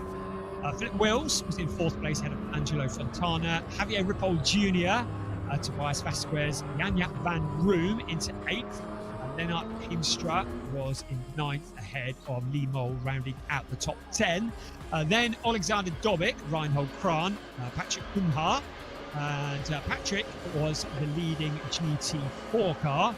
ahead of Markus Neuhofer, Eric Wagner, David von Rosen, Dominic Bastian, Peter Sander, AJITHKUMAR and his very vocal fan club, share the love, Ernst Inderbitzen, Kasper Hockerburn, and Eric Santos, and then David Harrison, who is showing as a non-runner at the moment. So cars coming into the pit lane. So apologies, can't bring you any more information at the moment as to why we have the red flag. It could well be that the Harrison car may well be in a barrier somewhere, or it's when we've got staff out on track. We saw it in the sport division earlier when we've got marshals out on track, particularly in these cold temperatures where grip is very much at a premium. It's really important that we don't have cars running around where there are people who like to be on tracks. We don't want any dramas. So as always, safety is the top priority here. So as the cars come into the pit lane, and the windscreen wipers aren't running yet, but that's good. So our race leader was Evgeny Leonov for Volcano Motorsport. And you'll recall, if you were listening to the interview with him earlier on in the show, that he was here in the GT Cup Europe in the Pro-Am category last year and spun away what was almost certainly a certain win, and wants to put that right, and is going to be hoping that the stewards don't intervene after that start. Right, the red flag was due to a track repair. So no issues with people. It's a track repair that needs to be done. So the clock is stopped. The teams are allowed to work on the car, but the session is under red flag, and there are some repairs that need to be done around the track. And I'm wondering whether we did have a connection with a barrier somewhere, and maybe that needs to be sorted. So a good opportunity to just take a breather. We all need one of those, don't we? And stick the kettle on. It's probably not going to take too long, this, particularly as we want to get this back underway before any rain comes along. So you can see the cars in the fast lane of the pits, just queued up. So Evgeny Leonov was the leader. Marabi Mekvabishvili was in second place, and of course we saw him last year. He was 7th in the AM Championship. His best result was a 5th place at Estoril. So if things remain as they are, he's looking good to eclipse that. Year before was doing a GT3 Cup Middle East. He's also been in the 24-hour GT series, and that was back in 21 and 22. So driver registered from Bulgaria, and in second place, solid drive from him. Another of the Proton Huber guys in the team run by Christoph Huber and Christian Reed. The Veloso Motorsport Porsche 917 in third place, Andre Fernandez, and he is from Portugal, so local for him, and was in last year's Porsche Sprint Challenge Iberica. Was also in the GT3 Cup Portugal in the AM category in 2022. So that's your 1, 2, 3, and just looking to see if I've got any more updates on what is occurring out there. I don't know if Piers is around at all, whether he's got any news for us. Meanwhile, I'll just keep running down the order. Philip Wills in 4th place, another Proton Huber car. It's good to see him. He was in Porsche Carrera Cup Benelux back in 2023, and was in the Sprint Challenge last year and the year before. And Philip Wills, he won in Estoril last year. He had a 6th and a 4th place at Valencia, and is a pretty solid driver, and was looking good before the red flag came out, as was the case for Angelo Fontana. And I saw him, he was, if I remember rightly, last time I saw him, he was at the Nürburgring in Porsche 6 Carrera Cup Germany, and the Est1 driver from Venezuela, teammate to Alex Ryman and Javier Ripoll Jr. He looking pretty racy, and there's very much challenging for position, but when the red flag came out, was in 5th place. Yeah, he was the 5th place car, and in 6th place, another of the S1 Racing cars, Javier Ripoll Jr. Right, Piers, you got any news for us down there? Well, actually, unfortunately, not as much as you're probably hoping for. I've spoken to David Harrison, or Harry's team. They are not entirely sure what's going on either. So for now, drivers are lined up in the fast lane of the pit lane. Of course, as we know, in the parc fermé conditions, so the drivers can open the door and chat to their team, but they can't take on any fluids, there can't be any setup changes, definitely no tyre pressure changes. But I think it'd be a good opportunity maybe if we can duck in and have a quick word with any of our drivers. I'll see if we can have a word with AJITHKUMAR, if he's happy to have a word. Ajit, are you happy to have a chat? Yes, he is. Brilliant. Of course, Ajit has a lot of followers listening in, hopefully watching at home. If you are watching, comment on the live chat. Ajit, great to catch up with you during the race. How's it going for you so far? Pretty good. And happy to be here to gain experience. And yeah, so far it's been good. Can't be happy. Can't be happier, sorry. Can't be happier, of course. You've got a lot of followers there, all commenting on the side. Have you got anything you want to say to them? I just love you all. Ellarum arogima, sandoshma, varunga. Love you all.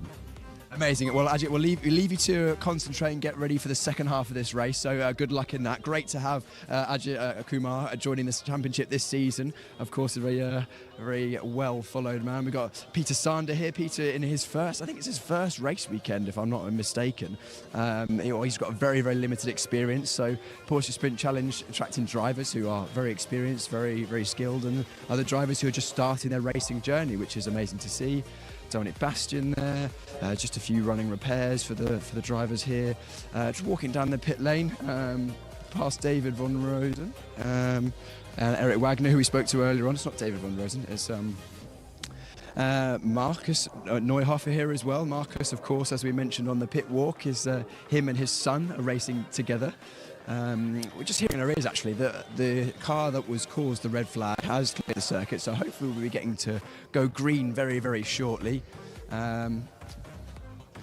All the drivers just getting back in the zone. It's quite tricky as a driver in a red flag like this when you don't know exactly when you're going to go green again, because you can take a moment to switch off, relax, talk to your team and think about the race ahead, but also then when the light does go green and we're back behind the safety car, it's a very quick mental reset into trying to go racing again. Jan-Jaap van Roon here it's in a very, very smart looking livery. Good to see him driving this weekend. And apparently we're not long away from a restart. Javier Ripoll Jr. here joining us once again. He was, of course, in the series last year. Shall I come in and grab a word with him? Is he happy to have a chat? Happy to have a chat? Yes, yes. Yes, brilliant. Can I just squeeze through? Javier, we've spoken to you many times before. How is this weekend going for you so far? It's okay. I mean, nothing major, nothing shitty. It's just in between. It's just the start was a mess. I mean, I lift up, lights never came green. I lift, and boom, everybody passed me. So fuck, okay, let's race.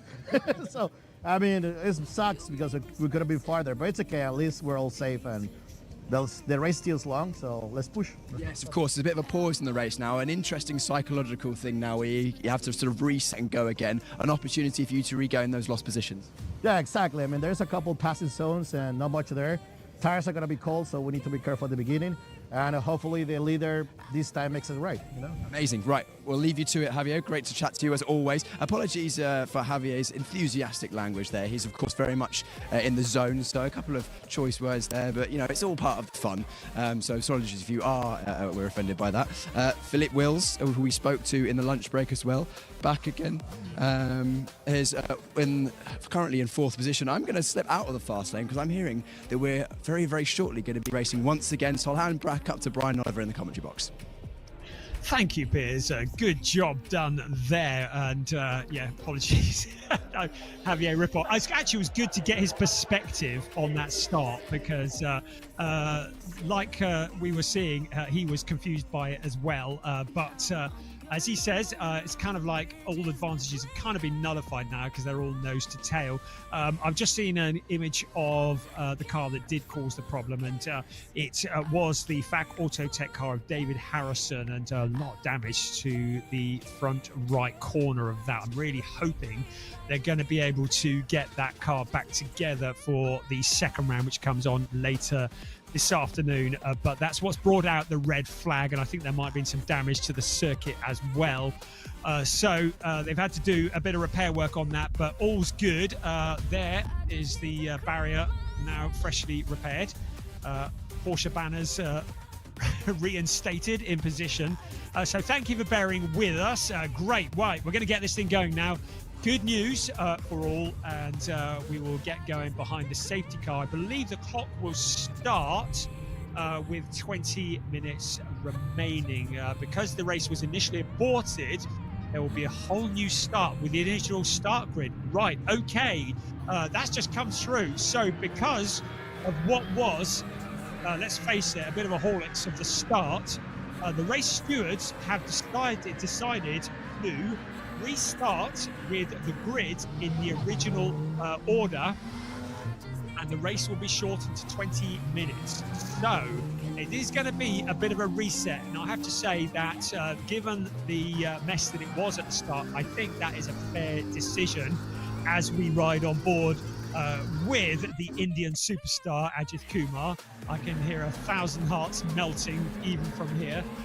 So yes, the cars are out on their formation lap, and we're going to do a restart in original grid position. So that's quite an unusual situation, and the race effectively 10 minutes shorter. So that was kind of like a 10-minute warm-up, really, wasn't it? But that's good. I think it's the right decision because there were some who went, some who didn't, and I think that is the right decision that was made. So in a few moments, we will see the cars getting back into a side-by-side formation. And it's going to be all the work to do again for Evgeny Leonov and Javier Ripoll Jr. Well, having put a couple of quid in the Euro box, the swear box, will have the opportunity to prove himself this time and do it all again properly. So cars out towards turn 10, 11 at the moment. Of course, they've been static in the pit lane, so everything will have cooled down, including the drivers. And we alluded to that, well, Piers alluded to that, that drivers, you're in a rhythm, you've built up, the adrenaline is going, you're going for this race, bang, bang, bang, bang, and then suddenly red flag, and you've got all this adrenaline with nowhere to go, and then you've got no rhythm either, and you've suddenly got to pick yourself up from cold, get yourself back up to speed, and go racing. And it is something that is a discipline. The drivers have to work on this. So we'll see the drivers in a few moments doing just that, getting themselves back up together, pulling side by side, and we will be ready to go again. And the clock will reset at 20 minutes. We're obviously not going to go quite yet. I think we're going to stop on the grid. So yeah, in the original spots on the grid, I thought we might be going this time around, but it looks like we're going to come back to the grid, make a stop, and then start again. Actually, you can see they're still working on the fence out there. So, okay, a little bit premature. We got time for a grid walk now, haven't we? Has anyone told the drivers we're not racing this time around?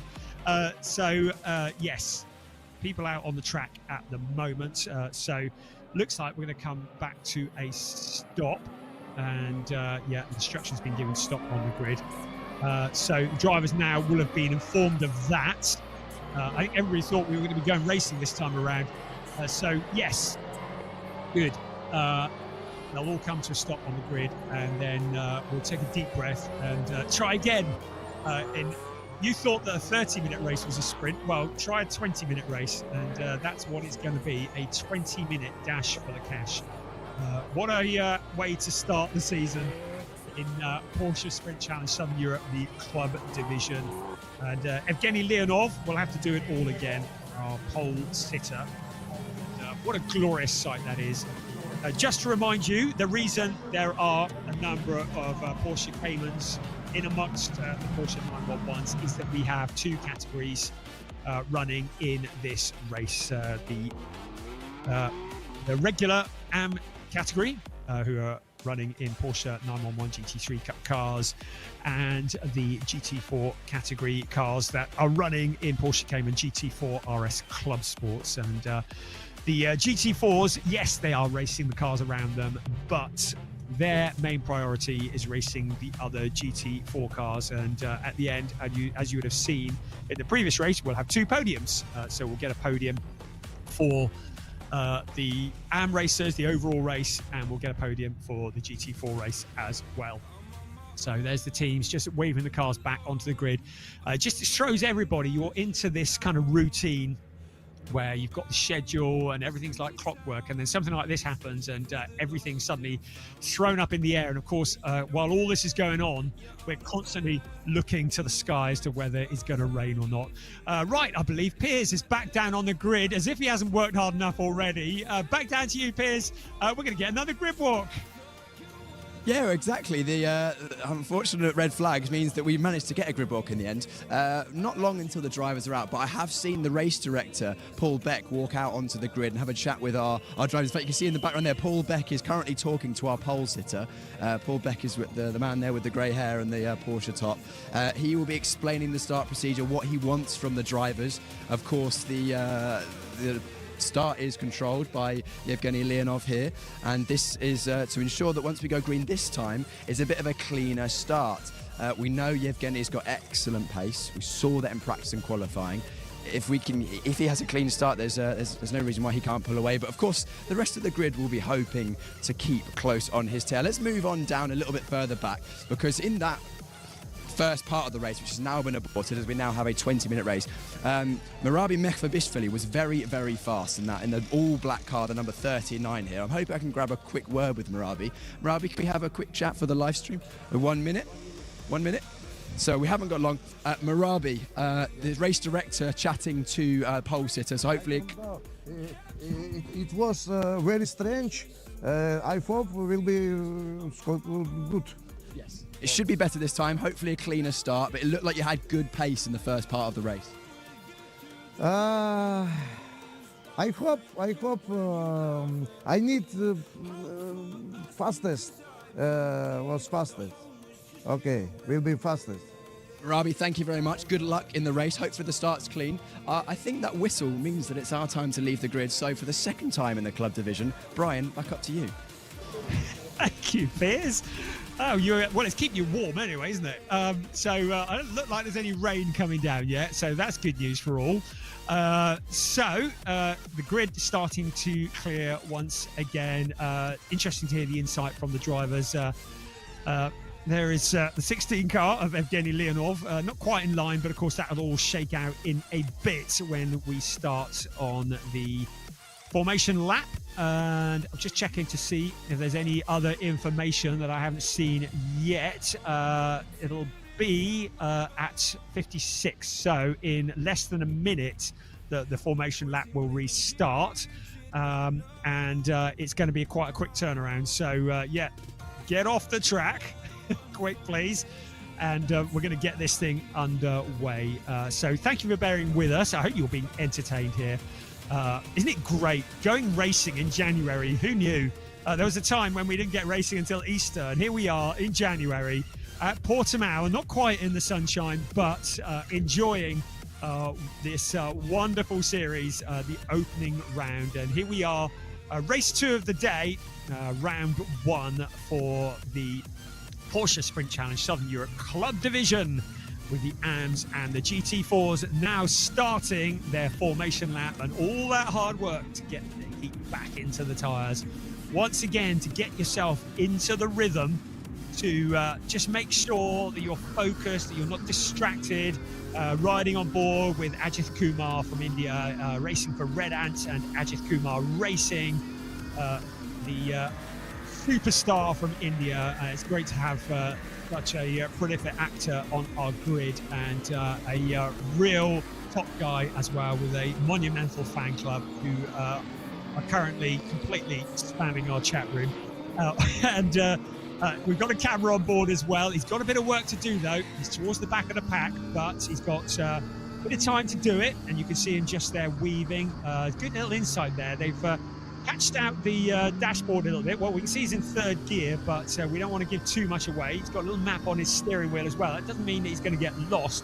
It's just a reminder of what gears to be in, whereabouts on the track he is. So just information to the driver is everything. His team will be in communication with him as well, just instructing him to get the tyres into the operating window, so that when the cars arrive, hopefully this time side by side into turn 1, they've got a bit of grip and we can get them all around. They're up at turn 8 at the moment, the Samsung turn, as it is known, and up to the blind crest, where you head up the hill and you just see nothing but sky. And I've never done it myself, but I'm told you can feel your stomach kind of hit the top of your head when you go over the top and back down in the compression. It's there is a good reason why this place is compared with Spa-Francorchamps. Lots of undulation, 30 meters of undulation just over one lap. The main straight is a fraction under a kilometer long, so that is by far the best overtaking section here at Portimao. There's a decent width as well. The average width of the track is about 14 meters, so plenty of opportunities to overtake for drivers who have qualified out of position. Plenty of opportunities to work their way forward, but of course 10 minutes less than what they anticipated having as we restart. So it is a complete restart in the original grid positions, but this time with just 20 minutes. The safety car has ducked off. Now it's really important these cars are side by side now. Once again, Andre Fernandez is a long way back. Is he trying to get a flyer on the car 16 at Evgeny Leonov? Now he pulls alongside. I believe these drivers had a bit of a talking to in the break while we were stopped. Safety car is still actually a lot closer than I thought it was going to be, so it's backed them all up. Now they are side by side as they head out of turn 15. Now the safety car into the pit lane. We are ready to go once again. Evgeny Leonov well ahead. Fernandez quite a long way back, but now the charge down towards turn 1. This is a bit more like it. A fight into turn 1. It's going to go the way of Leonov, or is it the long way around? Fernandez sweeps around the outside to take the lead. We got cars spinning in the background. That's Fontana, Angelo Fontana. That's one of them. The other is Marabi Mekbabishvili, the two drivers who were so strong in the first start of this race. Both of them have gone spinning into turn 1. We've got a double yellow obviously at turn 1, but what a disaster. Two of the drivers we're expecting so much from. There is Marabi Mekbabishvili in the all black car. We saw him go spinning. Also Angelo Fontana. We'll need to see a replay to see what happened there, but in towards turn 5 they come. On board with Javier Ripoll Jr. in the number 91 car up towards turn 8. So already some chaos and drama here with less than 20 minutes remaining. We've got a yellow flag there as well, and that is for Andre Fernandez. The car that was challenging for the lead now pointing in the wrong direction. That is up at turn 7 and 8, I think it is. Marabi Mekbabishvili, there he is, he's got going, as has Fontana, but so much drama. The front-running cars, pretty well all of them, with the exception of Evgeny Leonov, having dramatic problems, and Leonov, well, it's a bit of a get-out-of-jail-free card for him. So, rest of the field coming round, and there is the 912 car of Philip Wills. So he is up into that second place. So Leonov leading the way. I'm just looking to see what has happened to Wagner as well. But right, here we go then. There's the first, second, third. Javier Ripoll Jr. in third place. A challenge on the inside. That's Tobias Vasquez having a look to the inside of Reinhold Kran for position. So see whether he made it stick or not. But there is our race leading car coming through. The number 16, Evgeny Leonov, and still more positions further back. There is AJITHKUMAR in the 28 car. He is fighting for position. The rest of the cars are now coming through. The 23 car, there is Eric Wagner down into 8th place. So he's had his dramas as well. There in the background, Patrick Kuhnhaar in the leading GT4 car. So on board with AJITHKUMAR in the number 28 car. Great perspective as the cars head up over the crest of the hill. So settling down after a fairly chaotic start. Our race leader, Evgeny Leonov, leading the way in car number 16. In 2nd place, it is Philip Wills, who managed to avoid the carnage. He's into that 2nd place. In 3rd, it's the S1 racing car of Javier Ripoll Jr. So the 1, 2, 3 looking solid. There is the 28th car of AJITHKUMAR. And last time across the line, he was up to 14th place. Already making good progress through the pack. 1, 2, 7 and 23. Jan-Jaap van Roem alongside the 23 car of Eric Wagner. So Jaap van Roem making his way forwards as well, further back through the pack. There are lots of fights going on up and down, but the lead just looking reasonably solid in the hands of Evgeny Leonov. He has been so fast in all the pre-practice sessions and looking to have a control of this race. But Philippe Wills, probably the more experienced of the two, going to be looking to track him down. So the gap, 1.026. This is the view from on board. Philip Wills looking at the back of the race leader, just tracking him around towards turn 7. They come. The car's reaching up to about 200 kilometers an hour on the exit of this turn, a turn that's taken in 4th gear. Up over the crest of the hill they come, and down the other side. You can see that drop from the perspective of Philippe Wills. There he is in that 2nd place. So our leading AM driver, the leader of the race, is Leonov. Our leading GT4 driver, Patrick Kuhnhaar, he is in 11th place. 2nd in the GT4s is David von Rosen. He's in 15th overall.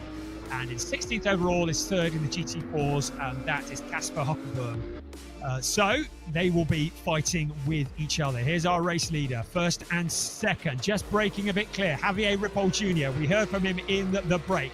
We can see if he can push forwards to challenge, to catch up with the leaders. 1.026 last time across the line.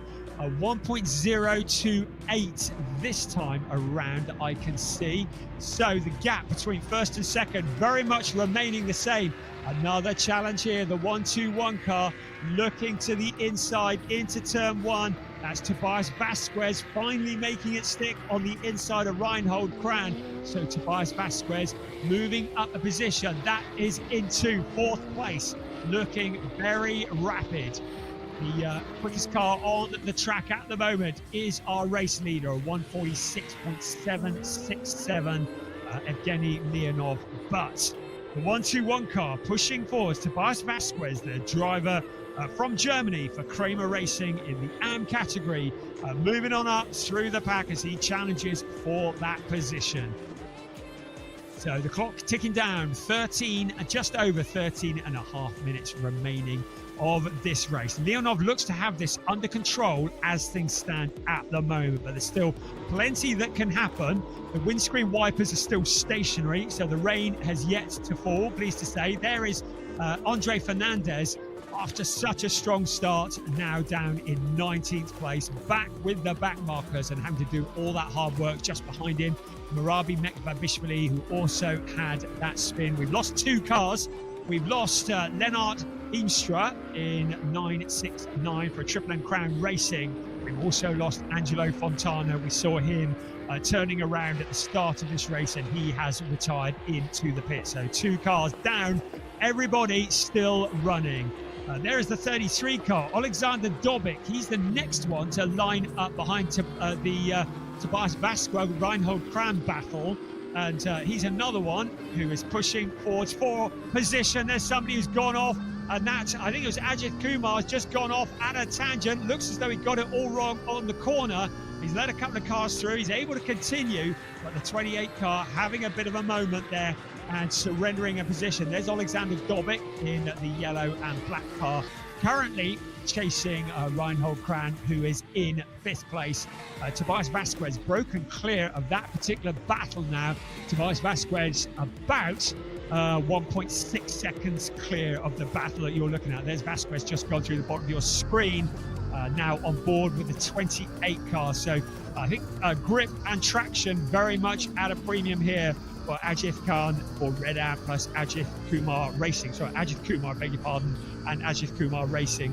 So on board with him, once again, you can see how hard he's having to work the wheel just to keep the car pointing in the right direction. Just ahead of him is Ernst Inderbitzen, who is in 15th place. So Kumar has dropped down into 16th place as a result of that lively moment. And Inderbitzen was able to sneak through. Right, looking at the pit straight briefly there as Javier Riffol Jr. In a solid 3rd place at the moment. The 1, 2, 3 just running very much on their own at the moment. Leonov about 1.264 ahead of Philip Wills in 2nd place. He in turn is 3.1 clear of Javier Riffol Jr. In 3rd place, but very much all to play for from there backwards as Tobias Vasquez in 1-2-1 under pressure once again. Reinhold Kran also there as well, fighting for the positions out along the pit straight. They come once again. Vasquez in 4th place ahead of Reinhold Kran, and then the 33 car of Alexander Dobic. Dobic now putting the pressure onto Reinhold Kran for the 5th place. Just trying to push him into a mistake, looking to see if there's a way he can find the route through. Fontana was a front-end damage, Angelo Fontana, just to say he won't return to the race. So he has retired. That's why he's retired to the pits. There's Reinhold Kran under pressure from Alexander Dobic. The 233 car in 5th place. All of these cars in the AM category are leading GT4 car. Patrick Kuhners up into 9th place overall. He's in a Porsche Cayman against all the 911s, and he is stretching his legs up into 9th place. Fantastic stuff there. Right, there is Fernandez into the pits. It's all gone a little bit wrong. It looks so strong at the start, but it looks like his afternoon is over as we look at Ernst Inderbitzen in the number 9 car. Ahead of him is David von Rosen. So they running towards the back of the pack. Inderbitzen and von Rosen, they're fighting for 4th place. This is a good battle though. Alexander Dobic in 6th place. Ahead of him, Reinhold Kran. Kran, who already lost that position to Tobias Vasquez, now under pressure. Vasquez has broken clear, left a big gap between them. We're into the last 9.25 minutes of this race, and still places remain unchanged across the line. Reinhold Kran once again with the 33 car of Alexander Dobic. Is he going to challenge into turn 1? He looks to the left, he looks to the right, he sees a gap on the inside under braking. Into turn 1, the heavy braking, but it's a slower line on the inside around that corner, and still Kran is able to sweep on past and hold on to that 5th place. But Alexander Dobic starting to look a little bit impatient as he challenges Reinhold Kran for that 5th place.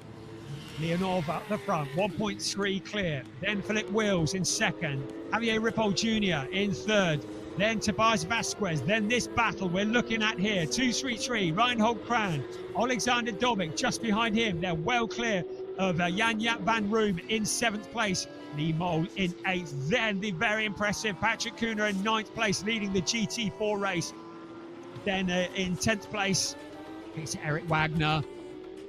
Rounding out the top 10, Peter Sander there in 11th ahead of Dominic Bastian. And down the hill we come. 8 minutes remaining plus 1 lap of this race. There's Merabi Mekbabishvili And after that moment at the start, trying to work his way back through the pack, he's found a route past AJITHKUMAR, so that would be for 16th place. The very rapid Mekvabishvili, who was towards the top, if not at the top of the timesheets in all of the practice and qualifying sessions, having to do all the hard work after that early on spin. Leonov still stretching his legs at the front, a fastest lap of 146.188. And he stretching his legs at the front over Felipe Wills. That's along the pit straight once again. This fight that seems to have been going on for 5th place for a very long time. Reinhold Kran now under pressure once again. Alexander Dobik trying what he tried last time around, still not making it stick. He's got 7 minutes to think of a way past the green and black car in front of him and to steal away that position of 5th place. Still, Kran has this under control, so it seems, although Vasquez now well clear by some 5 seconds in that 4th place. 1st, 2nd, 3rd, 4th, running very much on their own. There's Limo in 8th place, he's been very quick. Patrick Kuhnhart, the leader in the GT4 race, in 9th overall. That is so impressive in a car that has significantly less power and grunt than those around him, and looking very strong for a top step in the GT4 race. Looking down at the Torrey VIP turn 5. Getting a good exit out of that corner is really important, because you head into turn 6, which is taken absolutely flat out, and you get a good exit out of turn 5, you have an opportunity to make a challenge into turn 6. Down yet another one of the hills, coming up to 5 3/4 minutes remaining. Race 1 of the season for Porsche Sprint Challenge Southern Europe, the club division. We've already seen the sport division, and after what was a fairly troubled start to this race, we're finally underway as we ride on board with the 28 of AJITHKUMAR, the Red Ant and AJITHKUMAR Racing, the driver from India, with the camera on board, currently in 17th place. Once again, Alexander Dobik challenging Reinhold Kran. It feels like these two cars have been together for pretty well the whole race. We saw Tobias Vasquez get past early on and break clear in that 4th place. But Alexander Dobik not finding it quite so easy. Reinhold Kran making that Porsche as wide as he possibly can, holding on to that 5th place. Every point counts, and when the championship is done and dusted at the end of the season, it comes down often to just single points. Every place is important, never giving up. At the front, Evgeny Leonov has a gap of nearly 2 seconds over Felipe Wills and Javier Ripoll Jr. That's the 1, 2, 3. No real challenges going on for the lead. Eric Wagner, car 23, driver for Enrico Fulgenzi Racing. We heard from him on the grid earlier on in that 11th place now. Dominic Bastian, the 79-year-old pilot, phenomenal that he's racing so competitively as well. And a great fight that he's putting up here. But having to defend hard from Markus Neuhofer for Team Neuhofer Rennsport in that 13th place as he tries to close in. But Dominic Bastian in 12th, Wagner in 11th, so they're all in point scoring positions. Murabi Mekvabishvili, after that spin to the back of the pack, is now into the points and up into 14th place. Yes, damage limitation, but certainly showing what he is capable of. This is a good fight, isn't it? For 11th place, Eric Wagner holding on for all he's worth. How long's he got? Just over 3.5 minutes plus 1 lap to hold on to that position. Eric Wagner in the 23 car in 11th place. Meanwhile, our race leader, very much everything under control. Felipe Wills in 2nd place in the yellow and black car, keeping him in sight but not able to close in on him. 3rd place, Javier Ripoll Jr. A long way back from them. The 1, 2, 3 looking solid. Tobias Vasquez still a couple of seconds back from 3rd place. So a podium looking like a bit of a stretch unless there is a mistake from one of the drivers up in front, because we are into the final 3 minutes of this race plus 1 lap. When the clock strikes 0, the cars will continue on whatever lap they are on, and then there will be 1 more lap after that. And then the race will be done. 2 minutes and 40 seconds. We ride on board with second place Felipe Wills from Proton Huber competition. It's Volcano Motorsport who lead the way from Proton Huber, and Est1 in third place, with Kramer Racing in fourth, and lap time performance in fifth place with Reinhold Kran at the wheel. Alexander Dobic for Hadeka Racing in sixth place. Just there, still putting the pressure on, still points that could be scored as we look once again at Eric Wagner in the Enrico Fulgenzi Racing. The number 23 car seems to have the measure of Dominic Bastian at the moment in the 45 car, who has his attention occupied by Marcus Neuhofer, who is just behind him and filling his mirrors. Also rushing to join that battle is Marabi Mekbabishvili, who is fighting his way back. Marabi Mekbabishvili has found his way through yet another place, picking off the points. Look at this still. Reinhold Kran in fifth place. Alexander Dobic now starting to get impatient. 90 seconds of timed racing remaining, plus the obligatory 1 lap. Still, Leonov leading the way. That's under control. Wills in second. That's under control. Ripoll Jr. in third. That's under control. Then it's Vasquez. Then it's this. Very much still up for grabs. The fight for fifth place. Reinhold Kran, Alexander Dobic putting the pressure on. 1 minute and 10 seconds plus 1 lap to try and find a route past. He's been trying it all race long. We've had 19 minutes of this race. There is just 1 minute remaining, plus the obligatory 1 lap. Our race leader out at turn 13 at the moment. I think he's going to cross the start-finish line before the clock strikes 0, which will mean there will be another 2 laps remaining of this, the first race of the season for Porsche Sprint Challenge Southern Europe, the club division. What a fight we are having here. Reinhold Kran must be fed up with the sight of that car in his mirrors. Alexander Dobic must be fed up with the car that is filling his windscreen, but neither of them seems to be able to do anything to make any difference at the moment.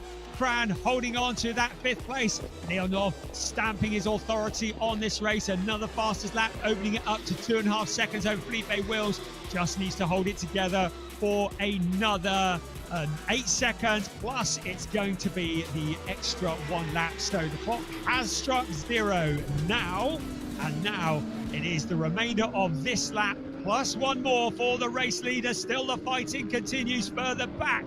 Still, it's Eric Wagner with all that pressure from behind. Still, Reinhold Kran, he has held on for 20 minutes of this race from Alexander Dobic in that 6th place. Dobic still not able to find a route forwards. Our race leader currently on the penultimate lap of the race. That means that this fight has about 1.5 laps left to run.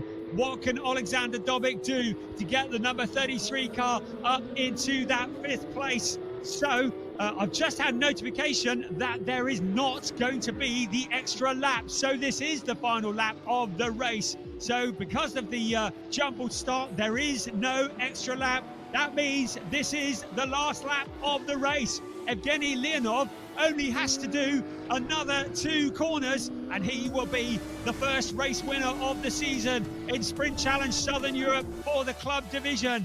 Felipe Wills in that solid 2nd place. So with this being the final lap, Leonov out into turn 15 for the very last time. He will come out onto the pit straight. He will see the checkered flag in front of him in just a few moments, and it's going to be a win for Evgeny Leonov. The checkered flag waves. Felipe Wills a lonely 2nd place ahead of Javier Ripoll Jr. He will come out of that final corner in just a few moments for the last of the podium positions. A phenomenal job from Patrick Kuna. Can I just point out, here comes 3rd place now. Tellingly, the windscreen wiper running on the number 91 car. Then Tobias Vasquez, what a charge from him. And what a job from Reinhold Kran. He held off immense pressure from Alexander Dobic for that 5th place. Then it'll be Jan-Jaap van Roon in 7th, ahead of Lee Mole. A solid job from him in 8th place. Then Patrick Kuna winning in the GC4 category in 9th place overall. He will cross the line ahead of Peter Sander. We're still waiting for them to come out across the line.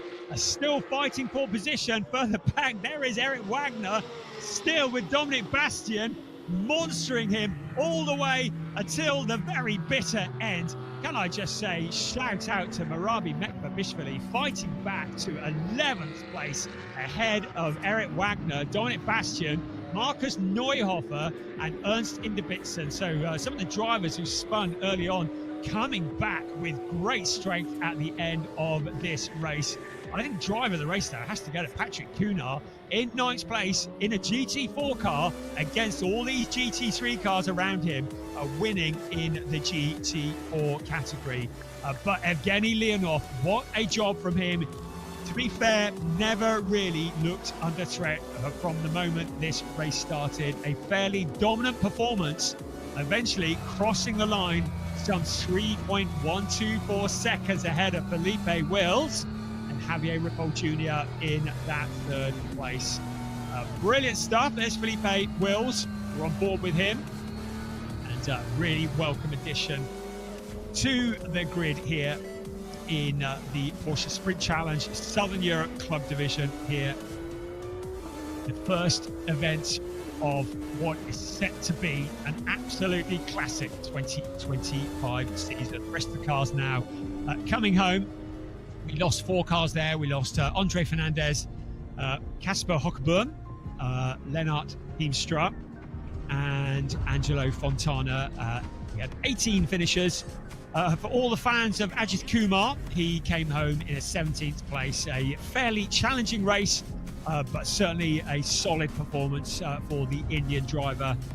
There's the rest of the grid, and there is the result now coming up on your screens. We'll wait for official confirmation. I think stewards had quite a lot to look at there, and of course with that jumbled start as well, I think the right decision was made to give it another go. There is the man who was looking to put things right after the GT Cup Europe last year, was waiting for that win, felt as though this circuit owed him one. Good to listen in. And the circuit has paid him back. The team, who do a great job at Volcano Motorsport preparing that car. Into Parc Fermé they come, and the cars will then be subject to scrutineering. And of course, we will see them all again a bit later on this afternoon. He looks knackered.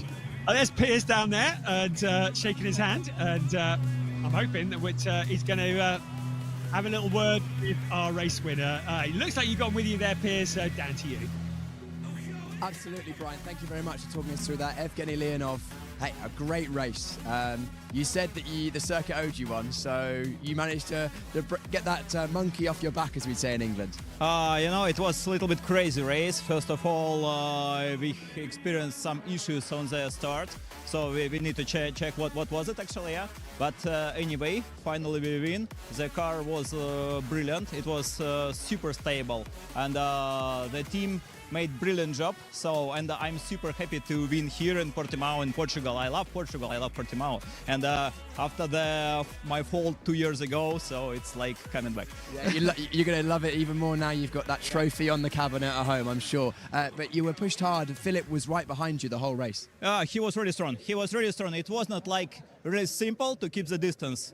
I tried my best, and I didn't know what happened in the beginning of the race, so I expected some probably penalties or something. I didn't know. So I tried to increase the gap, but I could not. Actually, he was really strong. Amazing. Well, Evgeny, congratulations on what is a provisional win and the first win in the Porsche Sprint Challenge Southern Europe. Well done. Brian, I will hand back up to you, and we'll get the podium ceremony underway very shortly.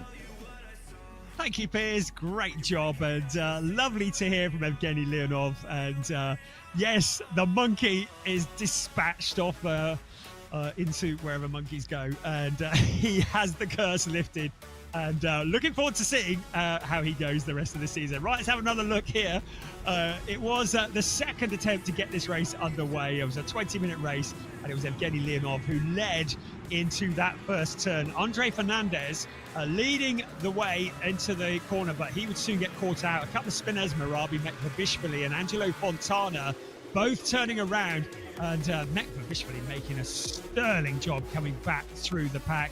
Some wonderful fighting going on. Every time we looked, I think Eric Wagner was in the walls somewhere along the way, but that man there, someone make a note of Patrick Cunard, please, because he knows how to hustle a GT4 car around the Portimao circuit, doesn't he? There's a number of fights that were going on throughout this race. The very popular AJITHKUMAR was also in the battles as well. Unfortunately, he had a bit of a moment. It wasn't him who went wide there. It was one of the GT4 cars, but he did lose places as a result of that moment and dropped back through the pack as well. Dominic Bastian was in the wars, but this fight went on for the entire race, didn't it? It was Reinhold Kran versus Alexander Dobik. Dobik still never found the route past, even he tried so hard. Also in there, Peter Sander, didn't mention him very much for Kramer Racing. The German driver was also there fighting with the Eric Wagner car. So many battles up and down the pack. Lots to keep us entertained. Lots to review as well. And I should think that Reinhold Kran will want to well, he'll be very happy to review that. Alexander Dobik will not want to review that because he saw the gaps, but he couldn't slot the car into it, and eventually had to settle for the position staring at the back of Reinhold Kran. This fight was wonderful, wasn't it? Eric Wagner all the way through. Dominic Bastian in there as well. Also in there was Markus Neuhofer, who was fighting for position.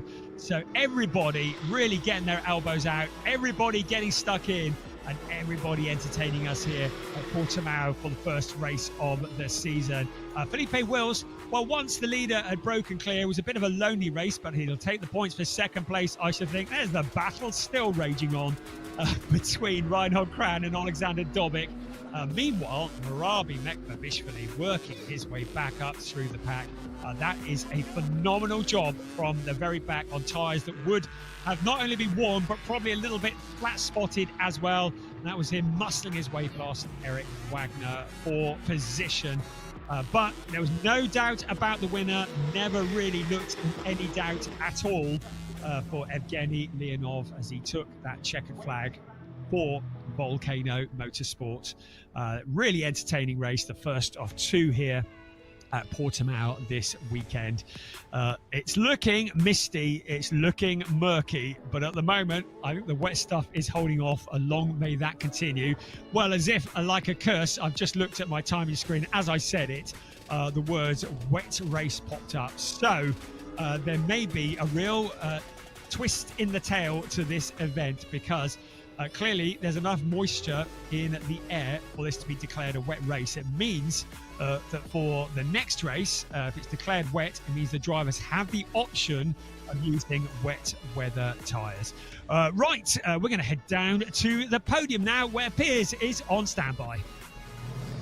Yes, I am ready for the podium, and the rain, I can confirm, is falling, but we'll get to that when we do the start of the sports division race. But for now, it is the podium for the club division, and in third place in the AM classification, it is Javier Ripoll Jr. Javier coming in third place for the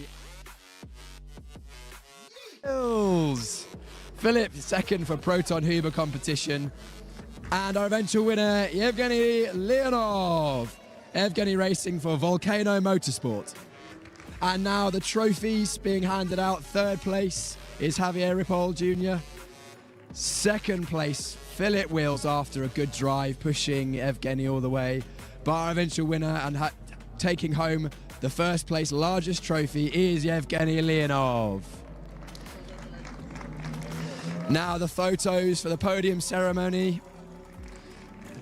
The teams cheering their drivers on, of course, well deserved. They've pushed hard, just missed out on the race, on the wet weather that is coming in now. And coming up very, very shortly, next up is the GT4 classification. Just spraying the champagne and adding to the dampness in the air. In second place in GT4, it is David von Rosen. David von Rosen in second place. Congratulations, David. David driving for Team Neuhofer Rennsport. And our winner in GT4 after an excellent drive, Patrick Kuna. Patrick driving for Veloso Motorsport, taking the victory in the GT4 classification. And the trophy presentation, second place once again, being handed out by Lars Plato, the series organizer, to David von Rosen, and first place trophy handed over to Patrick Kuna. Congratulations, GT4 drivers. We'll see you again in about an hour's time or so, just under an hour's time. That is our podium.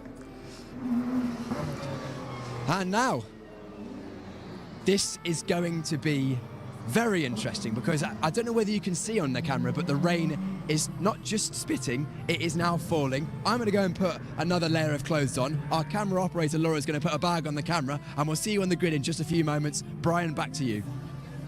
Thank you very much, Piers. And yes, go somewhere dry. That looks pretty murky. It was like I've been back in the UK, that is. Headlights are blazing, and this is going to really sort the men from the boys because the track is starting to look a little bit greasy. Of course, the teams will now have to decide whether it is wet enough to go for wet weather tyres or whether to go for slick tyres. Going to try and plan the long game as well. You're looking ahead. You're trying to predict where the weather is going and whether it's going to stay wet during the race. But because, of course, if you're running wet weather tyres in the dry, they very quickly burn up and wear out if the track dries out. So there's an element of prediction going on, looking at the clouds, trying to work out what is coming in, what is going out, and what's going to happen. The forecast did say potentially light rain. I would wager that actually light rain to a degree is worse than heavy rain, because at least with heavy rain you have a consistent wet track. And when you've got light rain, you have the issue where it could be dry, could be wet, could be dry on one part of the track and wet on another. So yeah, lots of issues to think about. The teams will be there scratching their heads. Of course, some of these teams very, very experienced when it comes to strategizing for these races. So they will be working hard with their calculators, just working out what they're going to do and making some decisions. But you can see there, cars up on jacks at the moment. I'm hoping we're going to get a look at what tyres they're on when Piers is down there and see what they're likely to be running. But teams kind of holding fire on putting tyres on some of the cars, just waiting till we see what the weather is going to do. We said come to Portimao, it's going to be sunny. Yes, this is exactly what it did last year. Sunny for testing, sunny for quali, and then when the racing came, it suddenly went a little bit slippery, but that's why these drivers are so fantastic. They entertain us in all conditions. Suddenly the wet weather experts are looking very eager, rubbing their hands together and anticipating what could be an opportunity they might not have had, and those that are further back down the grid will have maybe an opportunity to move forwards in a way that they wouldn't have if the track was dry. So you can see the teams setting to work there. I'm still actually waiting for confirmation on the starting grid at the moment. Just want to make sure that I have confirmation of who is where. Right, I have now. So just to confirm, it is indeed Chester Keefer who is on pole position, with once again Ariel Levy alongside. Flint Schuring starting in third place. Sid Smith in P4. Now that's going to be interesting. Also keep an eye, Sasha Norden. Well, we've already seen how quick he is. He's starting from P5. But Draker Janssen in P6 in the number 17 car. When it rained at the Red Bull Ring in Porsche Carrera Cup Benelux last year, he was transformed and he was pretty unstoppable. So he'll be quite eager to get going if the rain comes down. Domas Radonas is up on the 4th row with Dirk Schouten up there as well. So this is going to be very, very interesting. That's the view, briefly, from Sid Smith. That's the view from Dirk Schouten. You can see the rain. Well, I know very little, as you've probably gathered by now. But by my reckoning, it's not really enough for wet weather tyres. But if you go out on slicks, and the track is slippery, this is very tricky on an undulating track surface, and I'm kind of looking forward to when Piers gets out there for his grid walk, because I'm hoping he's going to give us some insight into what tyres they are actually using. But at the moment, you can see that it's not exactly chucking it down. It is those conditions that everybody dreads, really. There's an errant wheel just disappearing across the track. The conditions where it is neither proper wet nor proper dry. But yes, as we already said, that's why these drivers are fantastic drivers doing what they do. It's great training as they get ready for the 2025 season, particularly those that are in Porsche Carrera Cup Great Britain. They better get used to this wet stuff. So it's good practice, good experience as we look at the view from Dirk Schouten's car. Right, Piers, have you got your waterproofs on? Hope you're staying dry. We need to know what tyres they're on. Hope you're down there on the grid waiting for us. Yeah, down here on the grid, Brian. No waterproofs for me. I'm well hard, aren't I? But anyway, I've put an extra layer on so I don't stay warm. Can confirm that as far as I can see, every single driver has put wet tyres on. Our camera operator Laura is going to have a quick look in there. Yeah, so wets on Ariel Levy. The rain is falling heavier and heavier by the moment. Visibility going down. You can see down to turn 1, the visibility is reduced. There's going to be spray on the circuit, I reckon, in a couple of minutes, because this rain, as though it's not big raindrops, it's quite dense in the air. I don't know whether you can see it on my body. Of course, these drivers may not have had, in fact, they definitely haven't had experience driving around this circuit in the wet this week at least. Some drivers may have tested here in the wet before. Of course, when we came here last year, we raced in the dry. So to be honest, a lot of these teams will be guessing in terms of tyre pressures, setups. They'll be using experience from other circuits or experience from their previous seasons. But at this exact venue, at this exact temperature, it's going to be quite hard. I'm going to grab another word with Sid Smith, because Sid's had a good race weekend so far. Sid, interesting conditions here. It's going to make things a bit interesting.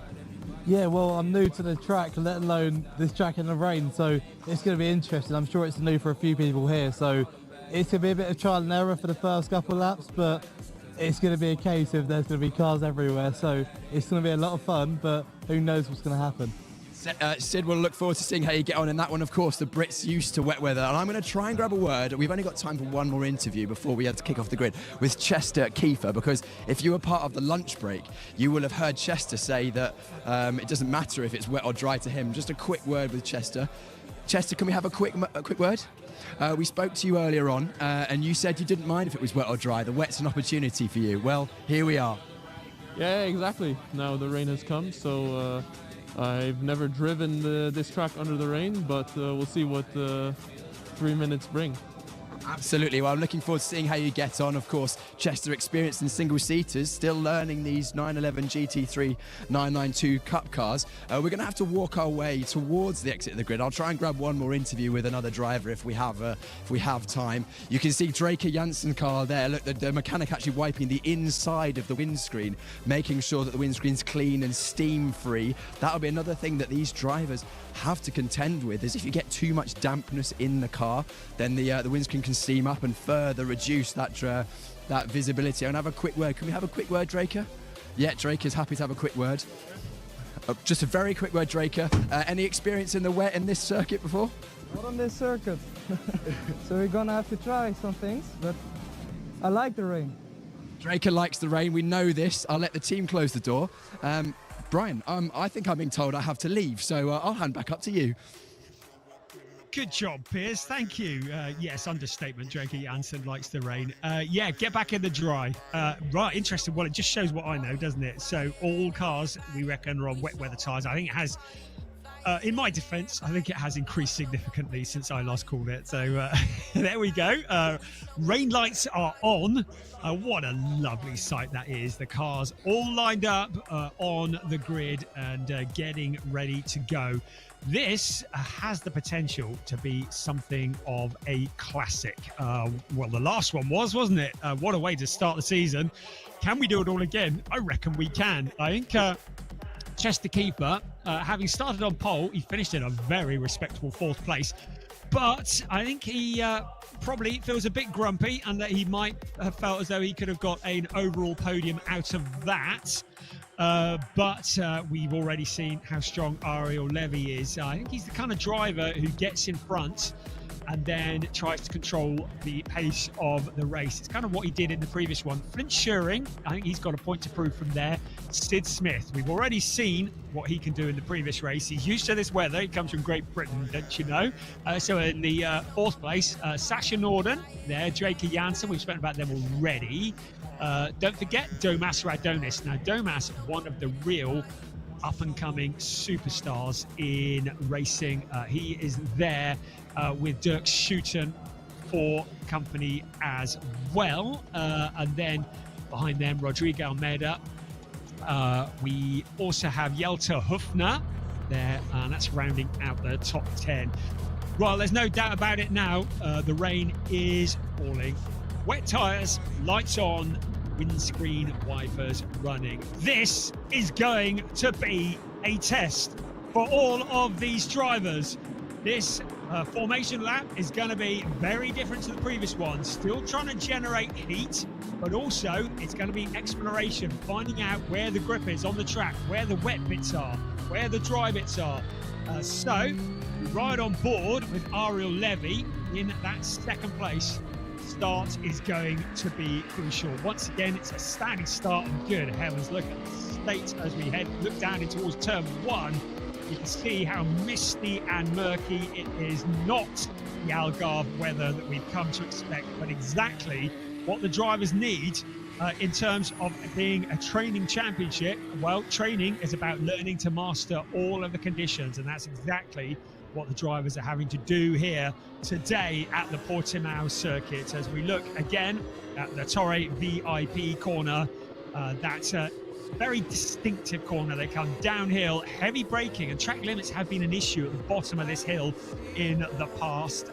Then getting the car slowed down and then back up to speed again as they head up the hill towards turn 6, which is taken flat out. Then a fairly windy section, turns 7 and 8. And another blind crest on turn 8. They kind of take the corner and a blind crest at the same time. So headlights blazing through the mist and through the murk. Let's have a look at the grid. Chester Keefer on pole position, Ariel Levy alongside Flint Schuring, Sid Smith, Sasha Norden, Draker Janssen and Domas Radonis and Dirk Schuten. That are the first 4 rows of the grid. Then Rodrigo Almeida, Helter Hofner, Josh Stanton, he might be good there from 11th with Nick Hove company, Matthias Ferreira, Henry Chumala, he was strong in the last race, wasn't he? He had a Jonas Greif, Alex Ryman down in 16th place, Felix Neuhofer, Charles Visser, Mace Muller, Thomas Cangro. He's had a rubbish day so far. He'll want to make up for that. Luciano Martinez ahead of Ziad Giris and Anthony Imperato, bringing up the rear of the pack. Lots to look at up and down, but our eyes are going to be very much glued on turn 1 when this thing gets going. I believe it will still be a standing start. Sometimes when the rain is coming down, the stewards decide to go for a rolling start. But as far as I can see, that is not the case here. Oh, there's somebody getting very sideways there. I just picked it up. They're just lighting up the rear tyres. Might have been Dirk Schuten. That's certainly one of the white cars. But everybody's pointing in the right direction. So, yeah, as you were, it'll say, yeah, totally intentional. Just get some heat in the tyres, wouldn't I? So onto the grid they come. It's going to be a standing start by the looks of things. Oh, this is going to...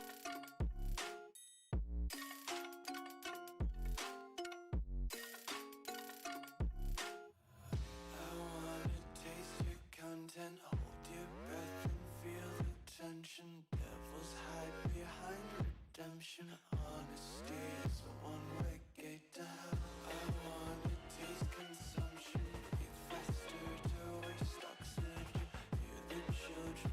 going to be exciting.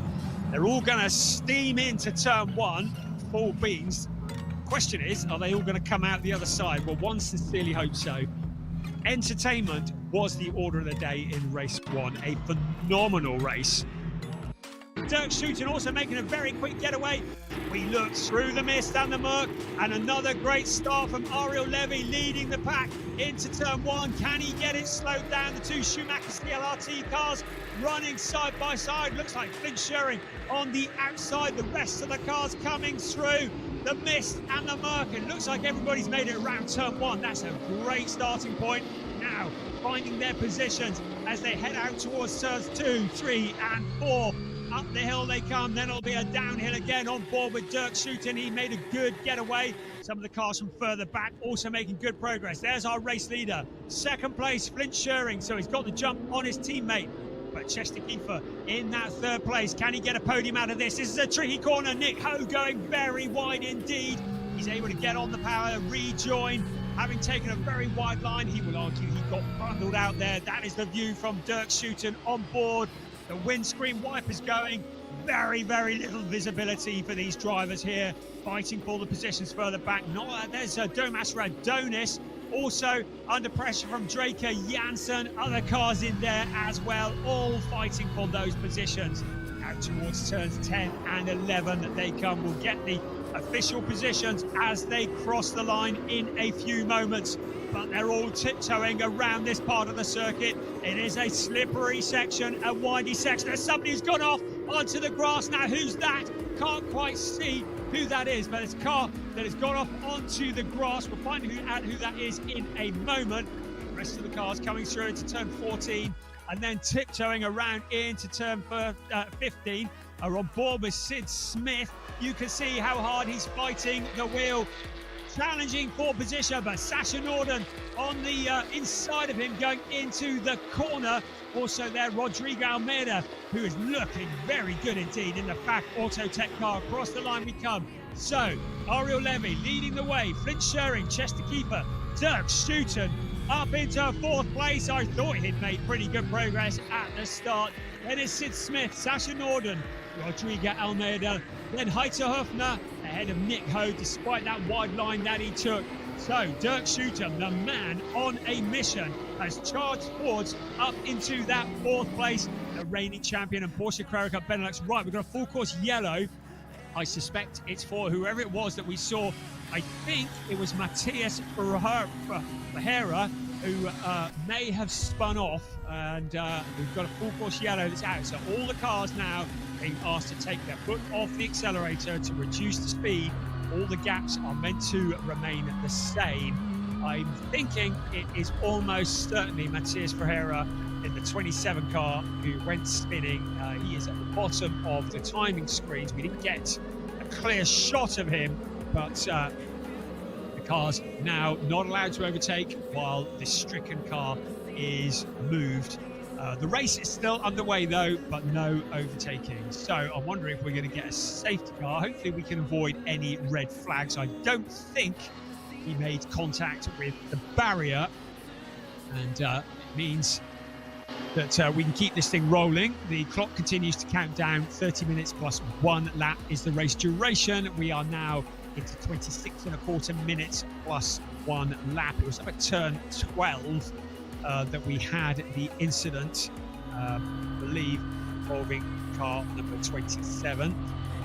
Ariel Levy, who leading the way. And if you ever want to be leading a race, it's when conditions are like this. You don't want to be looking at spray from the car in front. I've just seen that safety car is on standby, so we may well get it. Yes, it is Matthias Ferreira who the one that's pointing in the wrong direction. So looks like his afternoon has come to a premature end. Such a shame.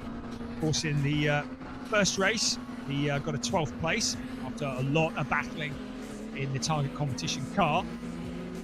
So I'm feeling safety car might be about to be deployed. Yes, it is. So safety car has now been deployed.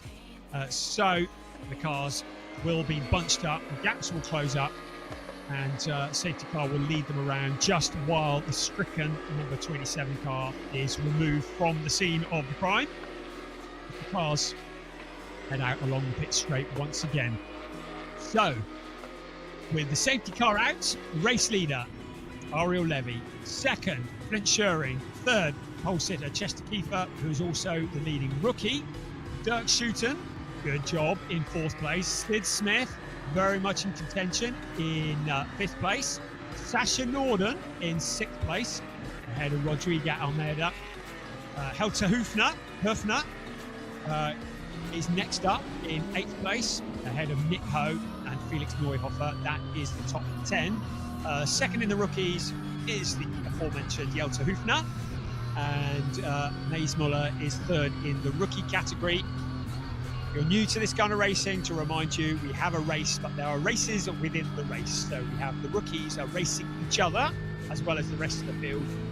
We'll get a podium for the rookies at the end, and the leading rookie will get the top step of the podium, who is Chester Kiefer at the moment. And we have a Pro-Am race at the moment. Henry Chuamala once again leading the way, and he is 16th place overall. Second, the Pro-Ams is Ziad Giris, with Anthony Imperato third in Pro-Am race. Draker Janssen apparently is into the pits, and we've got a red flag once again. So red flag has been deployed, and I expect this is because we've got people out on circuit removing cars, and with the conditions so slippery, we cannot take any risks. Looking after track staff is of paramount importance. Just before I said the red flag, Draker Janssen has peeled off into the pits. Now that is a shame. I've mentioned it several times already. You can tell I was impressed, can't you?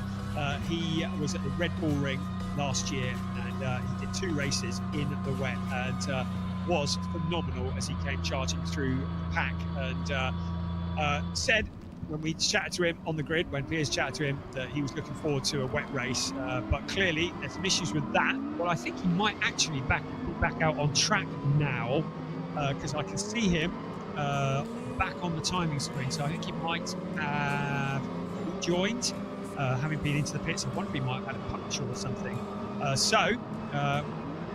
Whatever it is, he's going to be at the back of the queue when this race restarts.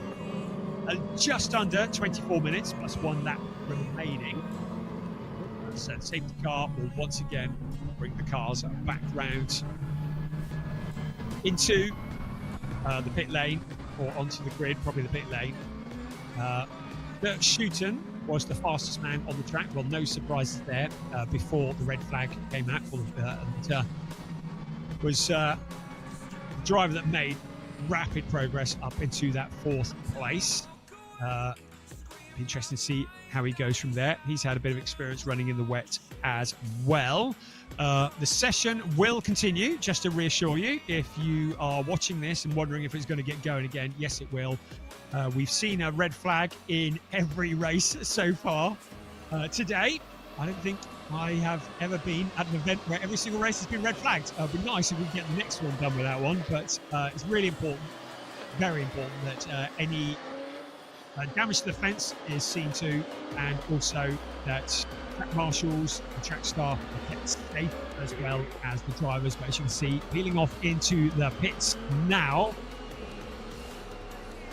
The rain continues to come down, and Ariel Levy will be leading that queue through. So we won the championship last year, as we've mentioned several times. He was the overall winner, Porsche Sprint Challenge Southern Europe. Had 3 wins, 6 podiums, and he had been fighting for a first ever win in Porsche 6th Carrera Cup Germany very much all of last season. Looked like it was going to get away from him, and then in the absolute last race of the season at the Hockenheim Ring, a daring move, took advantage of other drivers getting together, kept out of trouble, and finally took that first win. It was the first win ever by an Israeli driver in the Porsche 6 Carrera Cup Germany. We've also seen him in Porsche Mobil 1 Super Cup, We've seen him win in Porsche Carrera Cup Benelux. So a real talent and a driver who gets better in leaps and bounds every year. In his fourth year of racing, and looking very, very much like a future, well, he's a current champion, isn't he? He's the defending champion, looking very solid here. Great to have Flint Schuring back. He was the main man in Porsche Sprint Challenge Middle East last winter. It meant we didn't get to see him quite in the way we wanted to in Sprint Challenge Southern Europe, but great to have him back. And another one of the real chargers. So Flint Schuring and Chester Kiefer, well, we've spoken a lot about them already. We've spoke earlier on, well, I didn't, Piers did, spoke to Jelte Höfner and the 919 car, currently in 8th place for MDM Motorsports. And he's another driver. He's a keen skier. There you go. There's a useless bit of information for you. Has yet to announce his plans for the summer. Was waiting very much to see how things shook out here in the Sprint Challenge to decide what his plans might be in the summer. Well, I would say, judging by his performance, yeah, get yourself stuck into a Porsche series. That's what I say. So, yeah, he's done a good job there, hasn't he? And in that 8th place at the moment. Nick Ho in 9th place in the 98 car for PG Motorsport. He was very solid in Porsche Carrera Cup Benelux. And he just has been there pretty well all season long. Still looking for that elusive first win. Makes me feel old when he says he's combining studying business administration, so still in the educational system as well as racing, but a real talent. Piers tells me that he's been speaking to Josh Stanton, and apparently the circuit is like an ice rink, and if you get a wheel onto the painted part, he says it's even worse. It's like being on slick. So there's a bit of inside information there from Josh Stanton, who was so impressive in the last race. He's currently in 13th place in this race. So he's kind of in the mid-pack. And I said it earlier, he was the AM champion, Porsche Carrera Cup Great Britain back in 2022. In Carrera Cup Great Britain last year. And really great driver who is very much going forward. And also some guesting last year, Silverstone in Porsche Mobil 1 Super Cup. You may well have seen that. Of course, Porsche Mobil 1 Super Cup supporting the Formula 1 circus, and really, really great experience for many of these drivers. All part of the Porsche pyramid. I mentioned it earlier, and it is a wonderful strategy that Porsche have. We have customers who start off at motorsports driving events like the Porsche Sport Driving School and other club sport events. Next up in the pyramid is the One Make Series, and we have the Sprint Challenges, the Carrera Cups, and the Mobil 1 Super Cups, and that really is a steep learning curve, part of the Porsche pyramid. Then we see customers crossing over into the world of factory racing, and that's where the 911 RSRs, the 911 GT3Rs are used.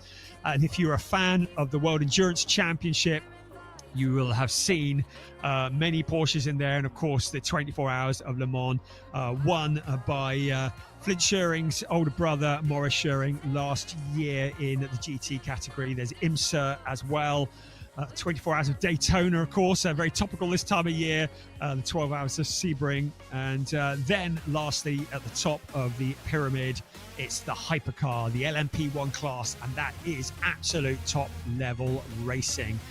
Okay, notification. You've heard enough of my wittering. The restart is going to be in about 25 seconds. So stand by your beds. Let's get this thing going once again, and hopefully we can resume this. Now, according to the clock on my screen, the clock is now ticking down with 23.5 minutes remaining. There is the stricken Matthias Ferreira car going back to the pits, and the Target team, great team, Target from Italy, I believe, who will get to work on that and have it back out for the next round in Estoril, I have no doubt. Right, the cars are rolling. Ario Levy, once again, leading the pack around, staring at the back of the safety car. And hopefully we will be running the next time we come past this pit exit. 23 minutes plus 1 lap remaining of this race. And then we'll be up to the checker flag. But don't forget, we've still got one more race to come this afternoon. We've still got the second round of the club division still to come after this. That should be lively in these conditions. So don't be going anywhere. I do hope you're enjoying this. The opening rounds of Porsche Sprint Challenge Southern Europe 2025, this wonderful series in its 3rd season. Summer wins are made in the winter. Well, try telling that to the drivers as the cars haul their way through the rain with the windscreen wipers running on the wet weather tyres and gaining the experience in the Winter Championship, the Training Championship. Welcome to you all. I know a lot of people watching us all around the world, a lot of people watching us online, a lot of people watching us on TV as well, and a lot of people watching us on the terraces. Please don't go home. We hope you're enjoying this. Draker Janssen has restarted at the back of the pack, so that is good news, but he will be stone lost. So he's going to have a lot of work to do. Be very interested to see where he can come from. He'll be 22nd on the grid. We'll see what happens there. We're going to really test him on this wet weather expert theory, aren't we? Yes, whatever his issue was, he's now rejoined. There he is, bringing up the rear of the pack. Cars currently up towards turn 9 at the moment, and concentration needs to be high. Not only are you trying to generate heat into the tyres, but we've seen it many times in these conditions. Drivers losing it on a formation lap or behind the safety car. Just because we're not up to full speed doesn't mean that they are all safe and going to be sticking to the track. We've seen it many times. So the drivers will already be driving with their fingertips, looking for the puddles, looking for the slippery bits. And we've already told you that Josh Stanton has pointed out that it is like driving on ice out there, even on the wet weather tyres. Just confirmation for peers in the pits that Matthias Ferreira had front right damaged after getting helped off the circuit. Beautifully put, a helping hand. He's all good, just the car that might need a little bit of TLC before we see it the next time out in Estoril. Right, well, as we saw earlier, Ariel Levy, it's his decision when to hit the accelerator. He can weave, he can hit the brakes. Well, he's decided early. Into turn 15 he comes. He's already on the power and he's already leading the way. Flint Schering, well, he's kept in within his sight. And now, Chester Keeper under pressure from Dirk Schouten along the pit straight. They come towards turn 1. Schouten's going to have the outside line under braking. Can he get it slowed down in these slippery conditions? The challenge for the last of the podium positions. Schouten taking the wide outside, the long way round. Sid Smith just there as well, keeping a watching brief on this fight. The last of the podium positions. Smith going very wide out on the corner. He rejoins in front of Sasha Norden, but he keeps it all pointing in the right direction, so all is good. There's Draker Janssen on the inside of Ziad Gieris. The rest of the cars coming through the mist and through the rain. Windscreen wipers blazing. The rain lights are blazing. Flint Schering second place now. Dirk Schouten into that third. Chester Keeper trying to find as much traction as he can into turn 5. They're going 3 abreast around turn 5. Somebody tell them that doesn't always work. That is the view. We told you that running in the traffic is poor visibility. Dirk Schouten, all he can see is the red rain light of Chester Keeper, of Flint Schering, burning through the mist and trying to hit all the right braking points with very, very poor visibility, but he'll have plans on getting past Flint Schering, trying to find his way up into that second place. Dirk Schouten looking to be reveling in these conditions. In that 4th place, Chester Keeper still there. Sid Smith just there as well. Sasha Norden, Rodrigo Almeida in there. They're all fighting for position at the moment. But Ariel Levy, no such problems with visibility. He's got an open track in front of him. He just needs to keep the car pointing in the right direction. Going to come out in a few moments across the start-finish line with 18.5 minutes remaining of this race plus 1 lap. He's not braking as clear from Flint Schering as you'd like. 3 abreast into turn 14. Great stuff here coming out in the front of that particular fight. Felix Neuhofer. What a great move from him. Rodrigo Almeida in there as well, I think. So this is really sorting out the wet weather drivers. Ariel Levy with the fastest lap of the race, significantly slower than the previous race. There's Draker Janssen fighting his way back up through the pack, having started stone last, on board with Dirk Schutter once again in third place. Now, what can he do about the cars in front? Look at this fight that is going on. There is Rodrigo Almeida. He is fighting for position with Felix Neuhofer as well. Almeida's got past.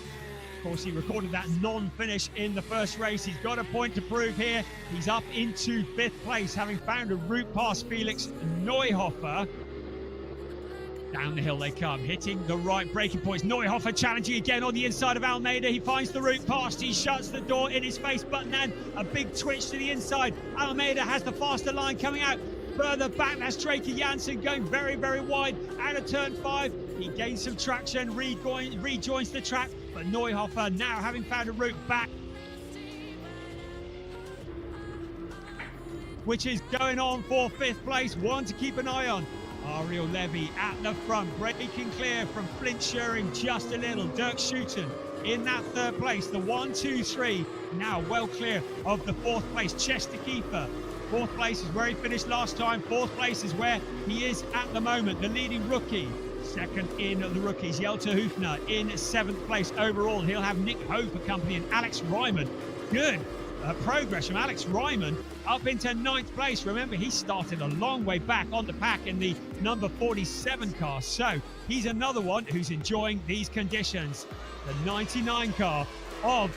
Now, was that Flint Schuring finding a route past? I think it was. Yes, Flint Schuring has found a route past Ariel Levy. So what happened there? Ariel Levy, I wonder if he's had a moment, because Flint Schuring in the lead of this race. While we were looking further back, a change for the lead and the fastest lap of the race. We said keep an eye on Flint Schuring, a real talented driver. He's got to keep it on the track though, going wide in the corner. But Flint Schuring, you see the back end of the car switching as he gets on the power, keeping it on the stuff that's got the most grip. There's not much grip to be had out there.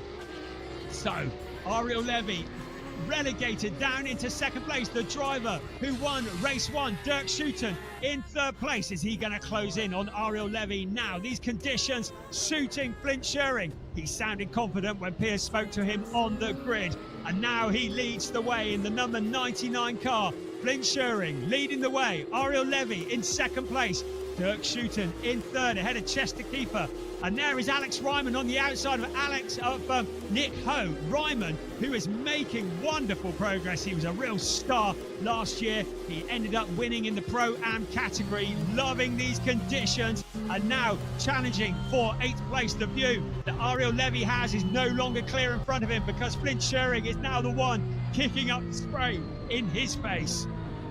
We're at the halfway point of the race. We have 14 minutes and 50 seconds plus 1 lap remaining. Flint Schuring, our new race leader, having found a route past Ariel Levy. Dirk Schutten in 3rd place. Got one eye on Dirk, but Levy trying to come back. Now, can he challenge for the lead without leaving the door open for Dirk Schutten? I think Flint Schuring is going to take a little bit of stopping from that position. Another of the drivers who just gets better and better. And leading the way here, looks to have a comfortable gap.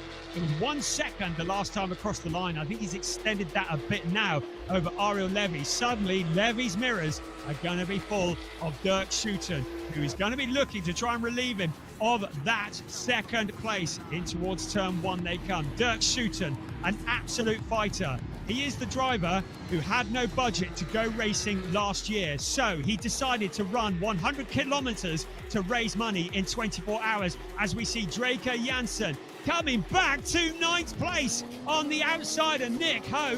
What a move from Draker Janssen up into 9th place. Told you he was good in the wet, didn't we?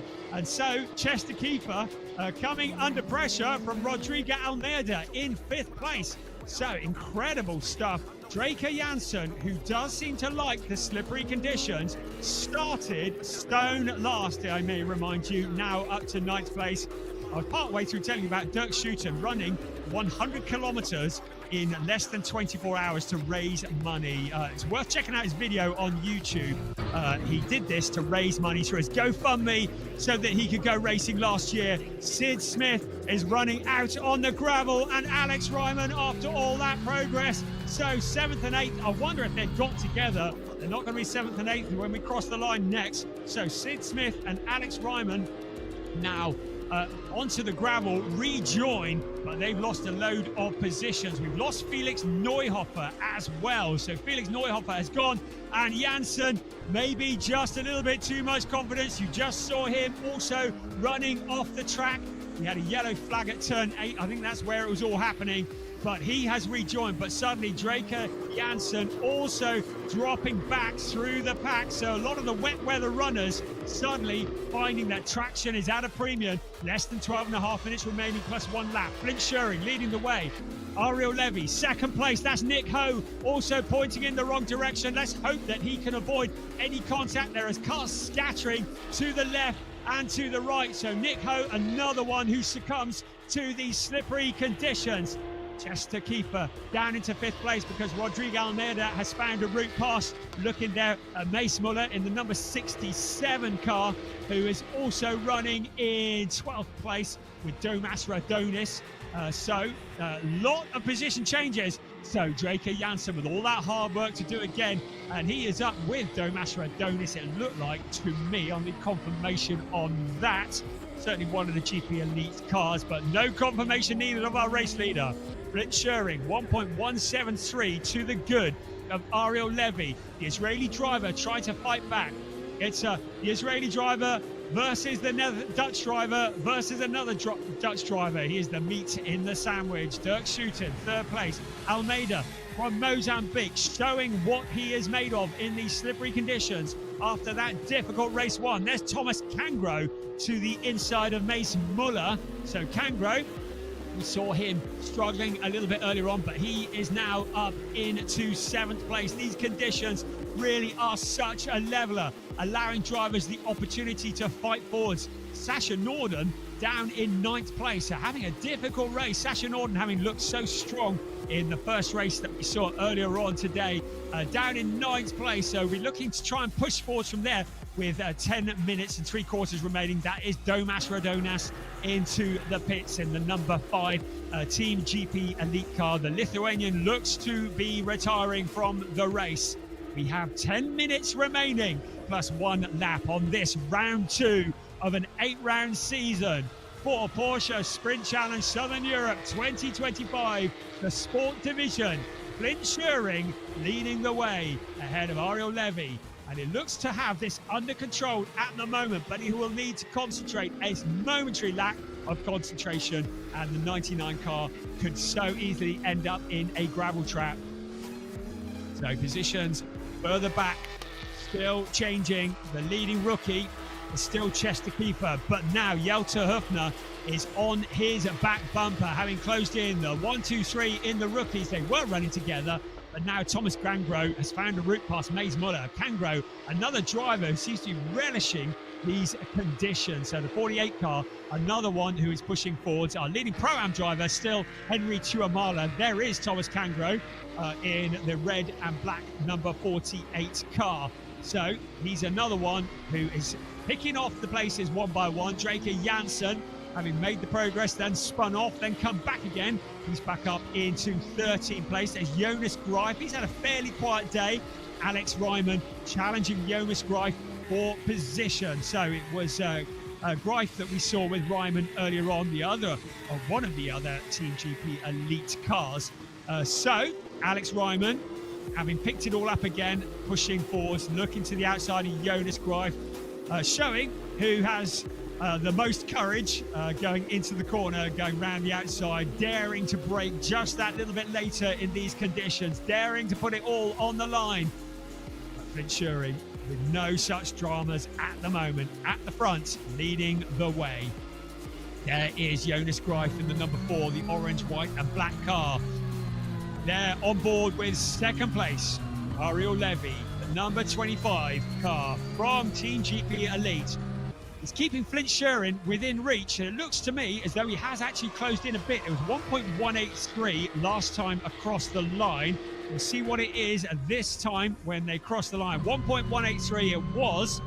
This time as they cross the line, it is 9/10 of a second, 0.990. So Ariel Levy has taken a little bit out of the lead car, just a couple of tenths. So he is closing in a little, but Flint Sherrin just tiptoeing his way around, does not want to throw caution to the wind here because this is looking good for maximum points in the championship.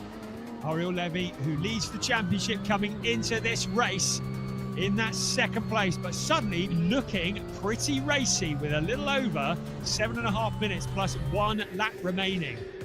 Our leading rookie, still Chester Kiefner. Second is still Jelter Hufner in the rookies. Just behind him on track, they're running in 5th and 6th position.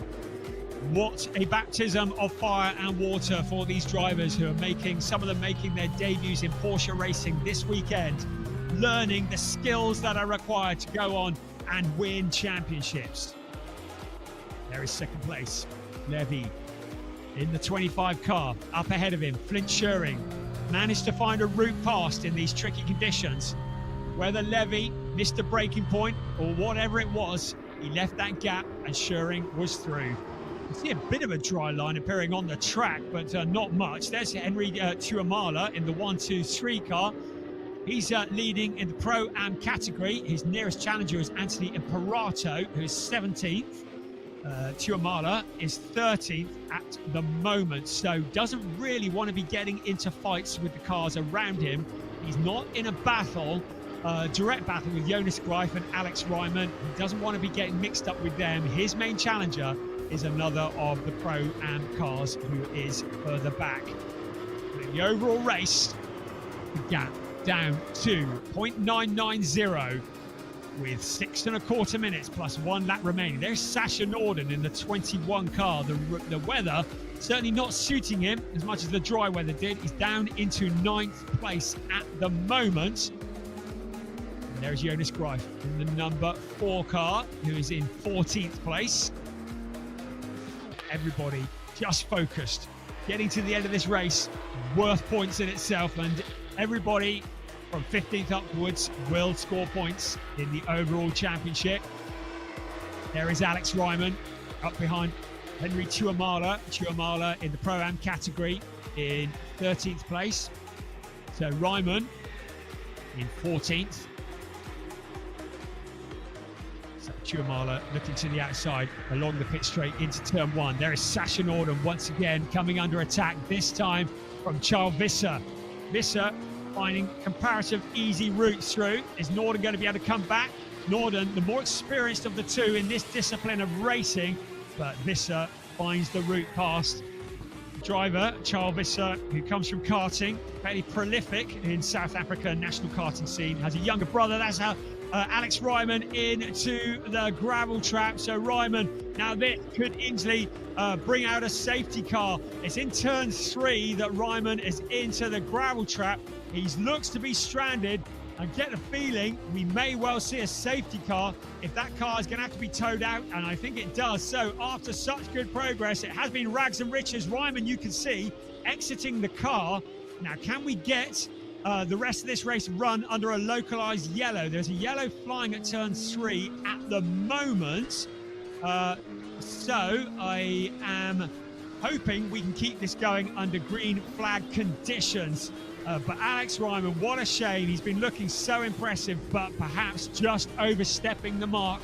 The car is being covered, and no, we've got a full course yellow. So full course yellow is out, so the cars will be reduced in speed, no overtaking. Now with 4 minutes remaining plus 1 lap, it remains to be seen whether we can get this back to green flag conditions. Flint Sherrin would be quite happy if we didn't, although the gap is up to 4.233 seconds. Now, I don't know whether that gap grew as a result of the full course yellow coming out or whether Ariel Levy had a moment. I think it's just the gaps have opened up with drivers decelerating at different times. When the full course yellow comes out, the instruction is the drivers must lift off the accelerator but not brake. and you do get cars decelerating at different times. So if things remain as they are now, Flint Schuring would have a gap of 4.2 seconds over Ariel Levy, but we've still got 3.25 minutes, and a safety car is not necessarily out of the question. So at the moment, our leading rookie, you can see on the blue box on the graphic, is Chester Kiefer. Jelte Hufner is in 6th place, and he's a couple of seconds behind, second in the rookies. Thomas Cangro, good progress up to 7th. Mace Muller, 3rd in the rookies, is in 8th place. In the Pro-Am race, Henry Tuamala still leads the way. He's 14th overall. And Anthony Imperato is in 16th place, second in the Pro-Ams. Between the two of them is Sid Smith. What a shame, after such a strong showing early on. Had that moment where he went off into the gravel, whether that was contact or not. I dare say we'll find out eventually, but he's down in 15th place at the moment. Ziad Giris is in 17th place, and that is Rodrigo Almeida, the 4th place car. Has he had a moment under the full course yellow? So Rodrigo Almeida, just saw him there. I think he had a bit of a spin or a moment. He's rejoined. He hasn't lost any positions. But it's what we said earlier, isn't it? Just because we're under full course yellow or behind the safety car does not mean that the danger is over. I get the feeling, I'm just looking at messages from race control, and I think there is a distinct possibility this race is going to finish under a full course yellow. We've only got 1 minute and 40 seconds remaining, plus the 1 lap. I'm just waiting for official confirmation of what might happen, but you can see conditions are treacherous. The race finished now. There's Alex Ryman's car, and that is in the gravel. That's what brought it out, and still running by the looks of things, although we saw the pilot exiting, of course. But if things finish as they are, it will be Flint Schuring, obviously, who takes the win. Ariel Levy, a 2nd place to go with his win from yesterday. I think he'd probably take that, given the conditions. And a podium for Dirk Schuiten, the reigning Porsche Carrera Cup Benelux champion. Rodrigo Almeida, well, assuming he doesn't have any more moments like he had earlier on, would take 4th place. So, final lap under full course yellow has been messaged. Just looking to see what might happen. Whether we're going to get a checkered flag, I think, next time around. So we're on to the final lap of the race. This will be the last lap under the full course yellow, I believe. The message on the timing screen is final lap under full course yellow. I don't expect it's going to go back racing again for anything other than that. So I will let you know on that, whether it's the full course final lap under full course yellow of the race, or whether we're going to get one racing lap. I expect it'll be the checkered flag next time around. I know Piers is down there doing the legwork. This is the final lap, he says. So, confirmation, this is the final lap of the race. A little bit of an anticlimax after what has been a thrilling race, and the first race was spectacular as well. If you missed it, please go back and have another look at it, because it was a spectacular race that we saw earlier on today in somewhat drier conditions. But this is going to be the world's longest final lap, the biggest anticlimax in history, as the racing for this weekend for the sport division comes to a end at crawling pace. At the moment, our race leader is out on turn 5, so another 10 turns to do, and it's just like everything's running in slow motion, assuming they can keep it on the track, and that is something to consider. It will be Flint Schuring who takes the win for Schumacher CLRT. Ariel Levy, who will take 2nd place. That is the culprit. Our full course yellow there, the Alex Ryman S1 car in the gravel. 3rd will be the lap time performance car of Dirk Schuiten. Rodrigo Almeida will be in 4th. And our leading rookie, 2nd rookie win, looking like it's going the way of Chester Kiefer. But Jelte Hufner pushing him all the way home there, pressuring him all the way. Right, where are we? Up towards turn 10. Stand by your beds. We will get there eventually. The number 99 car circulating turn 11 at the moment. Everybody keeping it pointing in the right direction.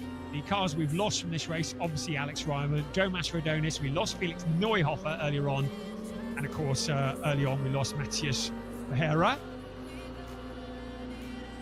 So the slow motion view out of turn 5, Torrey VIP. And up to turn 6, certainly not taken flat out on this occasion. Our race leaders now, as far as I can tell, into turn 14. And very shortly we'll be into the long sweeping Galp, which is the name of turn 15. In racing conditions will be taken at about 200 kilometers an hour. That is not the case here today. So Lynch now into the final corner of the race. He's just about to head out onto the pit straight, and if my calculations are right, he should see a checkered flag in front of him in just a few moments to signal the end of the race. It is going to be a win in round 2 of Porsche Sprint Challenge Southern Europe, the sport division. Flint Schuring taking the top step with Ariel Levy in second place, and it's going to be a podium on his debut weekend in Porsche Sprint Challenge Southern Europe for Dirk Schuiten. Solid job from him. Rodrigo Almeida, we're going to wait for him to appear, showing what he is made of in the FAC Autotech Porsche. Here he comes to cross the line. A very solid fourth place from Rodrigo Almeida. Great stuff from the driver from Mozambique.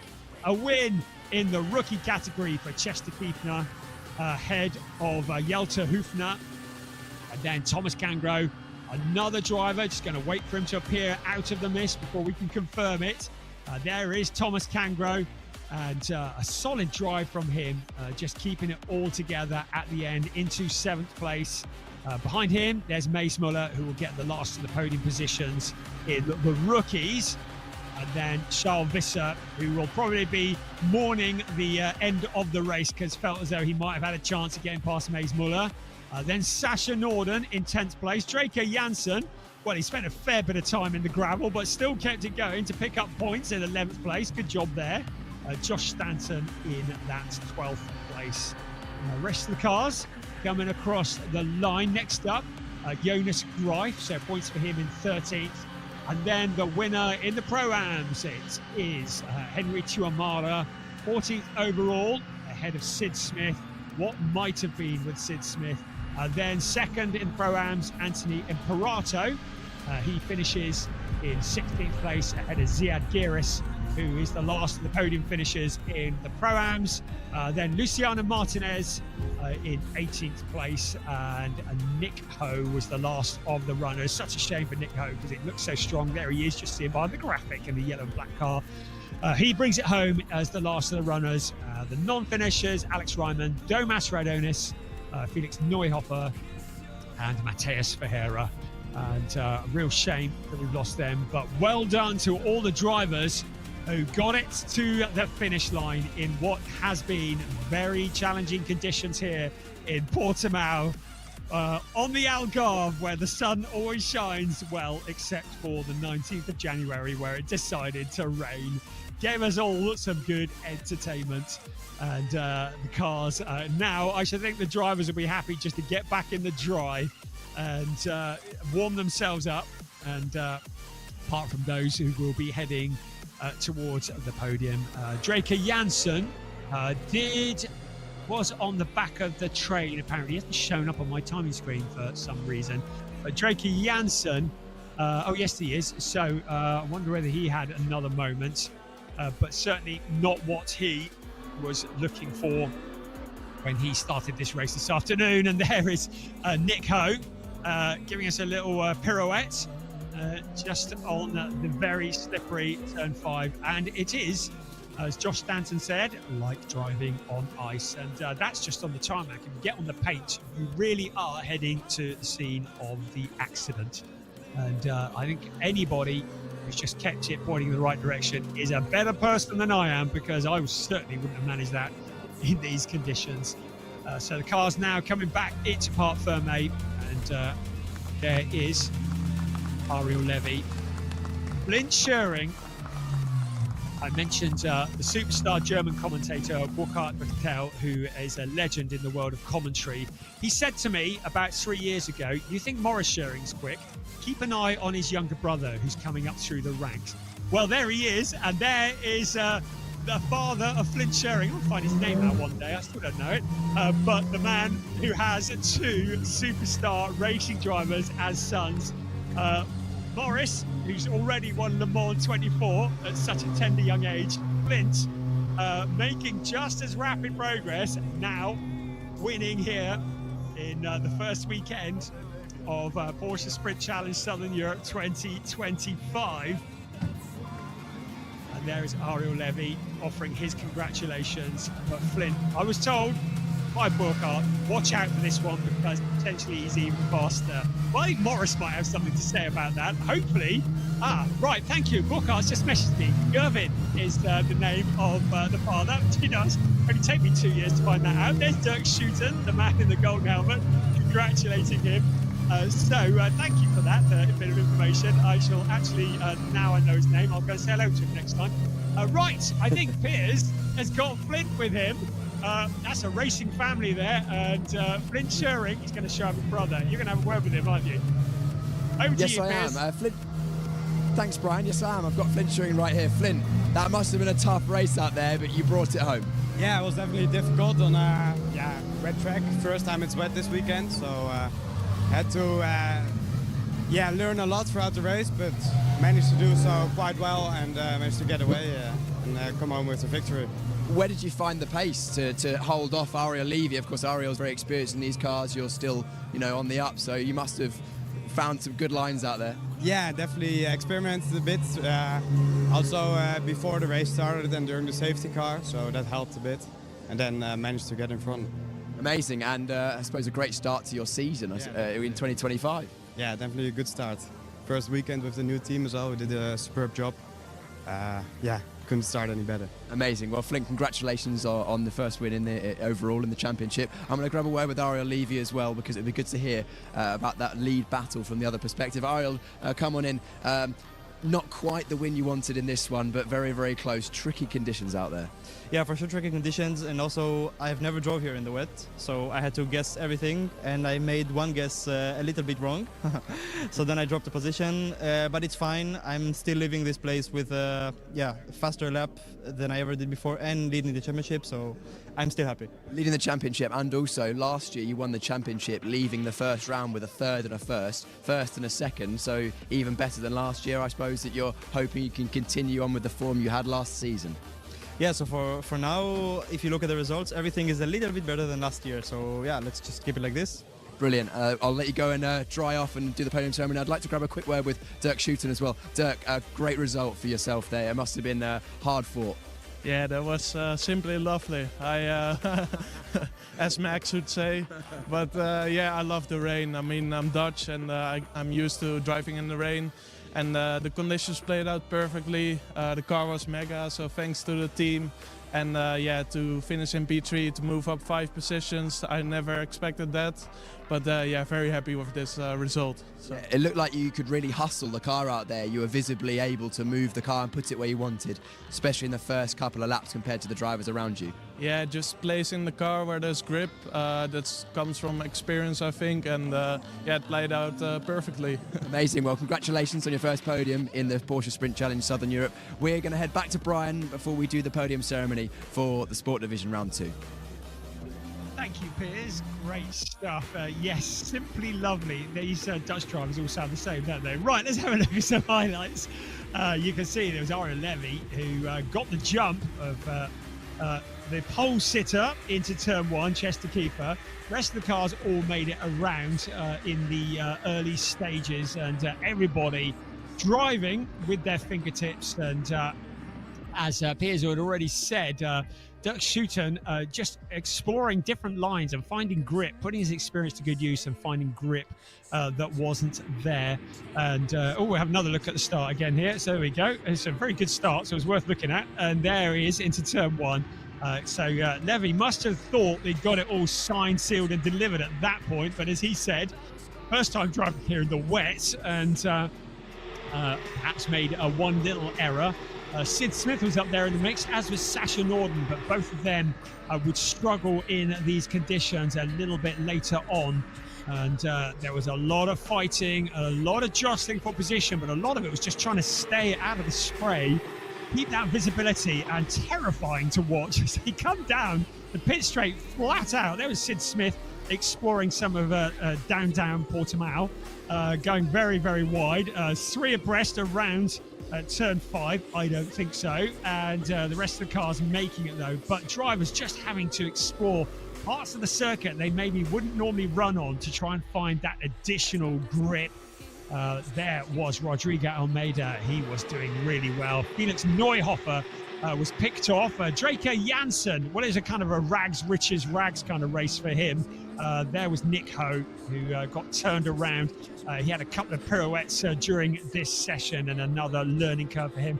Thomas Kangro, driver who just kept it together, but Mace Muller going very wide. Jonas Greif was fending off Alex Ryman, perhaps being a little bit more cautious, but it was Jonas Greif who got the points in the end, because Alex Ryman eventually running out of traction and ending up in the gravel trap. Henry Tuamala was another one who was just driving with his fingertips to take the top step of the Pro-Am podium, but showing immense bravery. That shot as they head past the pitch, you realise how brave these drivers are.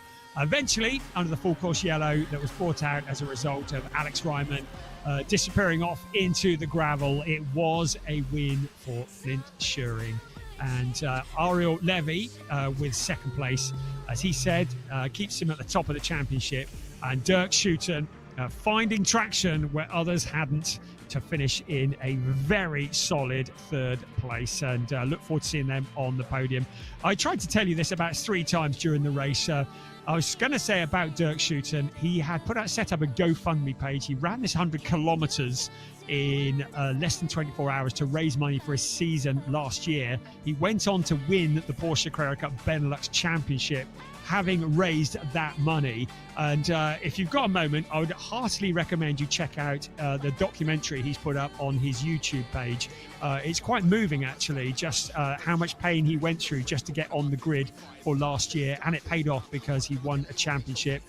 Very excited to see what he does for the rest of this year. Good, I finally managed to tell that story at about the 5th time of asking. We're now waiting for the drivers to make their way to the podium, and Piers will be waiting for us there in a few moments.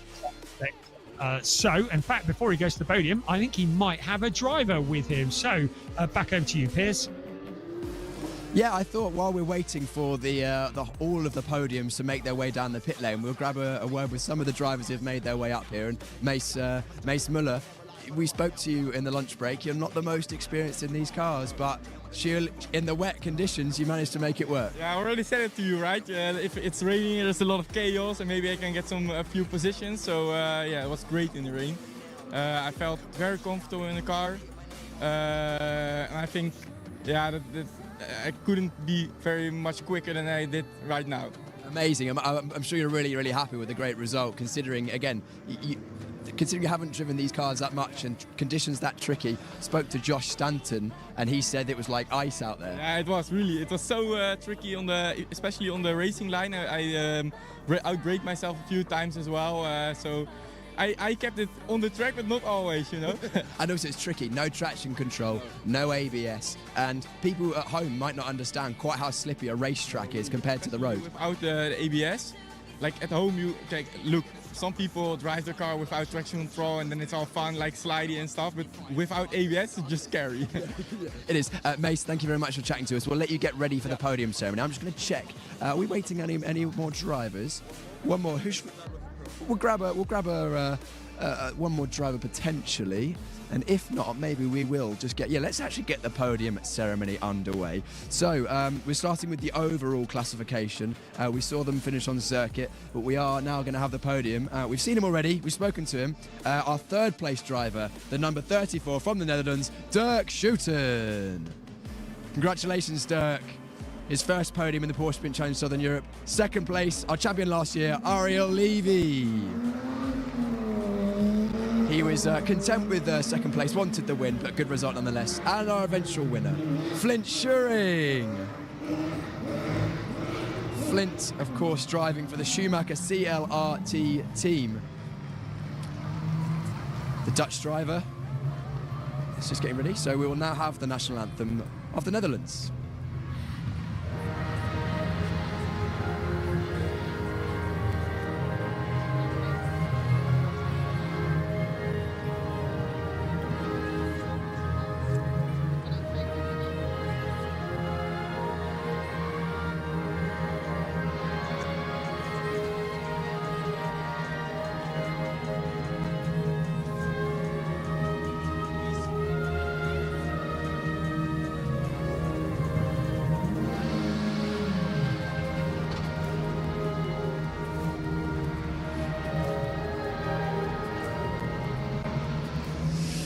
And now the trophy presentation, the third place trophy and champagne, or bubbly as it is, going to Dirk Schouten. Second place trophy and bubbly for Ariel Levy, last year's champion, current points leader in the championship. And then Flint Schuring wins the second round of the Porsche Sprint Challenge Southern Europe in the sport classification. Overall, raises the trophy to the team, to the applause of the rest of the teams. We'll get a couple of photos, and then I believe, because it is the last race of this weekend, that bubbly may not remain in the bottles. And we're hoping for a nice big celebration from all three of these drivers. And here we go, the champagne. Brilliant. Congratulations to all three drivers. A really memorable moment when they get to spray the champagne on the podium.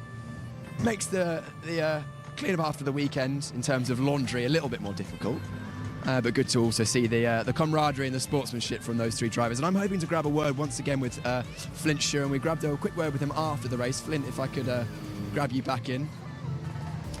You can enjoy the champagne. The driving is done now. Yeah. Flint, just wanted to grab a quick word with you because you've made a big step forward this year. You know, in the wet conditions, you've showed your pace. Only 4 points behind Ariel Levy in the championship. You must be feeling pretty good for the season ahead. Yeah, 1 over 4 rounds over, so and only 4 points behind, so all is to come. So yeah, let's see in Estoril what we can do there. Amazing. And what are your hopes? You're hoping to take the championship fight to Ariel? Yeah, definitely. That's, I think, the objective for this year. And yeah, this winter. Well, it's a new year. It's a new year. Yeah. And also, let's talk about Schumacher a little bit. You know, you're working with them this year. Clearly, they gave you a good car. Yeah, first time working with them this weekend, but they've gave me an amazing car for this race. Yeah, quite unbelievable, but yeah, they really work hard and it shows. Look forward to seeing what the season has in store for you. Flint, we'll let you celebrate with the team. Thank you so much and congratulations. Next up, we have the podium for the rookie classification. And in third place, we've spoken to him already, it's Maes Muller. Maes, the number 67 from the Netherlands, driving for PG Motorsport. In second place, the 919 from the Netherlands, Hjelte Höfner. Congratulations, Hjelte. He drives for MDM Motorsport. And in first place for the rookie classification, it is Chester Kiefer. Congratulations, Chester, winning the rookie classification in the sport division. He drives the number 88. He's from the Luxembourg, and we will now have the Luxembourg national anthem.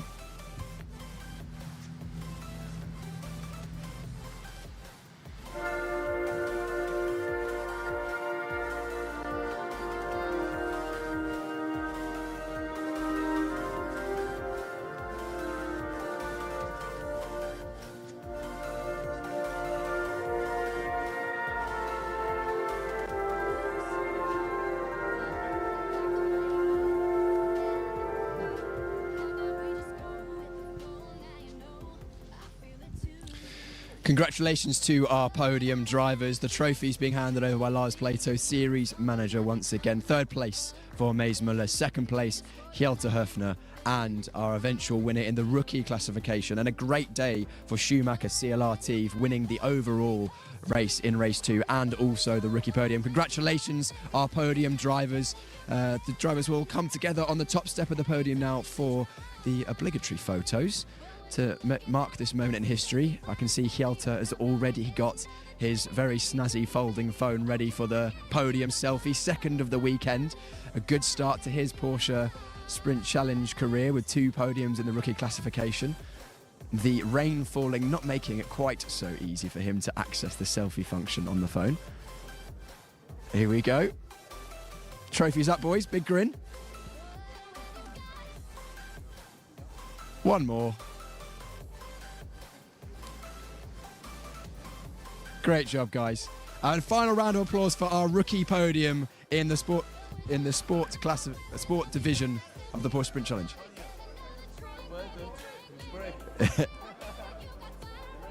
Oh, here we go. And a last minute decision to spray the champagne. Congratulations, all 3. Again, this is the rookie classification. These drivers, I'm sure, will be spraying much more champagne for the rest of their careers. Hjelte making the most of this moment. And the final podium for the sport classification will be the Pro-Am division. And in third place, we have the number 3 from the Netherlands, Ziad Giris. Congratulations, Ziad, third place in the Pro-Am classification. Second place, the number 19 from the United States of America, Anthony Imperato. Congratulations, Anthony, driving for Ombra Racing. And our eventual Pro-Am classification winner, the number 1, 2, 3, once again from Finland, is Henri Tuomala. Henry driving for Team Korainen. We will now have the Finnish national anthem.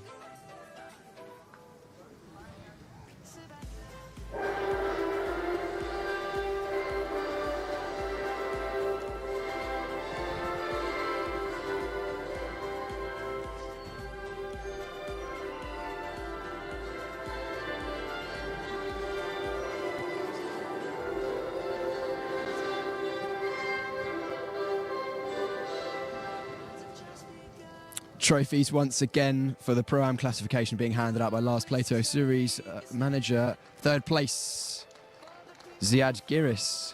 Second place, Anthony Imperato. And our winner, once again, a double victory in Pro-Am for Henri Tuomala. Now just podium photo and champagne to go. I can see that Ziad already has champagne in hand, ready to get it on. Oh, none from the Pro-Am.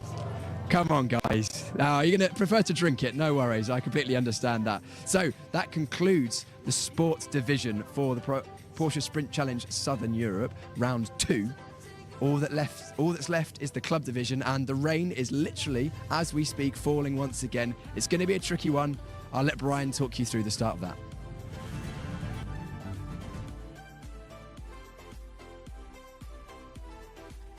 3 races down, just one more race to go this afternoon in somewhat challenging conditions. I have to say the last podium was as entertaining as the race was, featuring a Hjelte Höfner's phone and a lack of champagne in the Pro-Ams. But hey, it was all very good.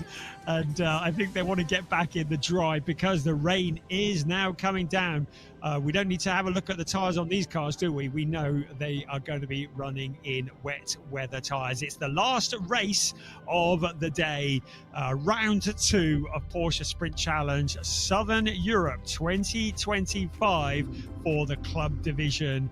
We're on board there very, very briefly with AJITHKUMAR, the superstar pro actor from India, who is at the wheel of the silver car, and he has a lot of cars in front of him, but there's a lot of gaps on the grid. We did see a fair bit of damage in the previous race, so a few less cars than maybe we had hoped for. If we can get through this one without a yellow or indeed a red flag, I will be somewhat surprised, but I'm prepared to be surprised. These are great drivers, real entertainers. If it was me, my heart would be racing as I sat on the grid. They are staring at an empty track in front of them. The rain lights are on. The cars sat silently at the moment with just the engines ticking over. And in just a few moments, they will start their formation lap. It will be, once again, a rolling start for the club division. To remind you that these cars do have ABS, unlike the previous race that we saw where the cars do not have ABS, these ones do. So perhaps a little bit of help under braking. We're going to need more than that for this, aren't they? It's Marabi Mekvabishvili. Great comeback in that last race. Starts on pole position with Felipe Wills alongside Andre Fernandez, Javier Ripoll Jr. Mixed races for them. They're on row 2. Angelo Fontana, Tobias Vasquez, ahead of Reinhold Kran and Lee Mol. That's the first 4 rows of the grid. Jan-Jaap van Roon and Lennart Hinstra are on row 5, ahead of Alexander Dobik and Marcus Neuhofer. Eric Wagner and Patrick Kuhnhaar, keep an eye on him, our pole sitter in the GT4 race. Then Dominic Bastian and David Harrison. I'm not sure if he's on the grid or not after a lot of damage in the previous race. Peter Sander and Ernst Indervitsen are on the next row, and they're ahead of Eric Santos, Ajith Kumar, and then Kaspar Hockerboom and David von Rosen bringing up the rear of the pack. Car, I think it was car 16, was at the very back. Evgeny Leonov, and I'll need Piers. Perhaps if you get a moment, Piers, you can just give me an update on what's happened to the Leonov car there. But an interesting grid in these slippery conditions as the cars circulate around.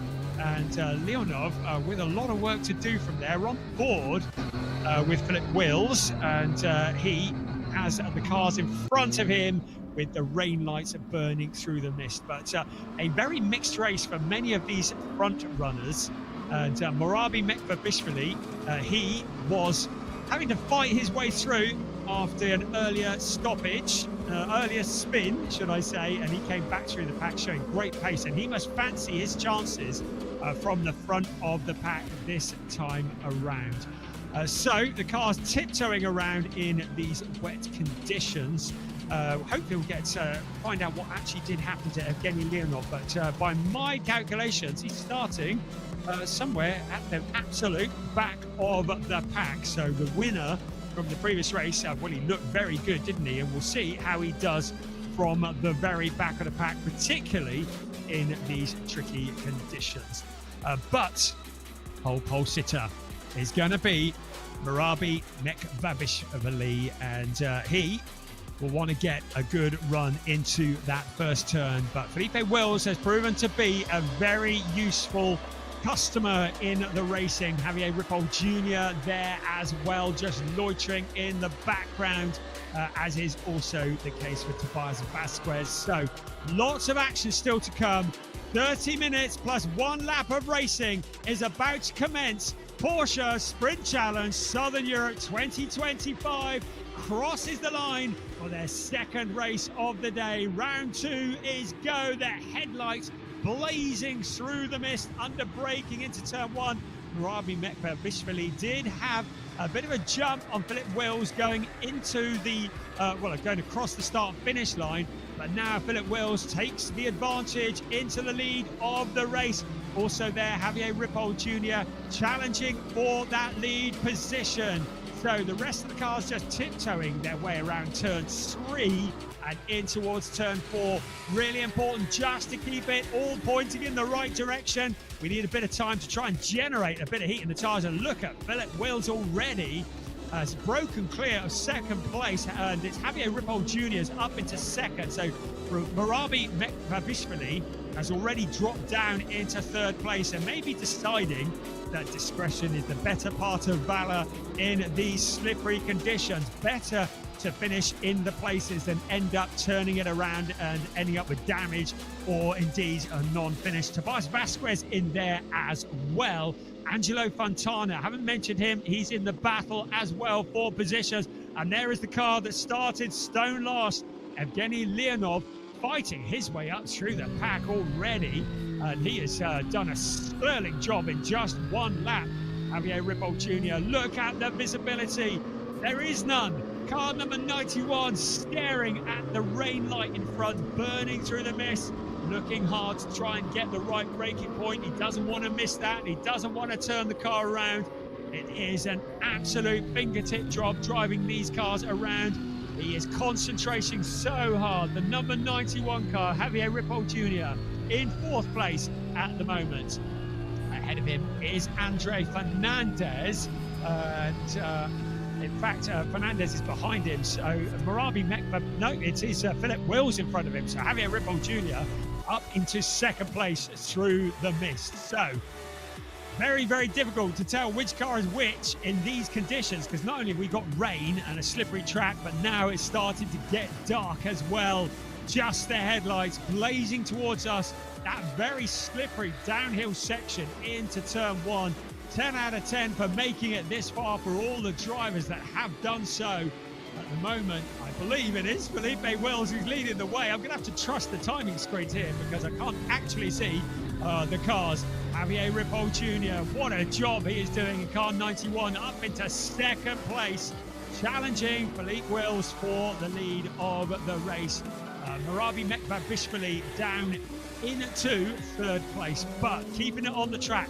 And that is what is important. There is Angelo Fontana, though, in the S1 Racing number 80 car, up into 4th place.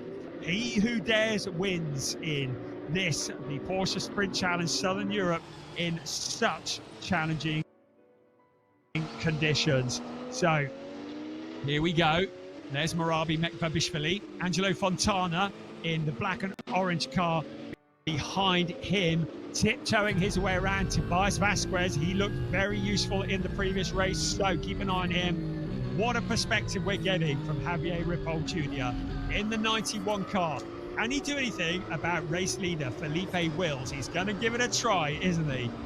So, single file at the moment. Drivers very wisely just keeping it together. Lead 2 cars have broken clear of 3rd place Marabi Mekbabishvili by some distance, about 3.2 seconds as far as I can see between 2nd and 3rd place. So certainly mastering the conditions well. There is first the yellow and black car, Felipe Wills, and in the mist behind him will be Javier Ripoll Jr.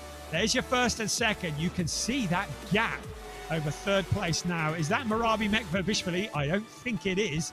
That looks to me like Angelo Fontana, who's found a route past and into 3rd place. So S1 Racing, and there is a car going slowly. I can't see who that is either.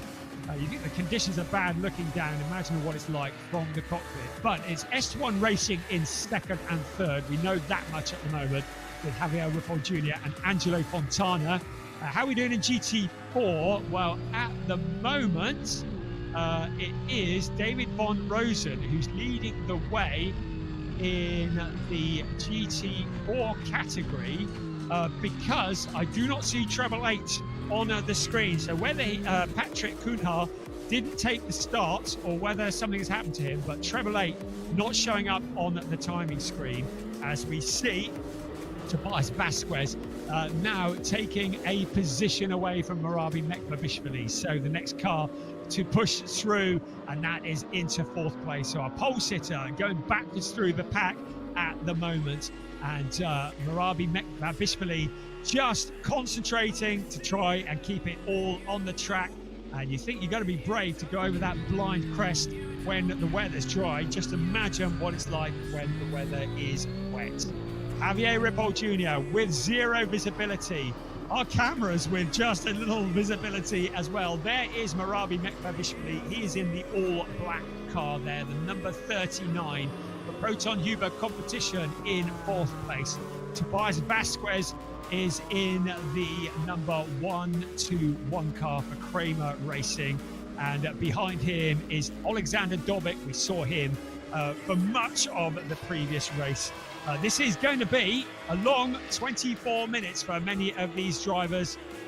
There are various incidents that are being noted by our race stewards, just keeping one eye on timing screens as well, just to make sure we're on top of any penalties that might arise. But a lot of the drivers just having to struggle, not to mention fighting for position, just struggling to keep it forward. Right, there is Evgeny Leonov, the number 16 car, crosses the line in 7th place. What an astonishing job. The driver who won the first race this afternoon started stone last, and in just under 7 minutes has made it from last place through to 7th place, and is going to be challenging the front runners in just a few moments. He is so dialed in. He's up behind Alexander Dobik at the moment. But what amazing progress. We saw how quick he was from the front. We're seeing how quick he is from the back. And there is the 23 car getting turned around. Eric Wagner getting together with Dominic Bastian. The split has gone on the 23 car as well. You can see that hanging off. That is going to be disastrous, particularly in these conditions. And I would suggest that if Eric Wagner can get the car rolling, he's probably going to bring it into retirement. It's out at turn 3, but you can see there was damage to the car as well. Meanwhile, AJITHKUMAR is up into 15th place, just keeping out of trouble. So he's doing a good job from there as well. There's Urs Inderbitzen in the number 9 FAC Auto Tech car, also tiptoeing his way around the corner. And as we speak, who's that goes spinning? That is the AJITHKUMAR number 28 car. So the wet conditions just getting the better of him. Just has he kept the engine running? I think he has. Selecting a gear, he gets to rejoin, but probably not the race that he was looking forward to when he arrived at the circuit this morning. Now, I'm hoping he can get the car together, because if he can't, he can get it running. I think he's up at turn 10. If he can't get it running, then we will end up with a caution. There, Marabi Babishvili now, unbelievably, the car that started on pole position being overtaken by the car that started stone last, and we're only 9.5 minutes into the race. What astonishing progress from Evgeny Leonov. We knew he was going to be quick, but to be that quick, now what can he do about the leaders? That is astonishing. Quickest man last time around was actually Javier Ripoll Jr. in 2nd place. He was some half a second quicker than Felipe Wills, our race leader. So we'll keep an eye on that 1.3 second gap. Good to see that Kumar's been able to rejoin, although the hazards are still flashing, but he is going to be absolutely stone last at the moment, and a lot of work to do if he wants to get back into a points-paying position with a little over 20.5 minutes remaining of this race. So looking at the car sliding, Felipe Wills, view on board, just look at him. Look as he's just balancing the steering wheel. You can see he is using his fingertips, just sensing every movement of the back of the car. You see him fighting. He gets out onto the curb. There is no grip to be had on the paint. He needs to avoid anything that's painted at all. Look at him, just concentrating on that wheel as Alexander Dobik pointing in the wrong direction. So he's had a moment as well. Turn 8, I think that was. He's able to rejoin. As Eric Santos, he finished the last race somewhere towards the back, but he is in 17th place at the moment, so he's all okay. We continue to monitor the progress of Evgeny Leonov into 4th place, around past Tobias Vasquez. Now, can he get up with the leading cars? That is phenomenal progress. He's seems to be judging these wet conditions so well, but car number 16, for whatever reason, started in stone last, is now 1 position away from finishing on the podium. We haven't reached the halfway point of the race yet. We're only just past 1/3. Astonishing stuff from Evgeny Leonov. Now, just 13.2 seconds behind our race leaders. Can he get onto the podium Well, there's confirmation. Fastest man on the track. You probably didn't need a graphic to tell you that. You can see the progress he's making. He's going even faster than Felipe Wills, who has an empty track in front of them. So that is really, really impressive stuff. So Felipe Wills leads Javier Ripoll Jr. by 1.985 at the moment, but you get the feeling this might all change. This is the view on board with Javier Ripoll Jr. Angelo Fontana, some way back from them, 8.4 seconds back.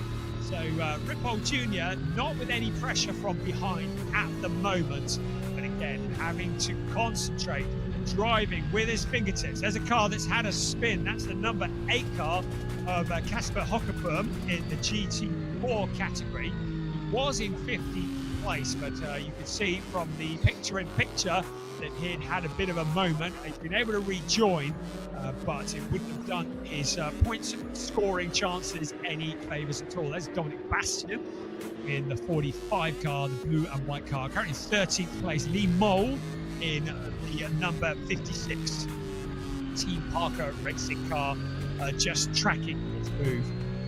Back on board with Javier Ripoll Jr.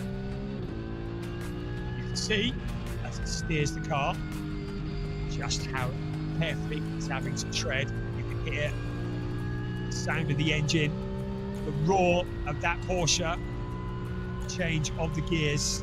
Just hear that in the background. Leonov still going faster, still recording fastest laps, still closing in on this battle. Leonov now 1.8 seconds behind Angelo Fontana, 11.2 seconds back from the race leader. What can Evgeny Leonov do to catch up with Felipe Wills and Javier Ripoll Jr.? But he's got to get past Angelo Fontana first. It's still a couple of seconds back from him, but you get the feeling at this pace, and that's not even at the halfway point yet, that he is going to be with Fontana before too long. Astonishing progress, and there is a spin for Dominic Bastian. The car doing a double pirouette, still pointing in the wrong direction.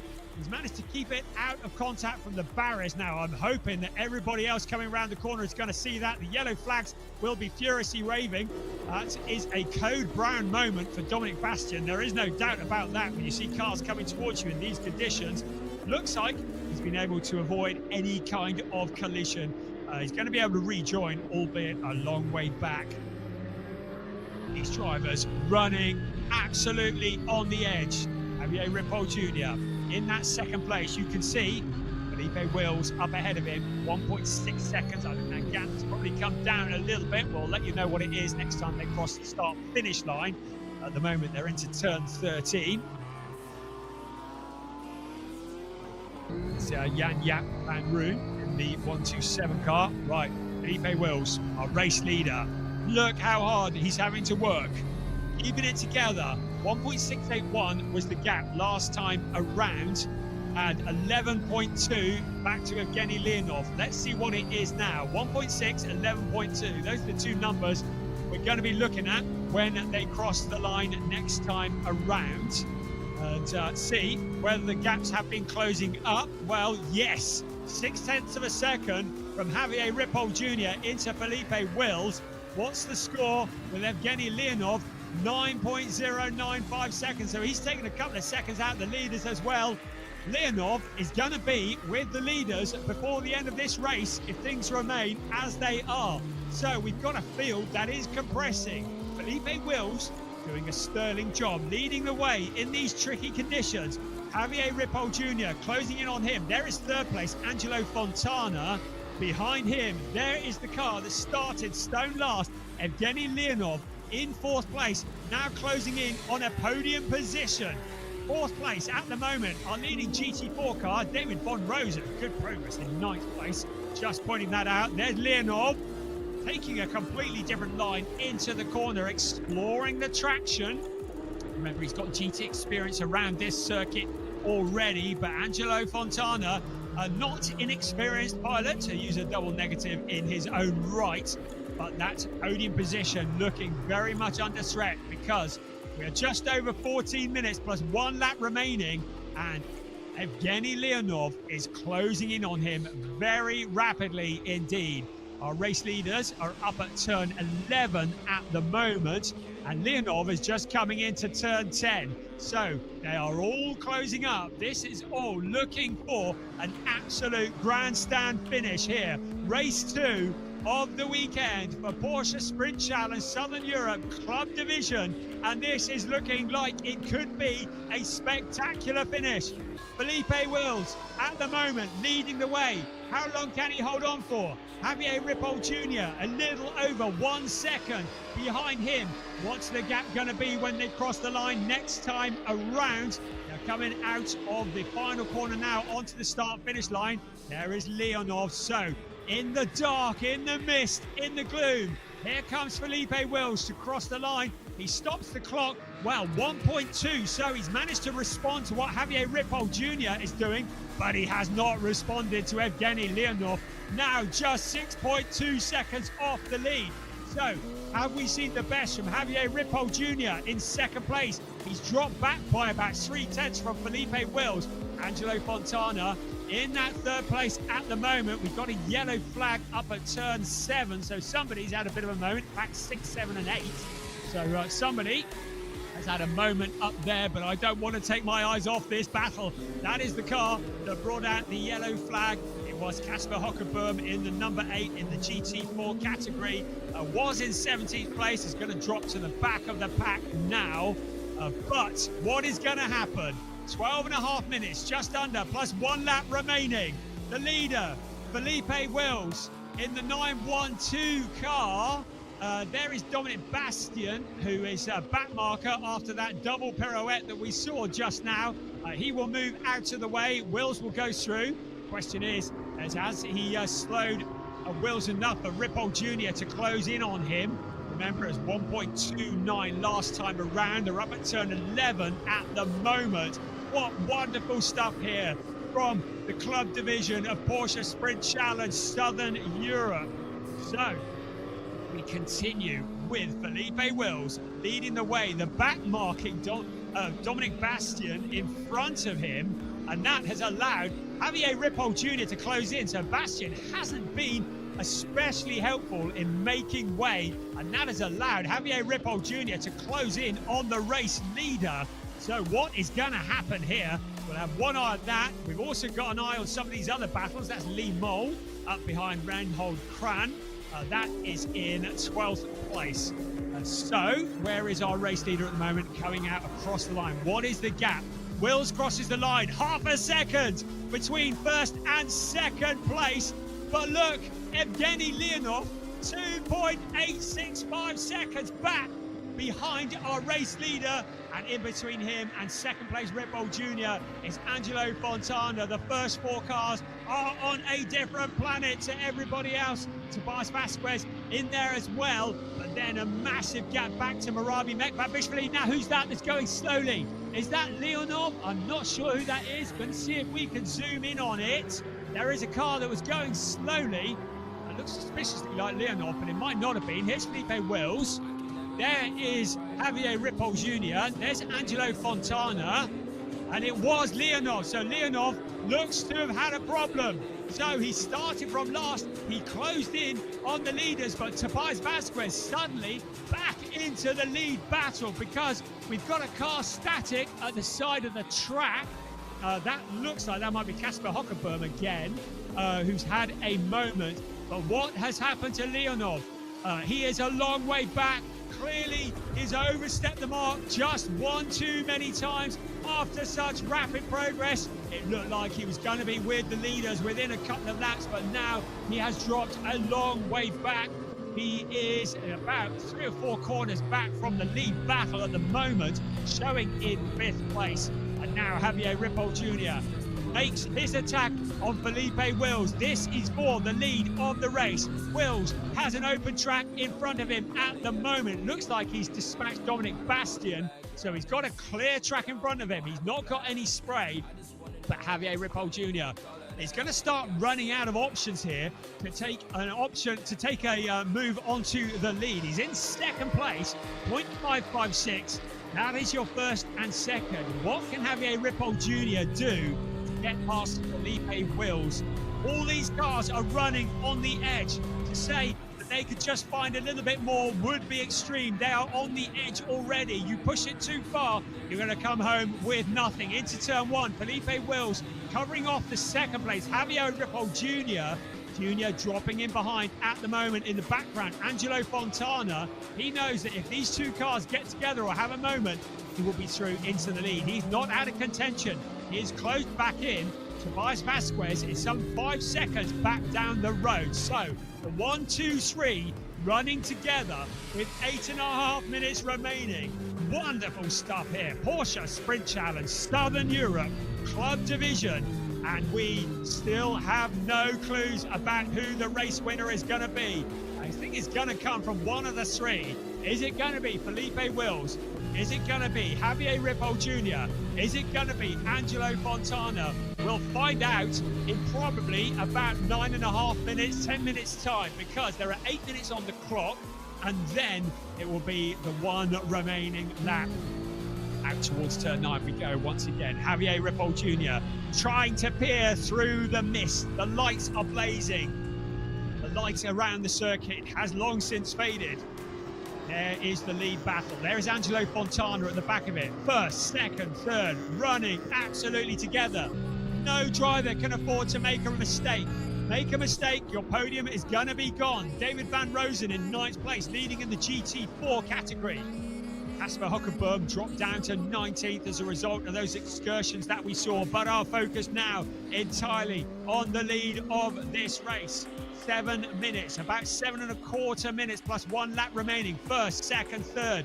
Wills looks to have broken clear just a little bit. Javier Ripoll Jr. now no longer able to launch attack on the lead because he has got Angelo Fontana ready to jump. If he sees a gap on the inside, deep into the corner goes Javier Ripoll Jr. The two cars run side by side. It is a drag race along the pit straight, and it is second place to Angelo Fontana. It looked like he was going to be dropping out of this podium battle at one point, but suddenly he's dug deep and he's up into second place. That mistake from Javier Ripoll Jr. saw him going wide. That was the only invitation that Angelo needed. He's through into second place. Now 1.878 back from Felipe Wills. Can he do anything about the race leader? Can he close in with 6.5 minutes plus 1 lap remaining? We will find out. Felipe Wills just holding it together. He's looking in his mirrors. He's saying, you guys, you fight amongst yourselves, chaps. I'm out of here. You can keep fighting, because all that does, it allows me to break clear. That's what he's done. 1.878 now.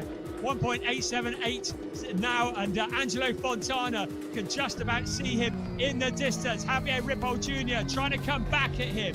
This is the fight for the podium positions. This is the view on board of our race leader, Felipe Wills. A clear track still in front of him. There are no back markers anywhere near him. Meanwhile, the number 16, Yevgeny Leonov, has started to fight his way back. He's up into 5th place, but time is running out. Surely he's not going to be able to catch the podium finishers now. He's a long way back. He's in turn 8. The race leader currently in turn 11. Felipe Wills, 1.878 last time around. Next time we cross the start-finish line is going to be critical. There's a car that's stranded. That's Eric Santos. Hopefully he can get it moving. We want to see this race finishing under green-black conditions. That's at turn 15. That's a very fast corner. The yellows will be waving furiously. I think Santos has got it going. That's good news for all. And now the challenge coming here. Angelo Fontana to the inside of Felipe Wills. They come in towards turn 15. Wills just with his nose in front. Fontana appears to have more grip on the inside. The two cars are going to run side by side. This is for the lead of the race. Amazing bravery. Flat out towards turn 1 they come. Down the hill under braking. Who is going to get there first? I think it's going to be Felipe Wills who gets into that corner first. Yes, it is. Angelo Fontana hasn't made it stick, but he's still got 4.5 minutes plus 1 lap remaining to find a route past the car that's bright yellow and black in front of him. This is for the lead of the race. The Proton Huber competition car leading the S1 racing car.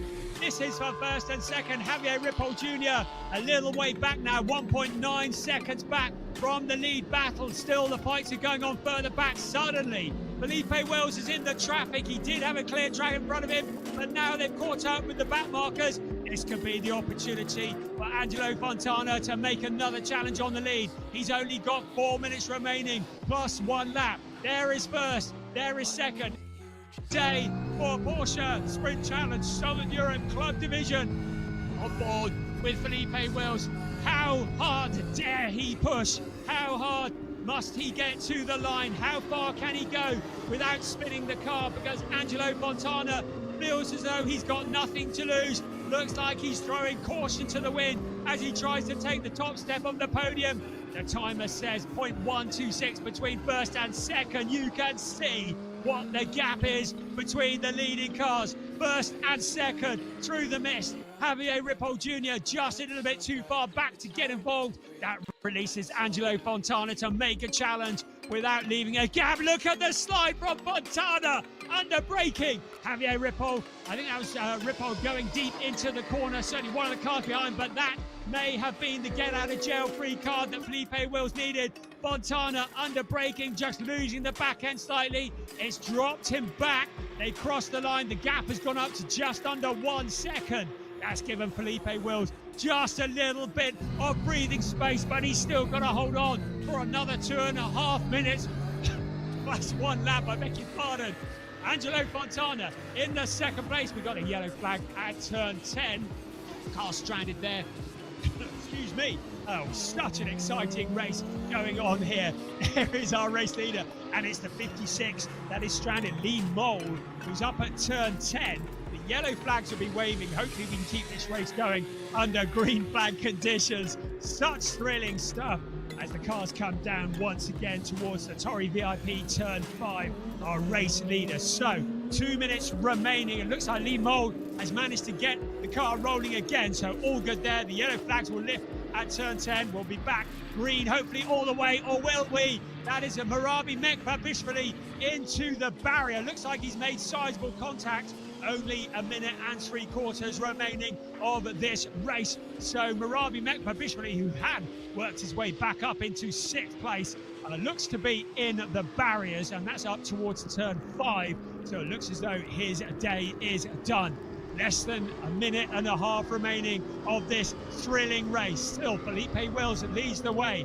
Angelo Fontana, last time across the line was 0.932. He's closed the gap up a little. He made that mistake. Has he got anything left? Can he challenge any more? There is David Von Rosen, 8th place, leading in the GT4 category, as denoted by the white box around his number. He's got Leonard Hemstra just ahead of him. But we've got a full course yellow with less than 1 minute remaining of this race. The full course yellow is out. Surely this is going to be it. Felipe Wills is going to bring this car home, surely in the lead. He's still got to get it across the line, and that is why Dominic Bastian has made sizable impact with the fence. The number 45 car looking distinctly second-hand, stranded at the side of the circuit. That is also in towards turn 5. I wonder if that was something to do with Marabi Mekbabishvili, whether the two of them have got together. But with 25 seconds remaining on the clock, the full course yellow is out. Now the race has been confirmed, will finish under a full course yellow. So the race will not go back to green flag conditions. And I believe the next time around, Felipe Wills will see the checkered flag. So all he needs to do now is nothing stupid. He's still got to get one more lap in of this circuit without spinning. The race is still on, albeit at a vastly reduced pace. Overtaking is most certainly not allowed. But as long as these drivers don't make any mistakes, keep the concentration up for the last 4.653 kilometers, then this is the order they will finish in. It will be a win. Felipe Wills, Angelo Fontana, who took the battle to Felipe Wills. I'll be wondering about what might have been Javier Ripoll Jr., but for that mistake, may well have been in second place. Tobias Vasquez there as well. And Evgeny Leonov from the very back, still up into 5th place. On any other day, you'd say that would be extraordinary. But when you consider that Leonov was potentially in the running for a race win from the back, I think he'll probably be disappointed with that, which is rather bizarre. The car that will win in the GT4, providing he can get it back again, David Von Rosen, 8th place overall. That is great driving from him. Let's just have a look up and down the pack at the rest of the cars. Andre Fernandez in there in 6th place, Lennart Hiemstra in 7th, Jan Van Roon in 9th ahead of Alexander Dobic. Then 11th place, Reinhold Kran. Lee Mole in 12th place ahead of Ernst Instablitzen. Peter Sander in 14th ahead of Eric Santos. Eric Wagner in 16th. And then we've got the cars that, well, we saw Mekvabishvili in trouble earlier on. Kasper Hockerboom looking good for 2nd place in the GT4 category. What a dramatic race, and a shame we couldn't go all the way under green flag. Having said that, green flag has just come up on the screen, so the cars just coming round the last few corners, but we've suddenly gone green despite the fact everybody is saying it's going to finish under full course yellow. I think the green might not be correct because I believe there is a medical car out on the track, so cars still circulating at a reduced speed, and into turn 15 for the very last time. What a drive. Felipe Wills, he had everything thrown at him, but he kept his cool when everybody else was losing theirs. He kept the car pointing in the right direction. He didn't overstep the mark. He fought off a number of attacks, and now his effort is going to be rewarded. It's going to be a win for Felipe Wills in car 912 through the darkness as nighttime descends at the Portimao circuit. The checkered flag will be waiting for Felipe Wills. He flashes the lights, crosses the line at a full course yellow speed to receive the checkered flag. Brilliant stuff. Angelo Fontana practically pushed across the line by Javier Ripoll Jr. That's your 1, 2, 3, your podium finishes. Next across the line, Tobias Vasquez. And then we wait for Evgeny Leonov. And he, well, driver of the day, would be said by some. But Felipe Wills, that was an astonishing drive as well. He had so many drivers attacking him, but he didn't lose his head. He just kept it together and he brought it home for a race win, and you could see him celebrating in the car. Leonov through into 5th place, and he will be there thinking, well, that could have been a podium. That was very nearly a podium. Of course, it wasn't in the end. It was a very, very good 5th place. Then Andre Fernandez across the line next. That is in 6th place ahead of Lennart Hiemstra. And he comes home in 7th place. Then David Von Rosen, who will be the winning GT4 car, assuming he can get it across the line. Still waiting just for confirmation that 223 is across the line. I think he is now any second, and he will win in the GT4 category. Wow, great stuff from the Porsche Sprint Challenge Southern Europe Club Division. Absolute entertainment. We've had 4 races today. All of them have been thoroughly entertaining. If you missed any of them, wind it back on the YouTube. They're going to be up there for all to see. Brilliant stuff. Now, Tobias Vasquez in that 4th place for Kramer Racing, just to make sure that that is logged as well. Alexander Dobic home in 10th place. We're still waiting for some of the cars to come across the line. Reinhold Kran, we're still waiting for him in 11th place to cross the line. Then it'll be Lee Mole in 12th place. Very challenging conditions and something to really test these drivers. Here comes the 28 car. Great that he's made it to the end. AJITHKUMAR. The many fans from India who have tuned in to watch will be delighted with an 18th place finish, and just getting to the end is a win in itself in conditions such as these on a track as slippery as this. As we see Cruz just getting the Dominic Bastian car loaded onto the truck, ready to take that back to the garage, and the teams will set to work on that hopefully we'll see all of these drivers at Estoril, and that is in a few weeks' time, 8th of February to be precise. We will be regathering in Estoril for the next 2 rounds of this remarkable series. We just wait for the cars now to make their way back. So Felipe Wills, the race winner, the Belgium driver, and he was second in Porsche Sprint Challenge Southern Europe last year. He won at Estoril. He had a 6th and a 4th place at Valencia the year before. Last year was in Porsche Sprint Challenge Benelux. And he also guested in Porsche Carrera Cup Benelux in 23 as well. Let's have a look at the result. Felipe Wills, Angelo Fontana, Javier Ripoll Jr. That's your 1, 2, 3 ahead of Tobias Vasquez. Evgeny Leonov into 5th place from the back ahead of Andre Fernandez. Lennart Hemstra in 7th ahead of David Van Rosen, who wins in the GT4 Cup. Great job there. Janja van Roon is next as the graphic disappears ahead of Alexander Dobek and Reinhold Kram, and Limo rounding out the top 12. Right, let's have a look here. I think all of the drivers who finished on the podium must be absolutely buzzing. There is Philippe Wills, just receiving congratulations from the Proton Huber team, who do an amazing job preparing these cars, and understandably delighted. A real test of man and machine. The weather, the challenge. Angelo Fontana, I've watched him race a few times in the past. I have not seen a drive quite like that from Angelo Fontana. The Est1 racing driver really showing his skills in these tricky conditions.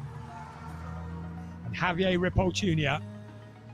in the number 91, also for Est1 Racing. Good that those two didn't get together, finishing in the podium positions.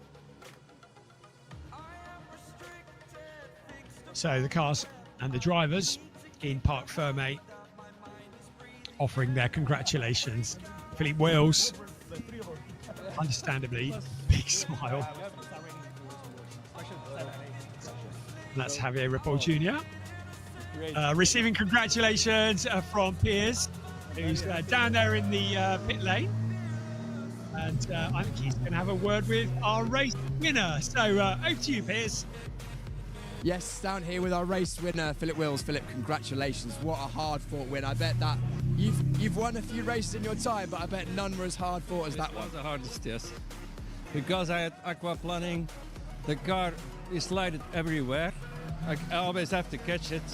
And I thought, yeah, the other guy was coming. So, and because of the cars we doubled, they stopped me, so it was very difficult to pass them.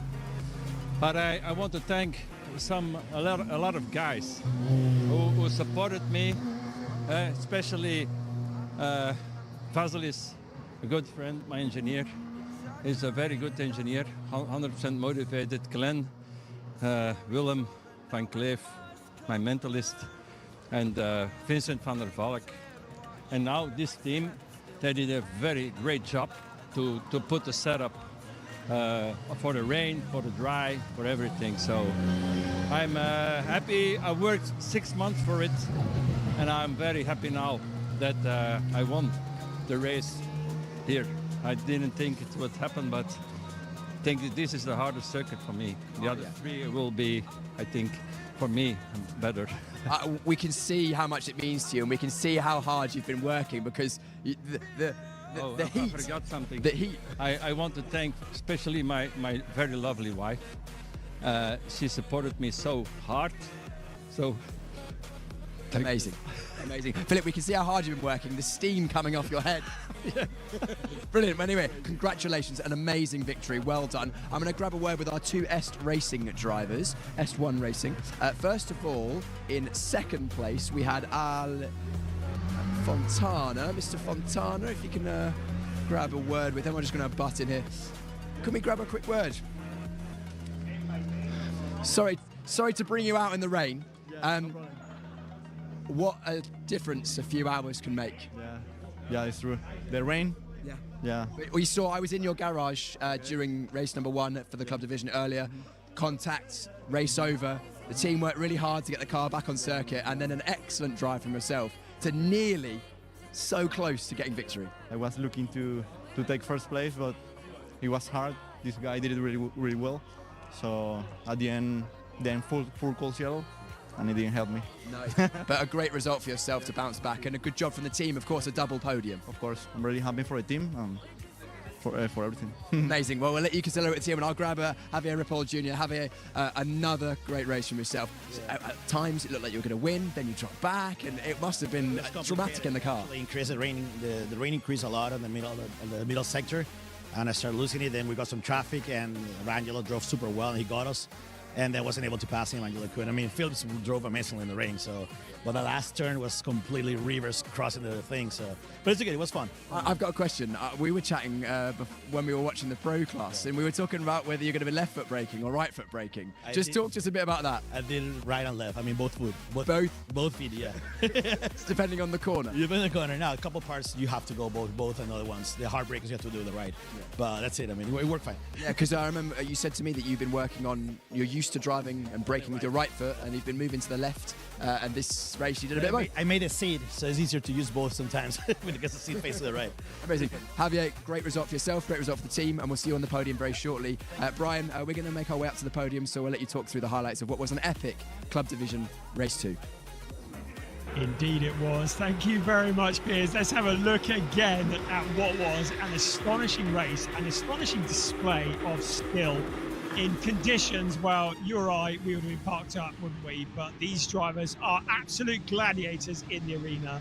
And it was the gladiator, Marabi Mekvabishvili, who lost the lead to Felipe Wills in the very first corner of this race. And Philippe never looked back from there, but the fights went on up and down the pack. We saw Marabi Mekvabishvili then having to defend very hard from Tobias Vasquez, another driver who had conquered the conditions.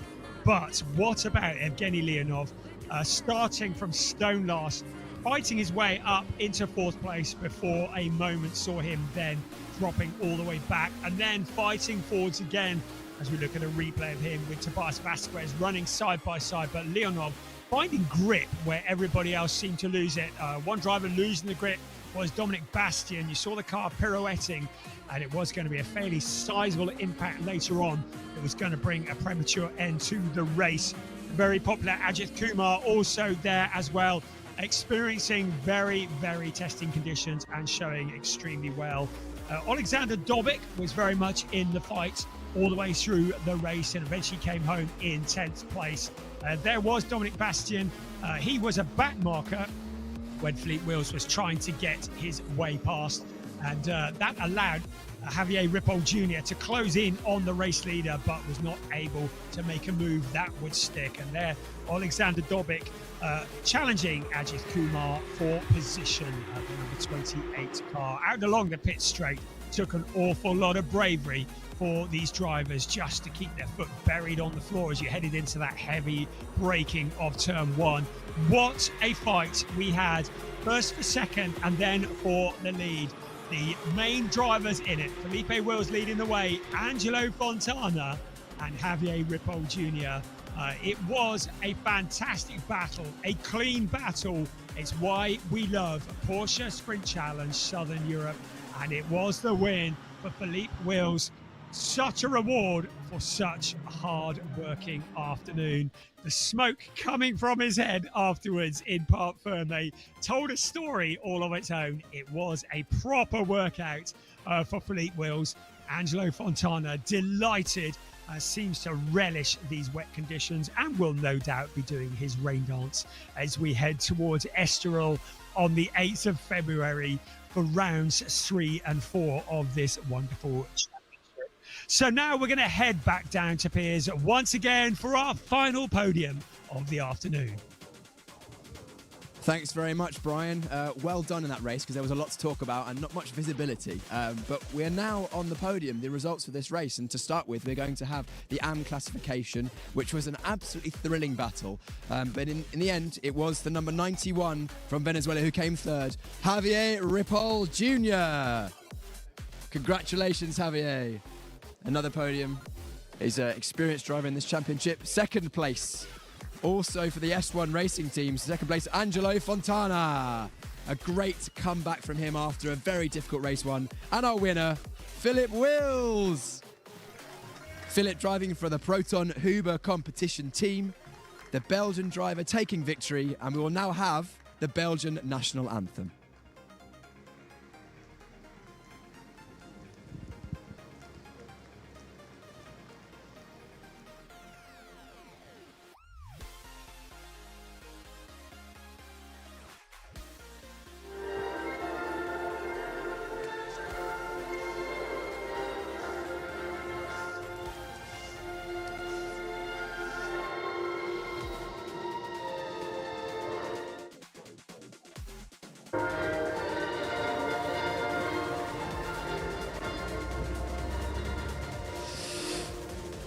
Now the trophy presentation. First up, third place, Javier Ripoll Jr. receiving his trophy from series manager Lars Plato. Second place, Angelo Fontana, also from Venezuela.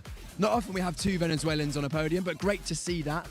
And then the Belgian winner, Philip Wills, very hard-fought victory. Great race from all three of those drivers, and they raised the trophies aloft. We'll see if they're going to spray the champagne after the photos, because they're already wet, so they might as well get extra wet with some champagne. We'll see what goes on here. Javier Ripoll Jr. going for it. Trophy's gone, and the champagne being sprayed. Not the first time for these guys, as you can tell. Just as professional on circuit as they are at spraying champagne. Congratulations to our Pro-Am, or Am classification, my apologies, Am classification for the round 2 of the Porsche Sprint Challenge Southern Europe. And the final podium of this round.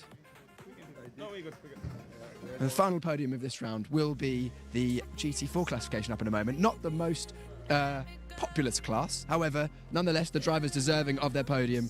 And it was in second place, Kaska Hogaboom. Hogaboom. Onto the podium, please.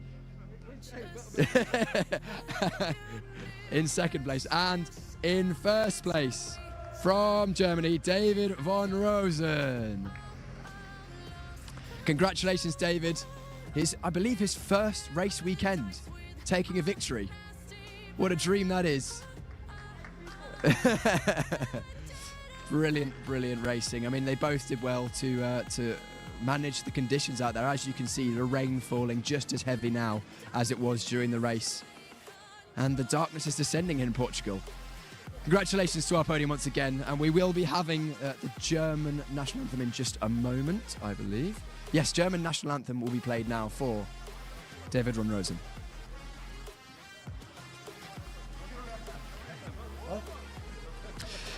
David has a flight to catch, unfortunately. So David has run off, so therefore we won't be having the national anthem of Germany. However, that brings to a close what has been an absolutely outstanding start to the Porsche Sprint Challenge Southern Europe, rounds 1 and 2 in both the sport and club classifications here from Portimao, Algarve circuit. It's been great. We started off the morning in sort of light conditions, and we ended the day in rain, but the racing was scintillating nonetheless. Thank you very much to Brian Oliver for talking us through all of the action today in the commentary box. Thank you also to all of the marshals who have been out on circuit in these horrible conditions, and the camera operators for Alpha Live as well.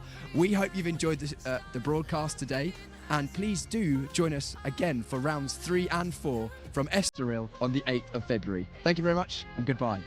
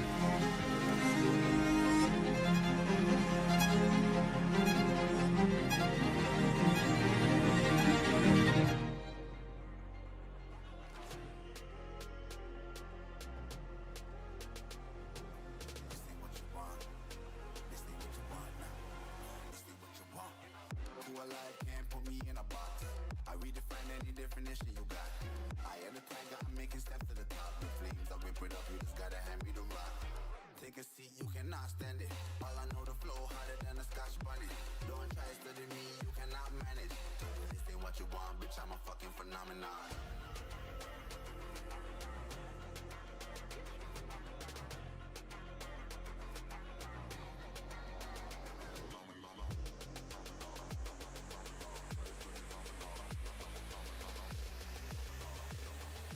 This ain't what you want, bitch, I'm a fucking phenomenon.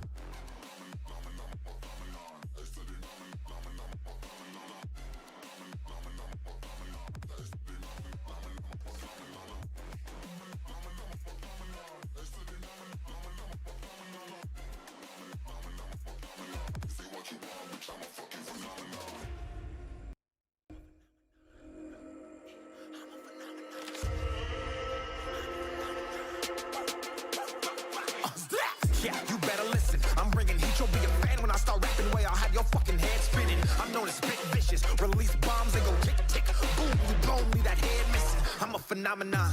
Stacking cheese like it's Parmesan. 8 different flows, call me Octomom. I'm moving fast like the Autobahn, and I'm independent, so I'm not your fucking starving like it's Ramadan. Sick, twisted, gifted, can't copy, printed, can't hold me down. I shape shift, I'm liquid. I killed this beat, I might get convicted. They know how I move, it was predicted. Persistent, spoke it into existence, so consistent, no assistance. Hear me once, become addicted. If I rap it, then I live it. There's no capping, I be spitting this. This ain't what you want, bitch, I'm a fucking phenomenon.